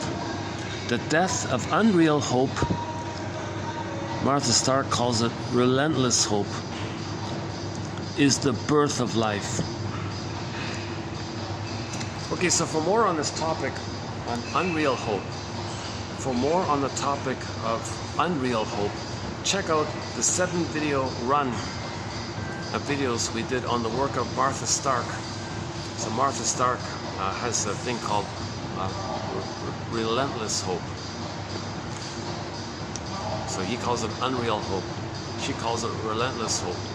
In the way that I think Janoff's term is better. Unreal hope. I think that's clear, more clear. Martha Stark, relentless hope. I mean, is it a good thing or not? Is it a bad thing? No, she means it's a bad thing. Relentless hope, because it's symbolic of the mother. That's neurotic. You're never gonna get it. If mother didn't breastfeed or whatever, didn't soothe and hold the baby, it's done. It's an imprint. It's a done deal. The only way out of it is what's called the mourning process. But in order to do the mourning process, you got to have some kind of sense of self. Having some kind of sense of self is the floor, is the groundwork, is the foundation upon which sadness can appear. Remember, sadness is zooped away, frozen. To get sadness, if sadness tries to appear, there's like a hole there. They call it a psychotic pocket. A basic fault. He just goes through around, he's gone again. He's just zooped away again. You need a floor there. To get that floor means differentiation, means some sense of yourself, your truth, your truth. These quotes are giving us some kind of self-truth kind of thing. If we get some kind of self-truth, now the point at which we admit it emotionally, that's a natural, spontaneous response. So-called spontaneous healing, I guess someone calls it. Then sadness appears.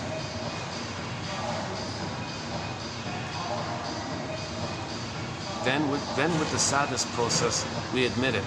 We admit it that we didn't get mother's love. We admit it. It's painful. The truth will upset you free. It's painful. It's this verdict of reality that makes the work of mourning so difficult, says John Steiner.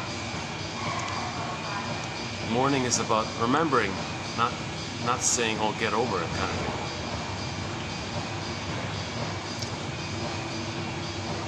Then, as Hans Lowald says, if you can identify things, it's like capturing it, so to speak, giving something a time and a place. That's called laying the ghost to rest. Once you can lay the ghost to rest, the ghost becomes like an ancestor. It can serve you and help you. It's like a resource, something you can accept. So the ancestors, you have your ancestor. You want the ghost to become like an ancestor. Or lay the ghost to rest, and the life force that's used for chasing symbolic mother, that symbolic mother imagery is gone. Now your life force, now you have new life. Now you got back your energy for yourself. That's new life. Instead of spending it wastefully on eating cookies all the time, now you got new life to do something that's from a connection to yourself kind of thing.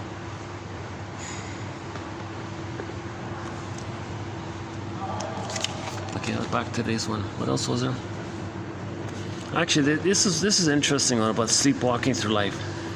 So this idea of sleepwalking through life, going through the motions in life, feeling that life is passing you by, feeling that you're living the unlived life, the provisional life. When does life begin? Well, that's neurosis. Neurosis is kind of like an ongoing release of your own brain's endorphins, numbing you to the ongoing constant pain that's still there in the brainstem. Now it's like you're in a lifelong hypnosis, life trance. The trances we live, a life trance.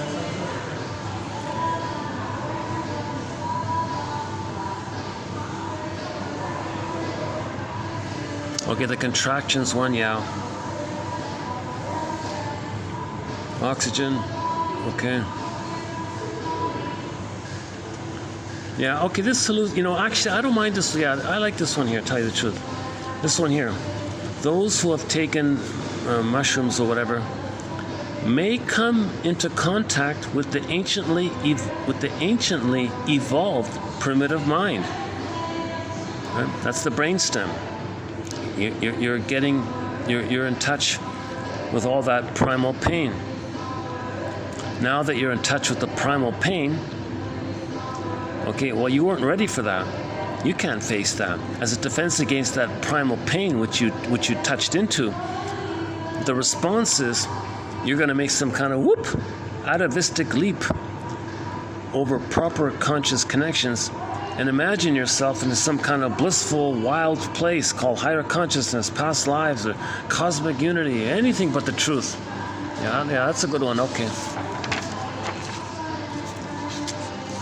With his thoughts no longer anchored into his feelings, the upper level mind can be programmed to believe in unreality. The formula is, I'll believe anything as long as it doesn't lead me back to myself. Yeah. So he takes the magic mushrooms, right? Feels the great pain. I don't want to feel the pain, so I'll believe in this illusionary thing that came up as a defense against the pain. I'll believe it as a defense against the pain. Yeah, the quote-unquote true believer has adopted various belief systems or rituals, etc., so as not to feel his love deprivations. I like this last one here. This is a good one here. So you had a dream of something. Okay, I lost something in the dream. All right, go on. Go to the second brain. What's the feeling? And stay with the feeling and use the feelings as a vehicle. Step inside the vehicle of feelings and see where it takes you back. It took me back to when I was a little boy, lost. Mommy, where are you? Come back, mommy. Now you're feeling the pain. Feeling is healing, etc. And now that the dream symbol has been transformed, into the feeling it is. Dream symbols are feelings. You want to get it to that place where they are feelings. We're dreaming to get our feelings. We're trying to heal. Dreams are trying to heal us.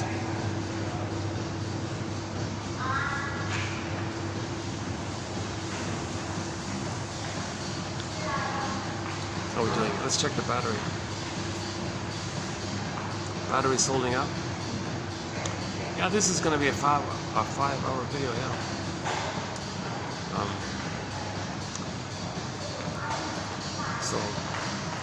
I said this in a previous video.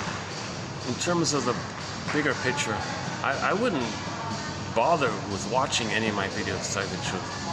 If it were me, I wouldn't watch any of these videos.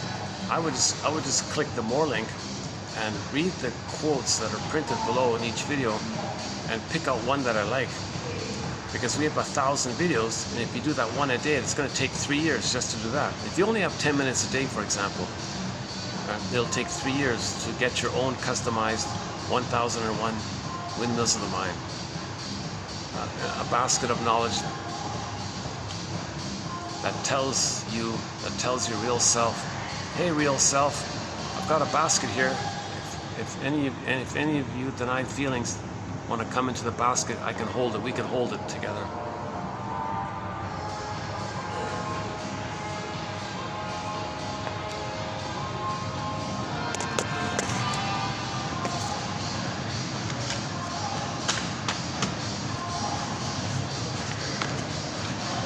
Maybe I'll just go for a little walk or something.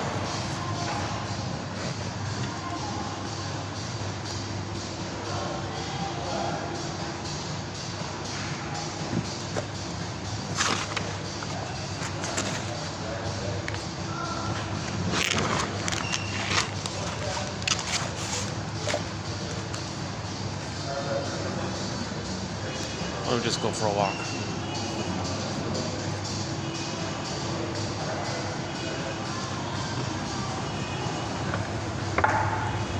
What is today? Today's Sunday, right? Okay, Sunday.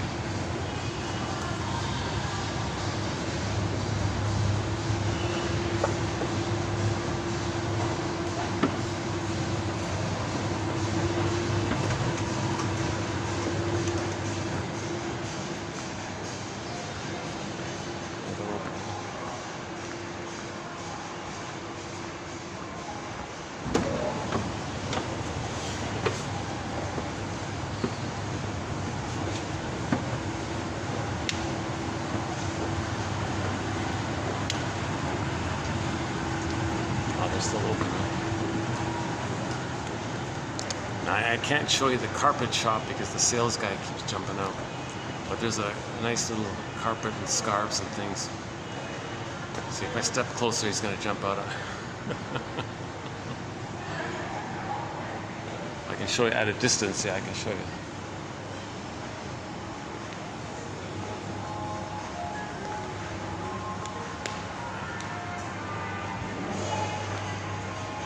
Let's just take a peek, see if they're finished upstairs.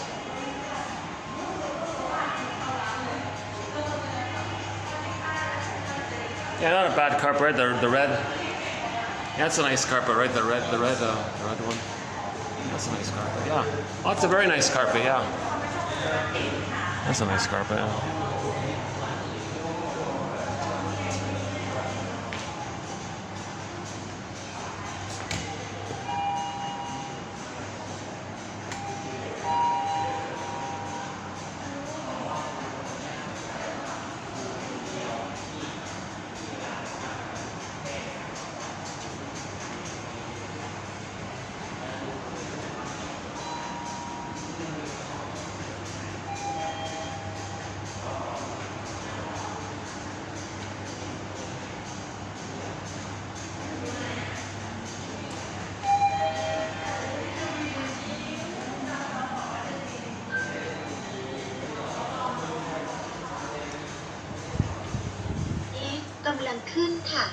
Going up ประตูลิฟต์กำลังปิดค่ะ Door closing. Okay, so we're posting this in the year 2024.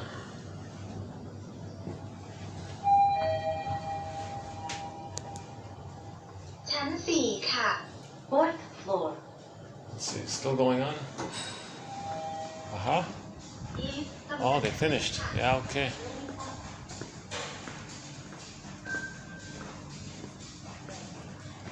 Oh, it's all closed up. Huh? Okay.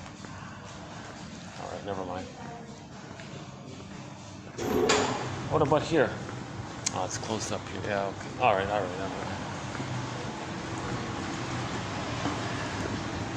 Let's go back down here. I think what I'll do is when I get to the ground floor, I'll hit the stop button. So this is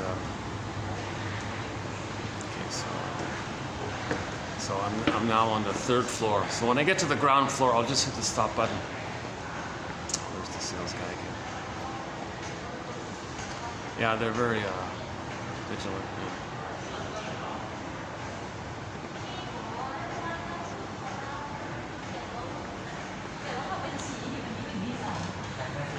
It's a nice carpet. I want to show. Let's see if I can show you the carpet without getting the sale guy, without getting the sale guys.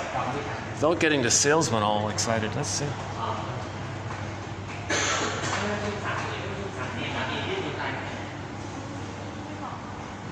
Nice carpet, eh? That's an awesome. I love it. Yeah, that's a nice carpet. Yeah, that's nice. I'm afraid to. I won't even ask the price. But,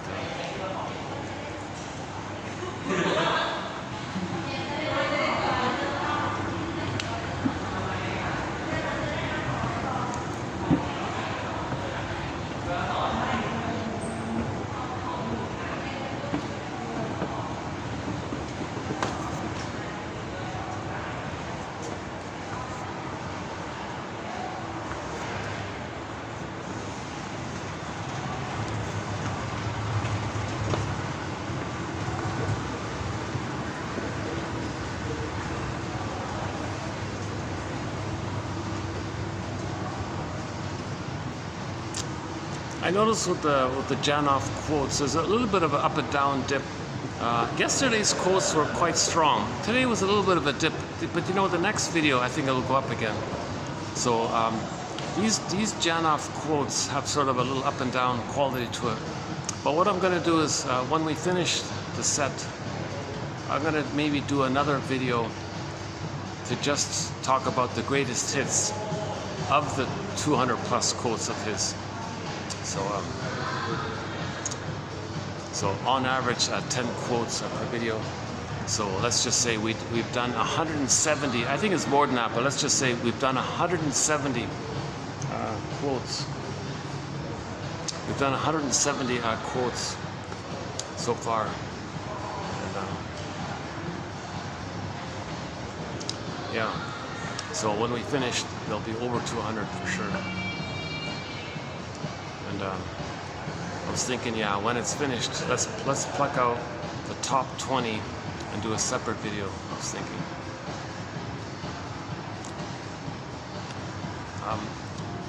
You know, if I may offer this as an idea, I think these 20 videos that we're doing here, I mean, just the quotes, the selected quotes, the 200 plus quotes, I think I'll capture a good summary and overview of the work of Janov. You know, a guy spent 6-7 decades studying all this. And I think this is the fruits of it, basically, here. Just my opinion. Of course, it's much better to read the material directly, but if you want to, like a shortcut, not a shortcut, if you want like a good put it this way, if you want a good introduction, yeah, here's a good introduction. I think the best introduction to Janov's work, yeah, you know those many introduction to Freud, introduction to Jung, all these introduction books. If we had an introduction to Janov, I think these 200 quotes would be a very good introduction to Janov's work.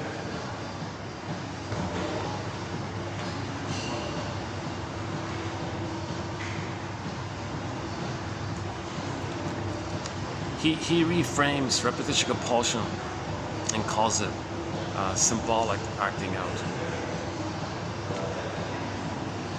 They're acting out the search for symbolic mother, symbolic acting out, repetition compulsion, relentless hope, unreal hope. Can we get to a place where we can admit this? If you can, you'll feel fresh, you'll feel a little alive, you'll feel that your energy can be productive and in the present kind of thing. Because we're stubborn in this false belief. We're very stubborn. I think it's easy, I think it's easy to be stubborn in the relentless hope that something finally, someday you're going to get the thing that you're missing a lot. Oh, that's where we just were. Wow. I got the sales lady talking. Oh, the image, the sales lady. That's where we just were. Nice hotel. It's a good hotel. It's an excellent hotel.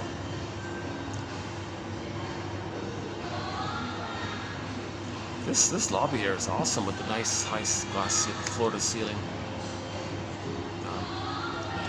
With the high glass floor to ceiling windows. It's awesome here. It's a little spacious here.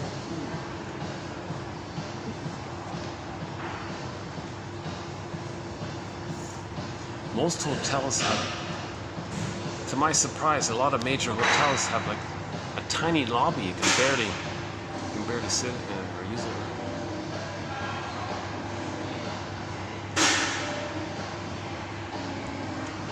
Oh, okay, I'm not gonna bother with the rooftop. Across the road, there's another place with a rooftop. So there's no real point. It's just little dots of lights. You don't really see anything at night.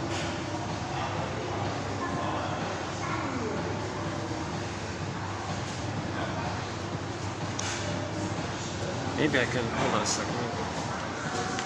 It's a little awkward to sit right in front of the escalators.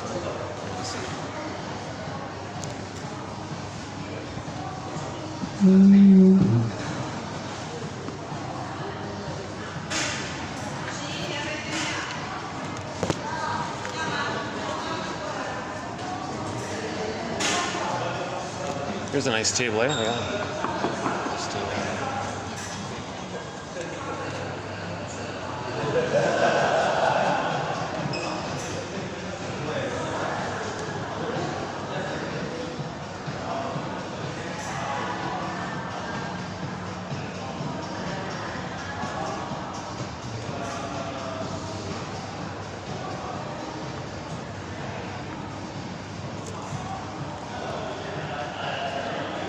let's just end the video here. Any final thoughts here? Yeah, absolutely. If you want a good introduction to Janov, read the quotes beginning with 2745, TQ 2745.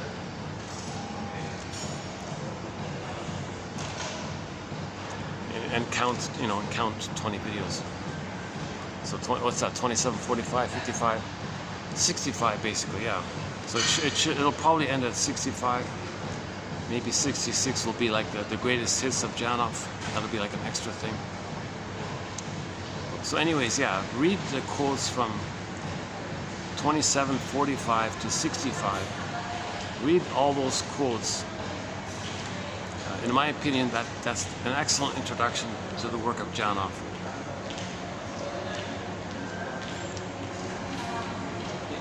It's not a complete answer, but I think it's a very important missing piece of the puzzle. He's giving us a very important piece of the puzzle. This emphasis on imprints in the first brain, which gives us anxiety, which gives us lifelong patterns, tells us who we are for life, makes us search for symbolic love to get out of that imprint. The imprint feels alien to us, makes us believe crazy things, to not feel the pain of it, but the pain of it created these crazy beliefs. And the relentless pursuit of symbolic mother reflects the depth of the pain, looking for that love. So, in tomorrow's video, that quote about why the compulsion to search for symbolic mother? Well, it's driven by the force of the original unmet childhood need. The original unmet childhood need is like the push kind of thing, right? That this kind of compulsion kind of thing stems from how life force, all of the baby's life force is looking for the mother. Safety with the mother, okay? The first 4 to 5 months, the extended paradise with the mother, the symbiosis with the mother, the blissful oneness with the mother. He's looking for that. Warmth, okay, skin to skin, breastfeeding, and a mother's loving gaze. Spend our whole lives looking for it.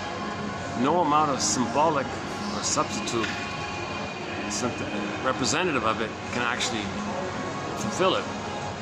Okay? Like the short sellers who say, no, gotta plunder. Mother plunder me, gotta plunder.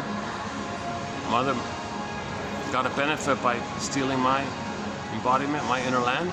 Well, I'm an imitator, and they keep on doing it with the relentless hope, by the relentless pain, that somehow magically one day, once upon a time, they're gonna find mother's love. Nonsense. A person's gonna have 20. Paul B. Russell, TQ 2119, says a person's gonna have 20 lifetimes, 100 lifetimes, 1,000 lifetimes. It doesn't matter. It doesn't matter. Nothing symbolic. No cookie can be the actual mother, breast mother experience of having been held and nursed properly with the mother. No cookie can do that. That's why you can eat 1 million cookies, and the cookies can be in gold boxes. It doesn't matter.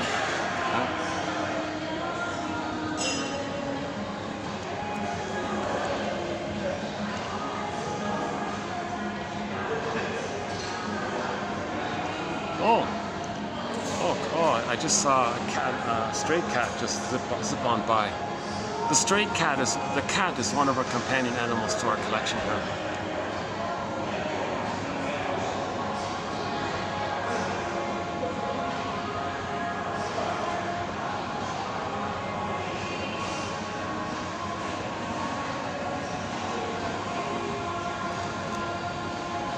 Our companion beverages to 1001, Windmills of the Mind. Just a fun little thing I'm adding on here. Guava juice, tangerine juice. It's been a real comfort.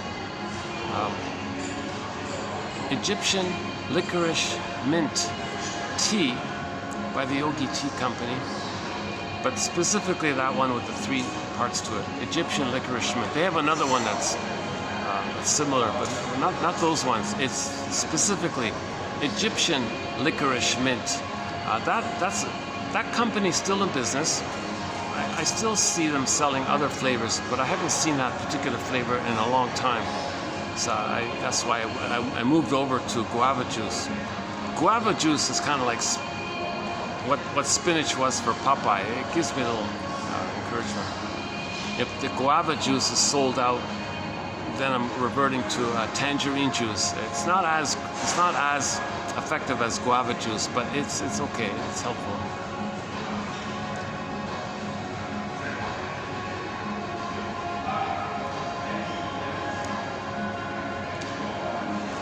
If neither juice is available, my delivery is more sluggish. It's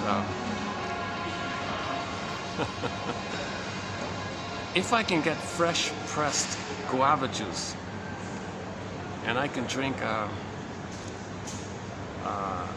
you know, like a third of, two little things of it, like a half a liter, less than half a liter, right?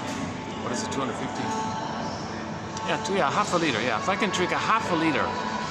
If I can drink a half a liter of fresh pressed guava juice, okay, my video is going to be more upbeat and cheerful, and I'll be smiling more, feeling better.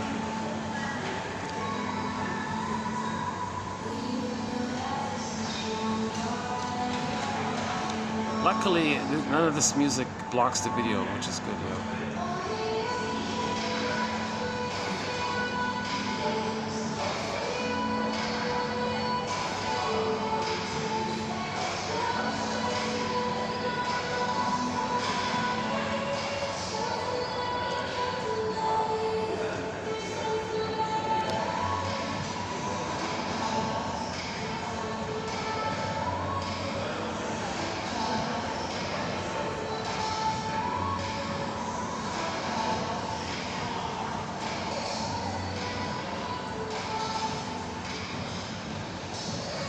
Yeah, it would be interesting if the introduction to the work of Janov could be put into some kind of cartoon animated form, how that would look. You know?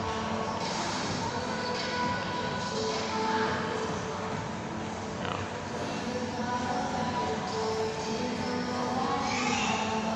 But I like a couple of the quotes in this collection. It was not so bad. Today's batch wasn't so bad, yeah. To tell you the truth, every batch has been strong. I think only one was on the weaker end. Number 11, I think, was on the weaker end. Yeah, part 11. But all of the rest have had some strong quotes in it. Yeah. So again, if 1 out of 10 quotes is of interest, I feel, oh my God.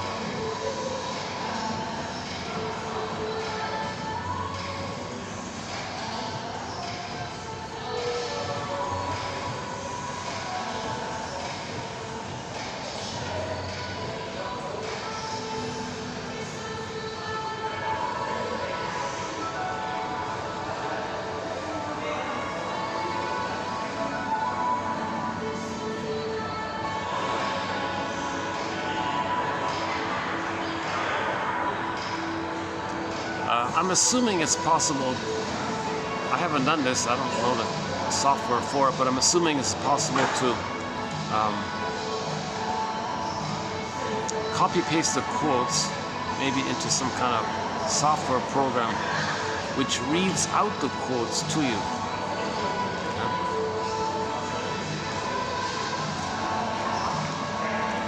So one of the ways to get 1001 Windmills in the Mind.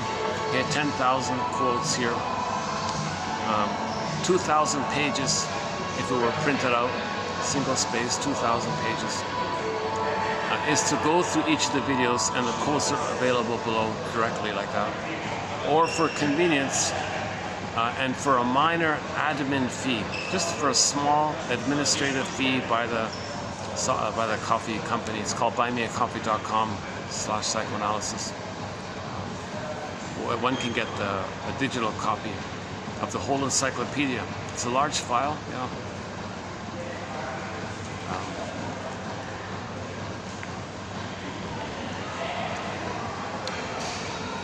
Oh, that's okay.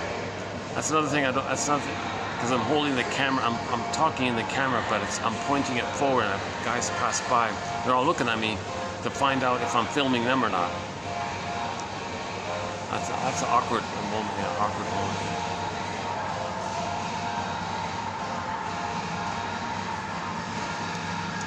I've been very good. I've been very careful not to get anybody in the camera. On rare occasions, somebody passes by, or just by accident, somebody might pass. Usually it's like a staff member or something.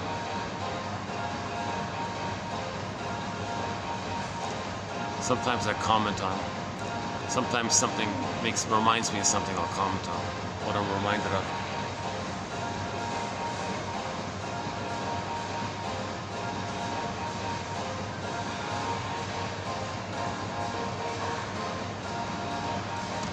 Any final thoughts here?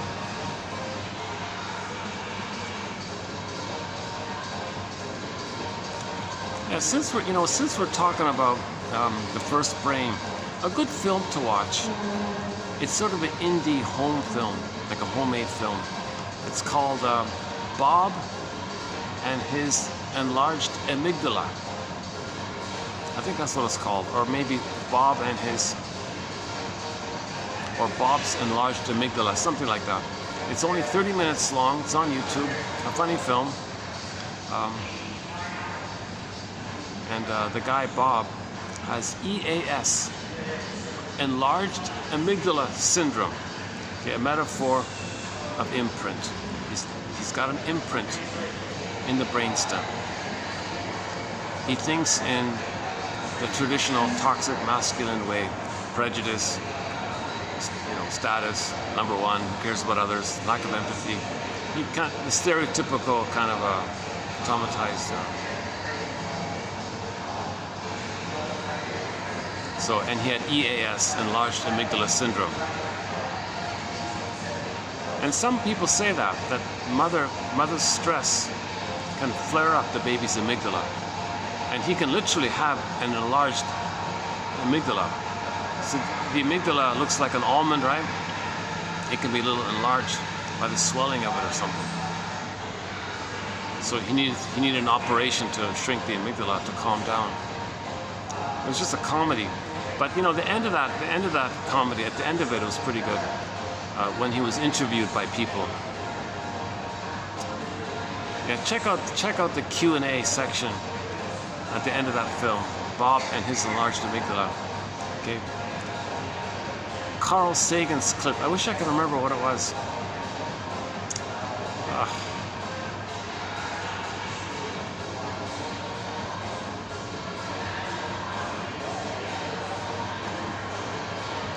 I forgot the title of it.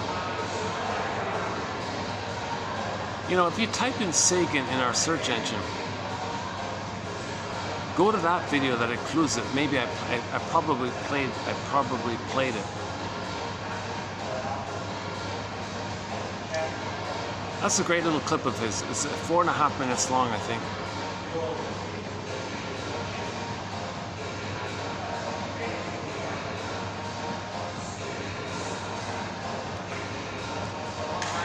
Yeah, so how do we heal from an inflamed brainstem where the feelings are frozen, the mammal side is frozen, and we're in constant hypervigilant PTS mode? How do we heal from it? So there's two kinds of traumas we're talking about. Yeah, let's clarify a moment. So there's a thing called developmental, relational, interpersonal trauma regarding our developmental issues. So the stinger personality patterns, the clinger personality patterns. Okay. They're different.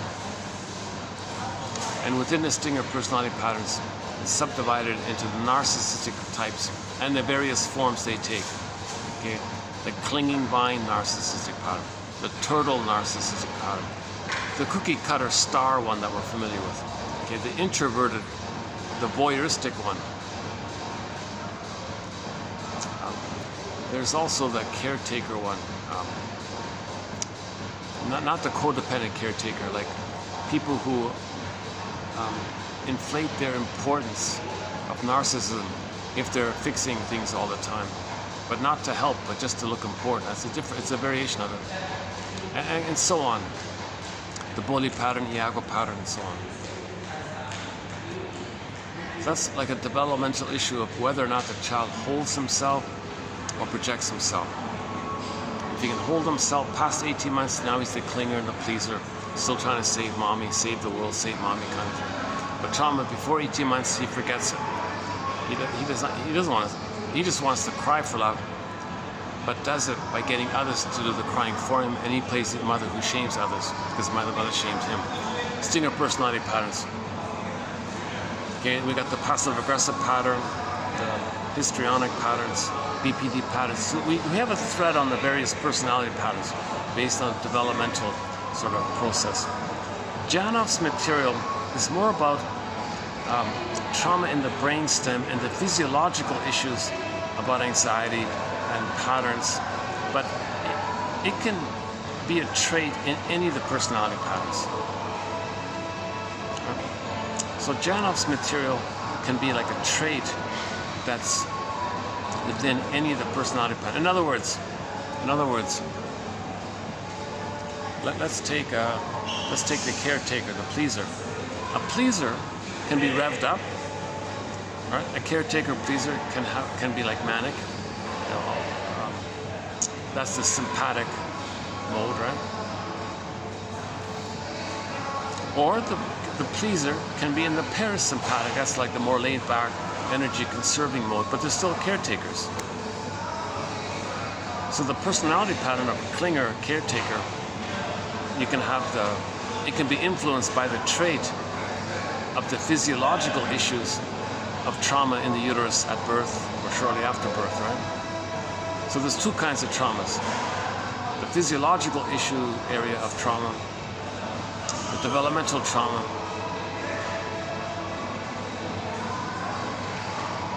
Okay. Now, the way Janoff's talking about it, a variation of what Janoff's talking about is the general PTSD that we're familiar with. If somebody's in an earthquake or something, or a victim of the plunder system. Indigenous people are victims of the plunder system, and many are today, of course. And if a mother is a victim of the plunder system and she's stressed out by that, she's not going to offer enough oxygen to her child. So mothers have to do the best they can to heal themselves before having babies. You know. Okay, hold on. Let's turn the camera again. Hold on a second.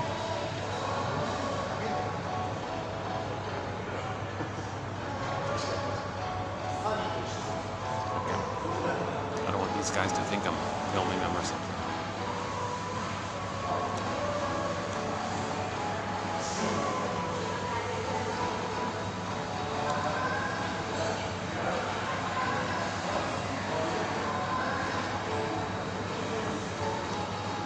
Yeah, the sympathetic and the parasympathetic. Yeah, I regard this atmosphere here more in the laid back area, the parasympathetic, right? But if I go to the busier end, the other end of town, things are more revved up over there, right? That's the sympathetic area.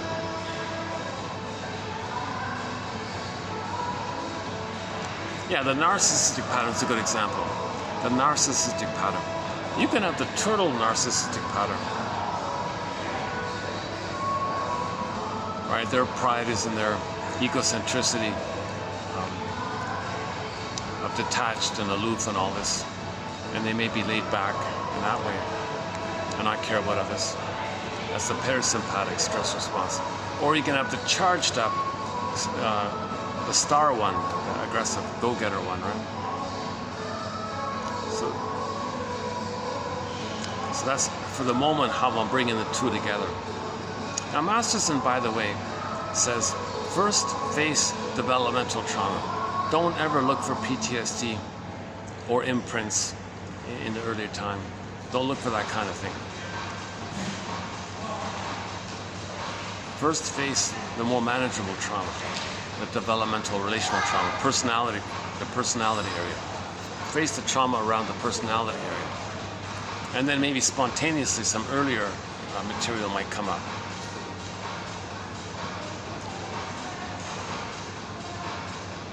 Sometimes they come up together.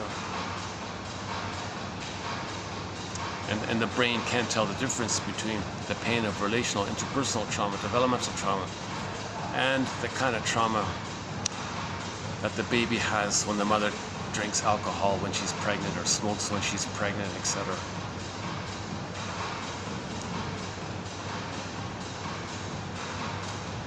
How are we doing here? Well, this is a longer video, yeah. Battery holding up, let's see. Battery still holding up, 8 o'clock, yeah, 8 p.m. Huh? It's hard to get lighting at night. Yeah, sorry about the visual. I know the optics doesn't look so good here. I'm still searching for like more emotional. I find myself talking a bit, trying to weave a basket myself to get to a place where a feeling can come in. Like I'm talking, as I'm talking now, I feel like in a way I'm trying to weave this basket to get to a place where a feeling comes into me a little bit. Sometimes at the end of the video, I get that place and I close the video when I feel like that, right?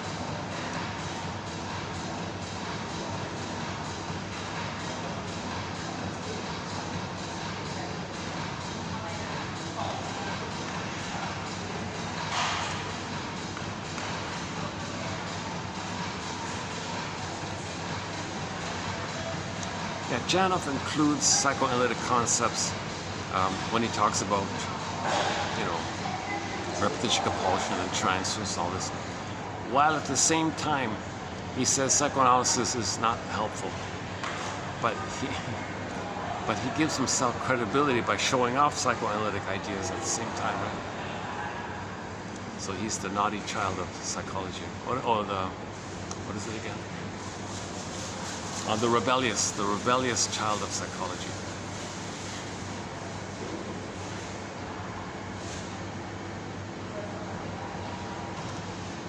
That was in the publisher's review of one of his books, that comment there.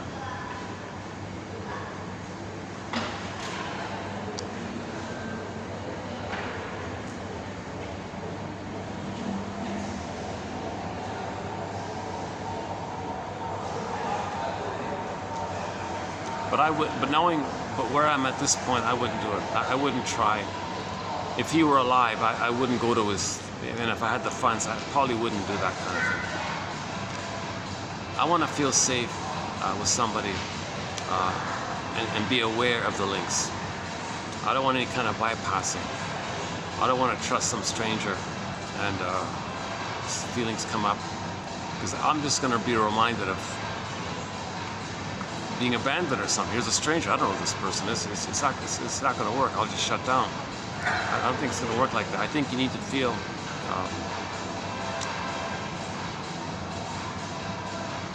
if you're going to do this with another person, it's going to take time to have that kind of a long-term trust relationship, knowing that if a feeling comes up, he's not going to shame you for it or blame you for it. You develop that kind of. Yeah, Masterson said that in one of his books. The first question every client has when they seek therapy is he safe? Is he competent? And there may be like a testing period in that area. So, and how to establish that therapy working alliance, how to establish it, it's going to depend on the personality pattern. So if the person has a narcissistic personality pattern, Master says you're going to establish that rapport using what's called mirroring interpretation of narcissistic vulnerability. It's a very delicate thing like that, right? But any kind of thing anything that's kind of like direct, like why, or any kind of why question. Oh, you're the critical mother. You lost the connection. You won't do it, right? Oh, hold on a sec. Got a group passing by here. Hold on a sec.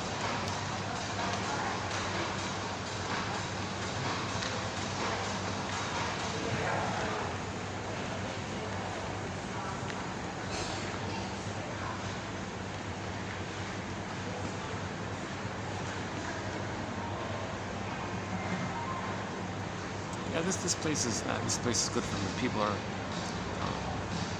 It's the parasympathetic, that energy conserving mode, right?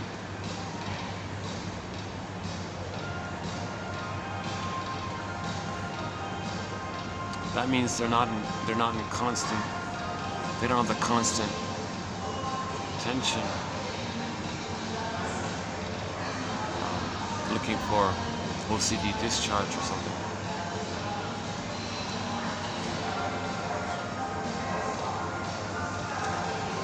Oops, that's just right beside here. Speaking of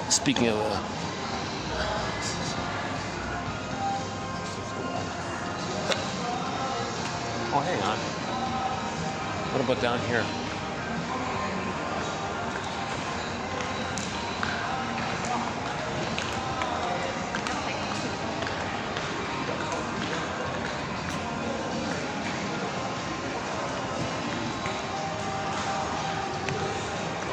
These spots are available.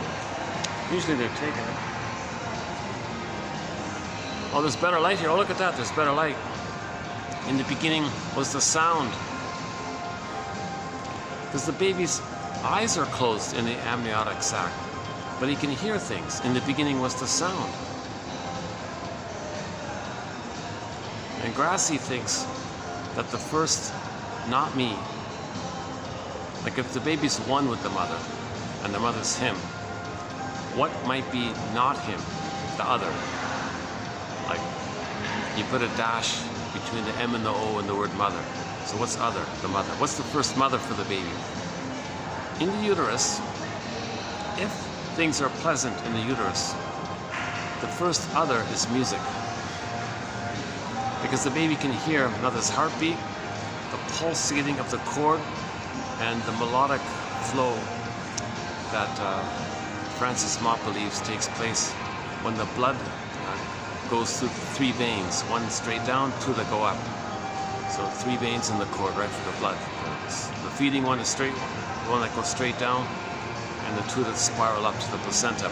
If you look at the medical symbol, the caduceus symbol, the staff and the two snakes, that means it that way, right? So later on, if we hear any kind of music, and usually there's like now there's a drum, some kind of bass, and some kind of little melody, ABC melody, right? It's going to trigger the memory of the prototype we heard in the uterus. The prototype of music we heard in the uterus, mother's heartbeat, pulsating of the cord, some kind of melody with the blood flow.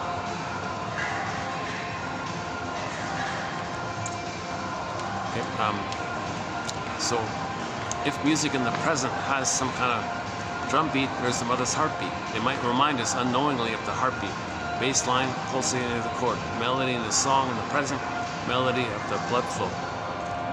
So music in the present may somehow trigger that time in the blissful oneness period where we felt safe, alive, strong, happy, etc.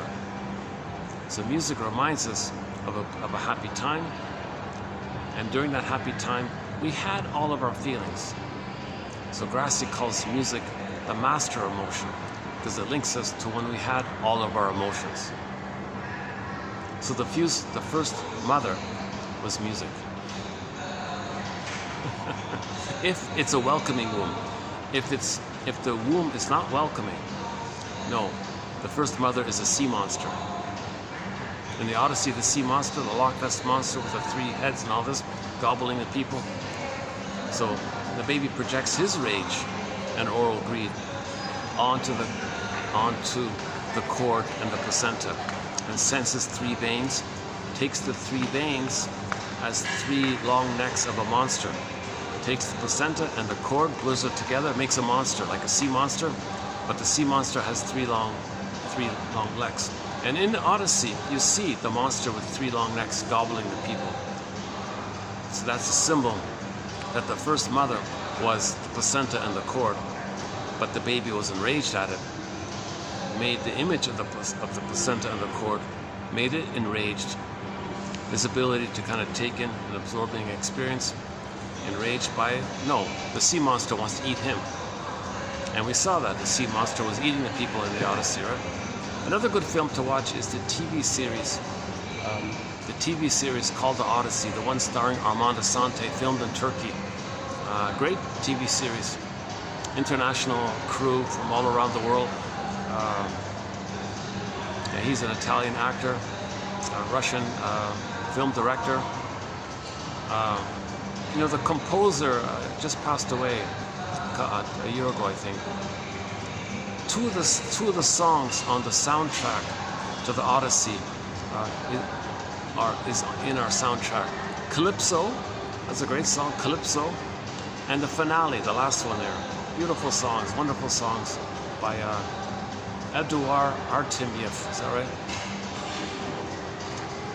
Part of the production of that was by the Hallmark company. It's partially a Hallmark production, right? Mainly a Russian production, and partly a Hallmark. I don't know the breakdown, whatever. There's some information on it on YouTube. It's called the Making. Look up The Making of the Odyssey. And the woman who plays Penelope said, "Oh yeah, he's a great director. He helped me to feel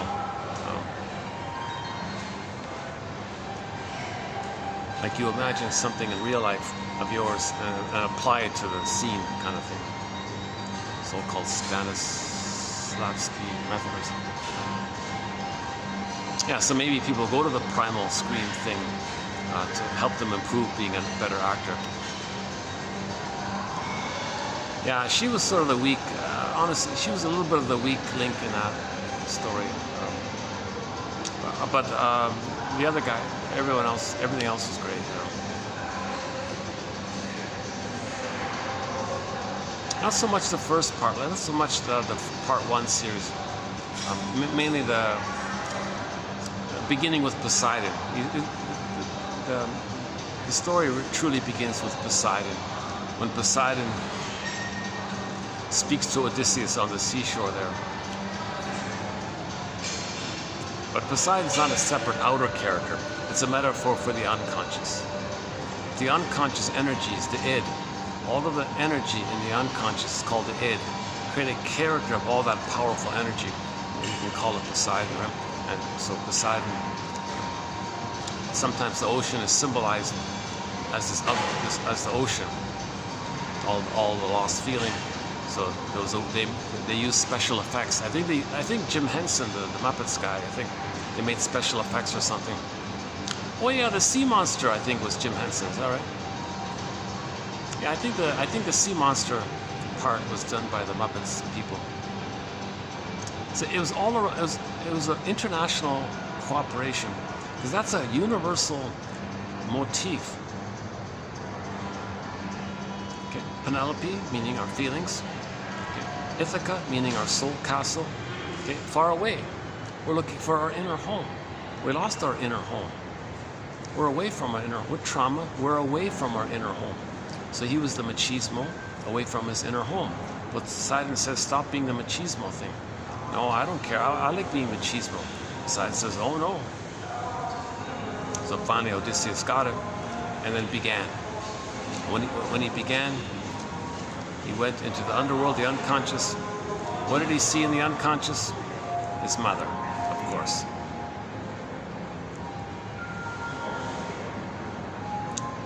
A symbol of him doing to himself what his mother did to him, as Agamemnon.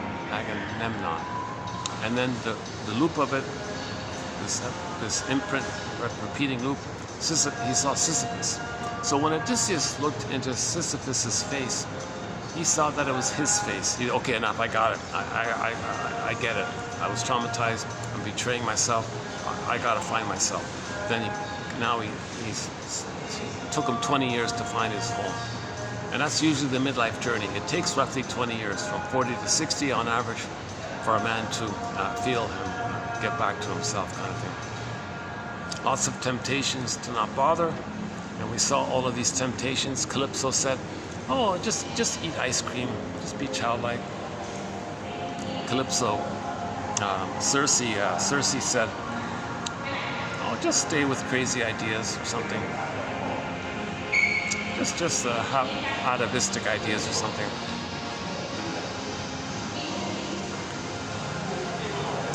The Sirens said, oh, don't bother altogether. Lotus Land, the Lotus Land. Oh, just drink beer or whatever. He had all these temptations, etc. He kept saying, no, I want to find my home. With every temptation, he said, no, I want to find my home. At the worst of it all, when he was tempted to give up, he had to tie himself to the mast. That's the scene with the sirens.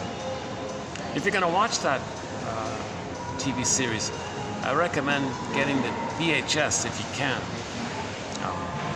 If you can dig up an old VHS player and buy a VHS copy, because when they moved it over to the digital, they took out some of the key scenes, and you kind of missed it a little bit. I would still watch it even though it's flawed, but to get the full appreciation, you got to watch the original VHS. It's done in 3 parts, right? The first part's mostly about the first half of life, the machismo thing, right? But the parts 2 and parts 3 are the midlife journey, the hero's journey. But this motif is found in tens of thousands of missing fairy tales. Go I know not whither, and bring back I know not what. We lost our real self. It's in some unknown darkness, shadows, forest. Go there somehow and bring it back. That's called self-reparenting. You want to adopt your own exiled baby orphan. You as a baby was exiled and orphaned. You want to adopt this baby, basically. Inner child work, shadow work, know thyself work, mental, emotional, spiritual, hygiene, mythopoetic, shadow work, trigger. Oh yeah, one person calls it trigger. Well, trigger work. She means that if you're triggered, you're bringing up an old childhood fear and the unmet needs and the feelings of that. Oh, there's one of the guards giving me a look. I wonder what's going on. Okay, just checking me out. So.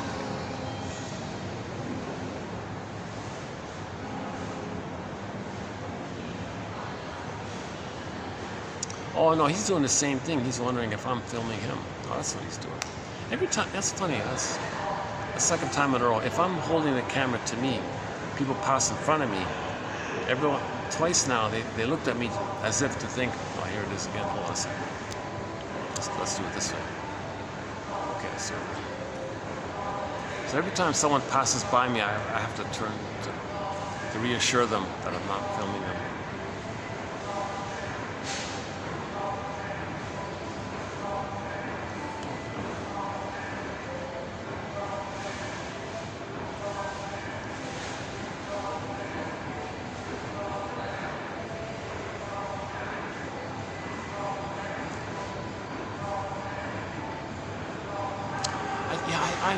Now I think I know why I like this hotel. This appeals to a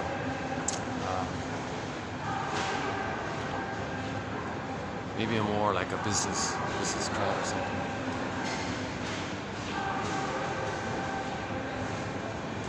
Well, that's not true. Every hotel has business functions in it.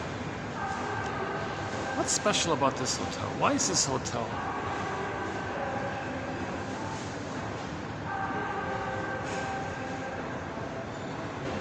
Maybe it's newer. I'm not sure. Maybe this is a newer hotel. But this hotel, it's beautiful. It's relaxing. It's a nice place. It's a great place.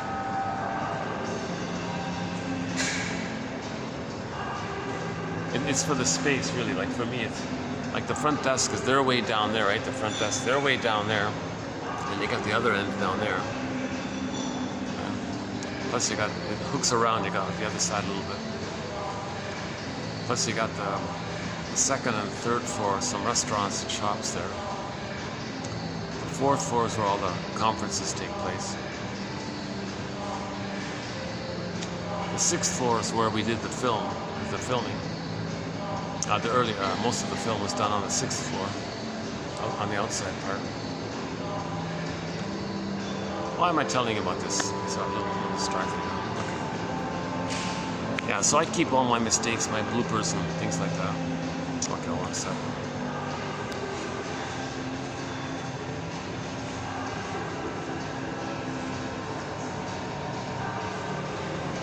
Yeah, but I got better light here, yeah.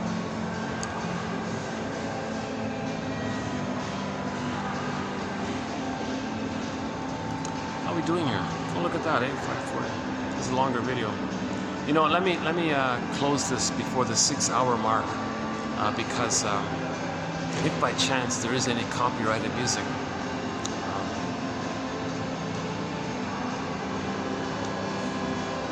so what happens is if the camera picks up any copyrighted music, the whole video is blocked, and I have to agree to trim out the section that includes that music. But I can only do that. I can only do that if the video is under 6 hours. If it's over 6 hours and there's copyrighted music in it, the whole video's lost. The whole video's blocked. So I've had that happen a little while ago. So I think the best thing is if there's music, I'm gonna close it before the 6-hour mark. That's okay. So 10 minutes, yeah. To give me the option of being able to edit out the copyrighted parts, to save the video, to save the rest of the video.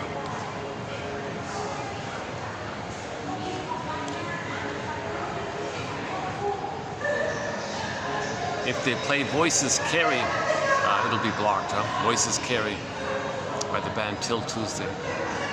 Voices Carry. A pop hit in the 80s. I mention them because we just recently added a new song of theirs to our soundtrack, a song called What About Love by the band Till Tuesday. The lead singer was Amy Mann, is that right? Yeah, Amy Mann. Alyona Yaroshina is a recent, her cover, she's a cover singer, a cover of Lay It On The Line, Triumph's Lay It On The Line, was recently added to our soundtrack. And she does a great job. Yeah, that's the best cover of Lay It On The Line I've seen. The one by Alyona Yaroshina. Yeah.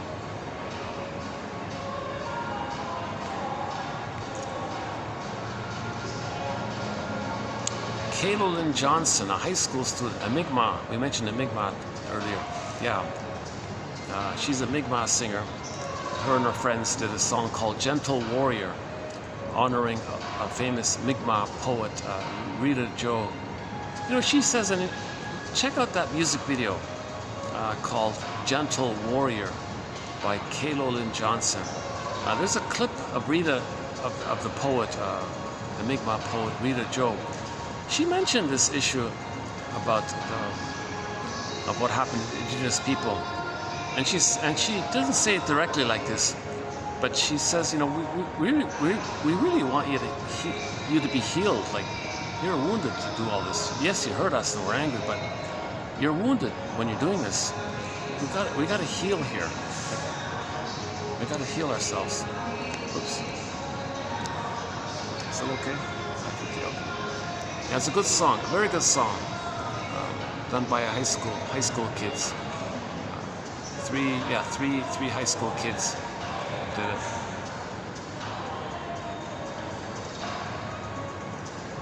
You wouldn't think they were high school kids. They look very, very professional. Yeah. Another Mi'kmaq voice on our soundtrack is Willie Dunn. Willie Dunn. We've got song of Son of the Sun, Son of the Sun, Son of the Earth, Soul of Life. He's got that low voice. He does Children of the World. He does Ballad of Crowford. Crowford, why the tears? You've been a brave man for so many years. And there's another one of his. Is that it? Yeah, we only have two Mi'kmaq singers, Kayla Lynn Johnson and her team, and Willie Dunn, right? Any others? We've got several Inuit singers, yeah. Brian Andre, the Cashton Band, Beatrice Deer, Kelly Fraser, Susan Aglukart, and a couple of others. Oops. It's okay. All right. Yeah, it's getting mellow here today. Yeah. What time is it? Let's see. 8:23. Oh, yeah, somebody's sitting right in front of me here. Oh. Okay, let me move down to the next sofa here. Hold on a second.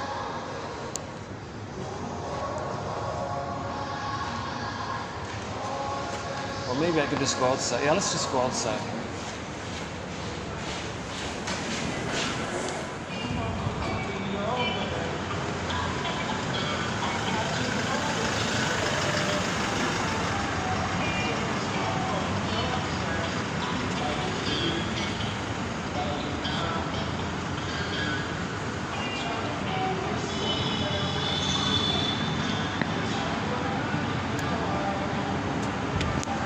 Should we just end the video here with this interesting sculpture? I have no idea. What this sculpture is. Some kind of cauliflower or something.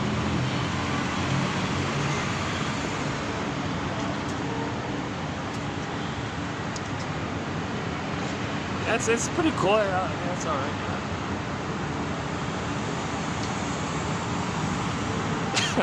Oh, there's the alien, huh? Okay. Okay. Or like a butterfly. Oh, oh my God, I saw a little bird. I've never seen this before. I saw a bird today flying around with a butterfly in his beak. He caught a butterfly. Can you believe it? Jesus. I didn't know birds eat butterflies. Silly me.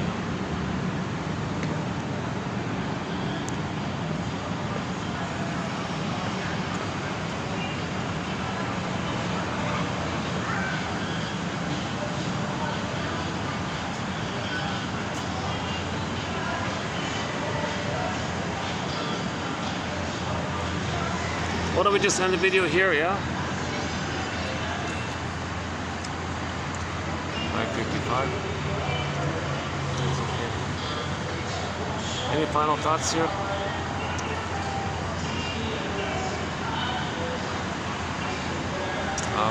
Okay, so in the next video, we've got some more good quotes coming up. I think today's quotes were pretty. I liked today's quotes actually. Yeah, they're good quotes. We'll have some more good quotes in the next video. So I'll see you in part 18. Yeah, I'll see you in part 18. It's an educational journey, the work of Janov. It's been educational. He's very informative.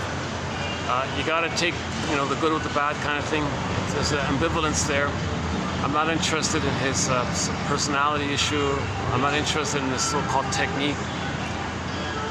But he does synthesize and present and write clearly a wealth of information about the idea of being stuck,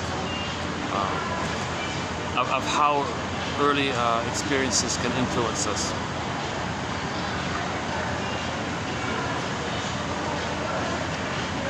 Okay, I'll just hang on.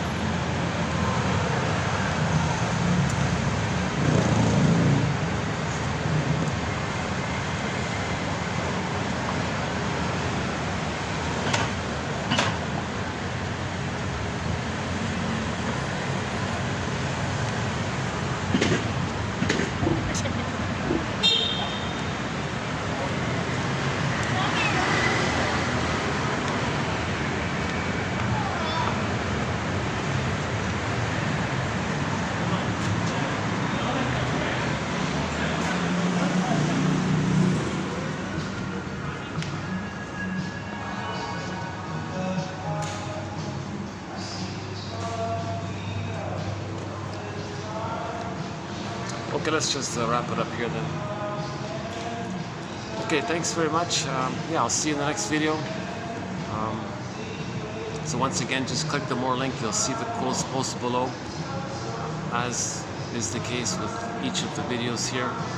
10,000 quotes available. Yeah. Once again, for convenience, one can have the whole thing on their iPhone through the coffee page link posted below.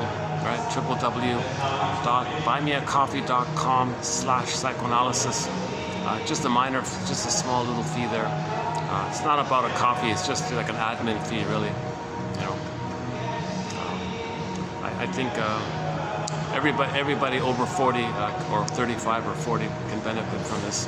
Just scroll through it. 10 minutes a day. Pick out one. Every day, scroll through, pick out one. Just keep doing that as a habit. That's Robert Bly's advice, to read psychology every day for 10 minutes. He said that to the men. Dear men, every day, 10 minutes, psychology, study the soul. Forgive psychology for its jargon. Just forgive it. 10 minutes a day. Make it like a habit kind of thing. Make it like a practice kind of thing. We're trying to raise consciousness, raise awareness, raise consciousness. Yes, it's all cognitive insight. That's just the setup kind of thing. That's weaving the nest. And you never know. Just leave it alone. It may lead to emotional knowing. It may lead to like a feeling coming up. May lead to a dream. May lead to a nightmare, which would be healing, actually. If a nightmare comes about because you read something, that's generally that's a positive sign, because you're accepting something. Keep an eye. 1 minute left. All right.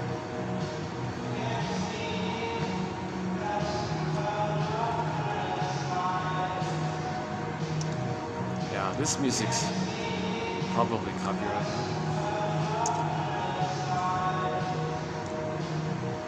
Any final thoughts here? I really want to close this before it hits the 6-hour mark. Yeah. I wish I had a funny little one-liner or something, or a little joke or something.